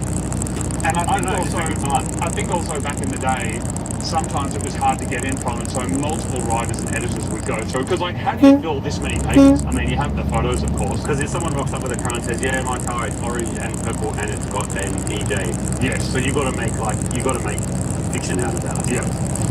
So that brings us to this point here, which is the hot facts. So this is, Martin, we're going to go through the hot facts real quick. Sweet. Do we have a 2001 Subaru Impreza RX? Correct. I'm not sure it's an RX, but yeah, okay. Okay. The engine, 2-litre EJ24 cylinder. I didn't know RXs were 2-litre. I thought they were 2.5. Or maybe that was a later thing. But yes, in that case, we have 2-litre. That's good. Have we got an air filter? Yes. Hurricane extractors? Yes. 2.5-inch exhaust? I don't think that's 2.5 inches. Maybe the front bit, but the back so back is definitely not. High flow cats? Yes. And a Canon muffler. Yeah. Drivetrain hardware, standard free flow 5-speed manual.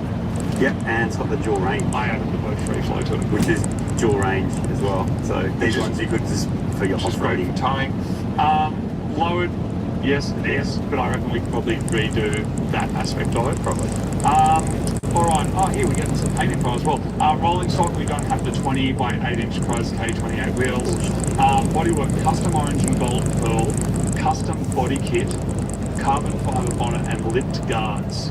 So that is absolutely rolled. Okay, now interior gadgetry, full retrim in purple suede and leather. Yep. Roof lining done. Yes. Dash done. Yes. Door trim seats and pillars. Yep. Sparko bucket seats. There you go. They're Sparkos. Custom rear seats.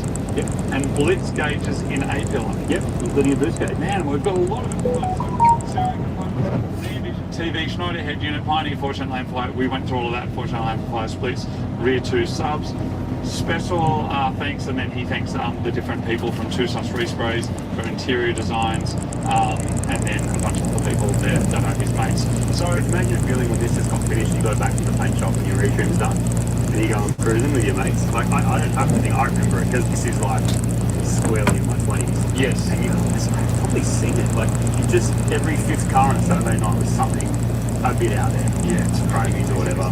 Oh, there is another bit about body kits here. It says when it came time to stitch up a body kit, the owner naturally headed west. Sea west, that is, with a replica kit that bloats out the RX body in all the right places. So there's still a rear bar. Yeah. There's still a side skirt on that side. Sea west. The front is definitely gone. Yeah, it's like that bit. You can see there in the photo how aggressive it was before, which I actually think looks pretty good. It doesn't look bad. But it is absolutely not there now. If it wasn't bright orange and didn't have chromies, you would kind of get away with it, wouldn't you? What are you talking about? Like, you'd get away with it. Like, you could drive this around in 2025 with cool wheels on it if it wasn't bright orange. 2025 was last year, and I will be driving around bright orange with it. What are you talking about, dude?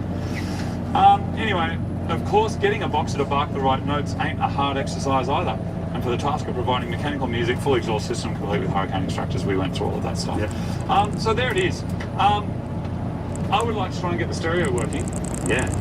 And that, I think, is the next step. We know that the engine is okay and needs some work. We know that there's pieces that are missing, but I want to see if we can get that going, because that, I'm very, very Do you know what'll fix the headers? Your exhaust. Turbo. I don't know. Yeah. I don't know if that's really in the spirit. Imagine if this had a front mount on it. I just don't know if that's in the spirit of that. So the Hot Ford staff, they've also jumped in with their opinion. But Martin, this one here, Alexi, he says with this wagon you can pick him up and lay him down. Do you think that's Alexi as in? I'm almost certain that it is. Because I'm almost certain that he worked for magazines back in the day before he moved to Japan and did YouTube stuff. Wow. Noriyaru Alexi. Wow. Yeah, we should ask him. There you go. We should ask him. The worlds collide. All right, we'll see if we can get him on the blower later. Martin, let's get this stereo going. All right, Martin, what do we do to get the party started? I reckon key on, accessories. This actually helps so much. Oh, do you want to sniff? Do you want to smell something really bad? Just for science? See this little button here? Do all Subarus have that? Yep.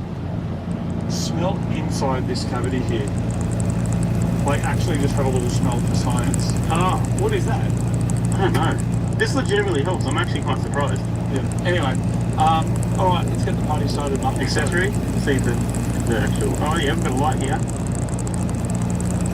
No, I want that. Then you can turn it on.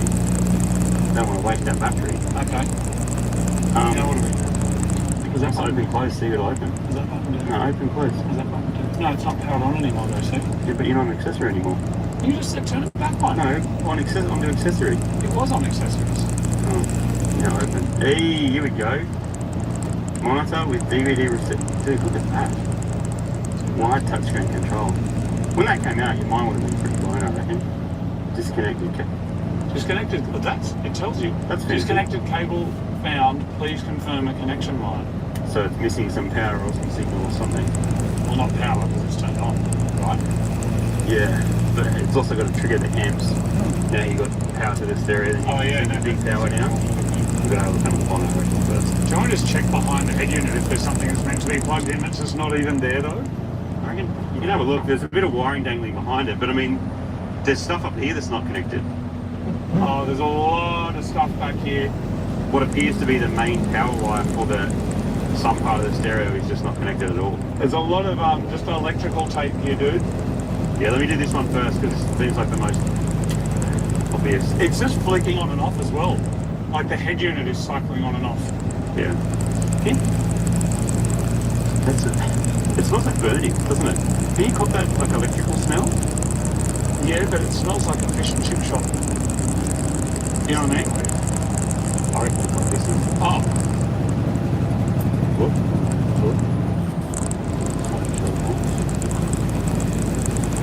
Yeah, try that. We've got permanent power to something, I don't know what. It's snapping and shorting out and everything, so that's a good sign. But what we also see power come on at the back. Oh dude, there's power on the there's power on the thing. Is it? On the that must be capacitor. That must be the power for the 12.5 volts. But is that on all the time? Well, if you just hardwired it to the battery, so it's going to just flat the battery like basically instantly. Alright, I can key on and see if it does anything. Alright, so we key on again. Oh, come on man, just do it for science. Calm down. Now it says standby. It never said that before. Hey. How did it know though? Oh come on man. Dude, it helped. Oh, that's actually better, isn't it?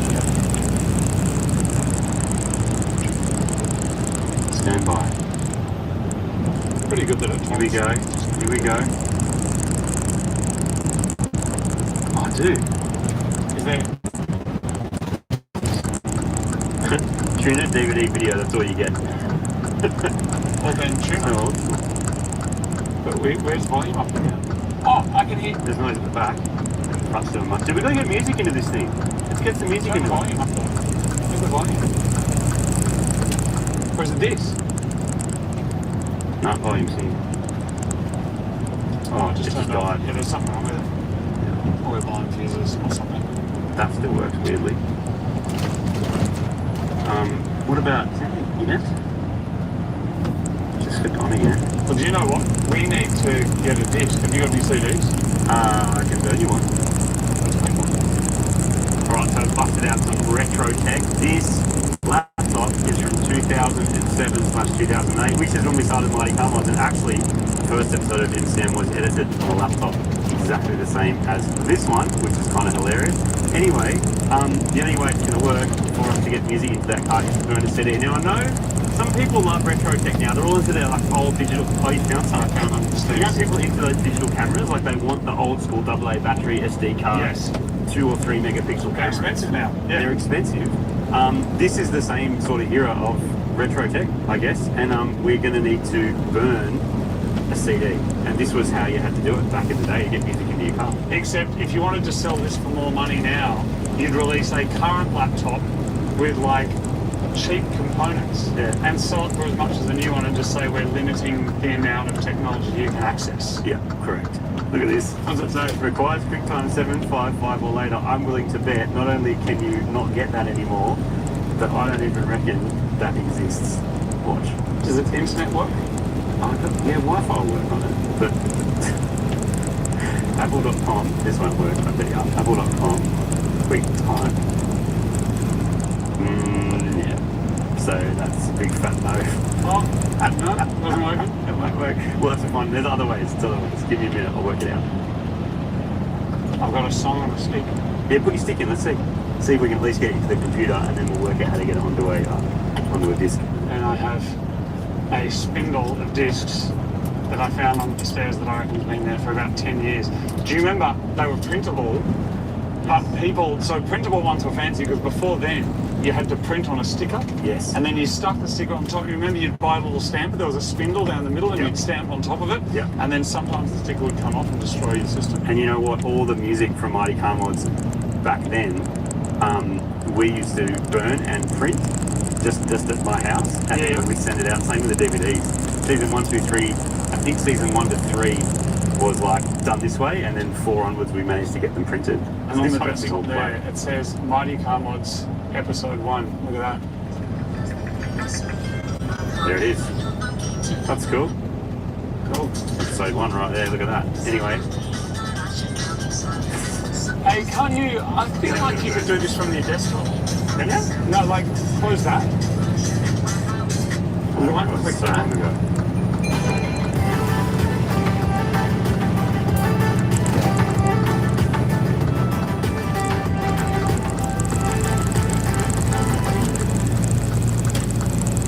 Right click on the Mac, that's funny.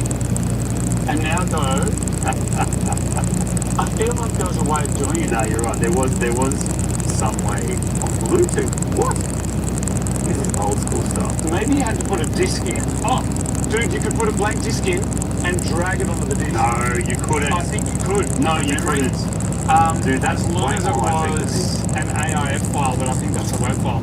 Just put that in and see what happens, and I think you can drag it on, and it would default to doing it as audio, I think, or maybe that's a settings thing other than data. But it should come up here as media, as a disc, like an old school circular disc, and then drag that file onto it, and I think the Mac OS would actually do it.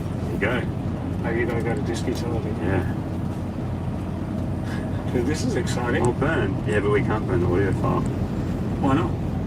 Here we go. Here we go. Yes. What are we going to do? Don't do anything. No, just go open okay. and find. Yeah, go okay. We have to. No, drag the audio onto that, dude. Reckon it'll work? Yes, I do. Drag it on.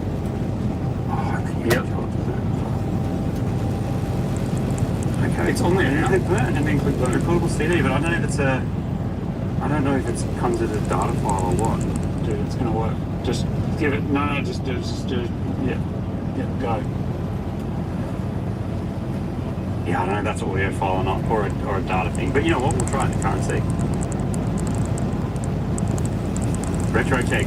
Yeah, it was real easy, right? Like, or you could just go on your phone and in 20 seconds or less. Type in I ate my mum's lasagna right now.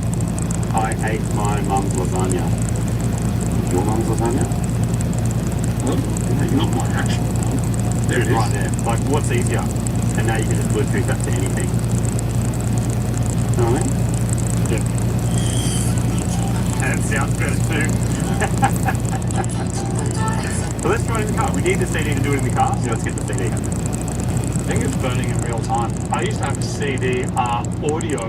Look at it go. Dude, that's times 24. That was baller. I used to have a CDR audio machine by Panasonic, and so you would plug audio cables into it, and it would come in real time, like onto the, like it would record it as an audio file, go to an A to D converter, and then end up on a disc. That's mad. Yeah, it's got an audio icon too. It's gonna work. Burning a disc called lasagna. Yeah. Done. Done. Eject that thing, jam it in the car. That's I heard someone say it's like it's a coaster you can put music on.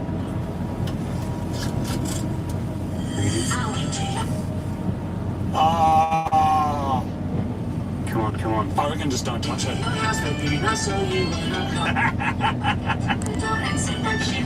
It worked. Oh, you touched it. It doesn't like being touched, does it? Look, it's like it's maybe it's low voltage or something, because like when it gets a button press, it just eats it. I just want to hear the subs, man.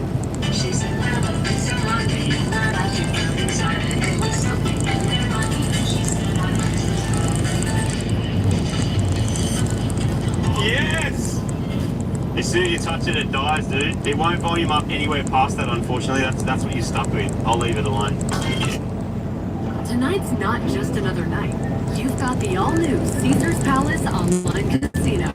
Hundreds of games are waiting. Take a spin with live dealer roulette. The last 48 hours have been pretty interesting, especially when it comes to the situation regarding Hulk Hogan. Not only is he, having this beef with Anton Daniels and all of the rest of the fallout regarding Anton Daniels' daughter and wife, there was this footage that was released from a December 2024 altercation with a female comedian by the name of Christina Payne. Now, it put me in a pretty bad bond to have to come out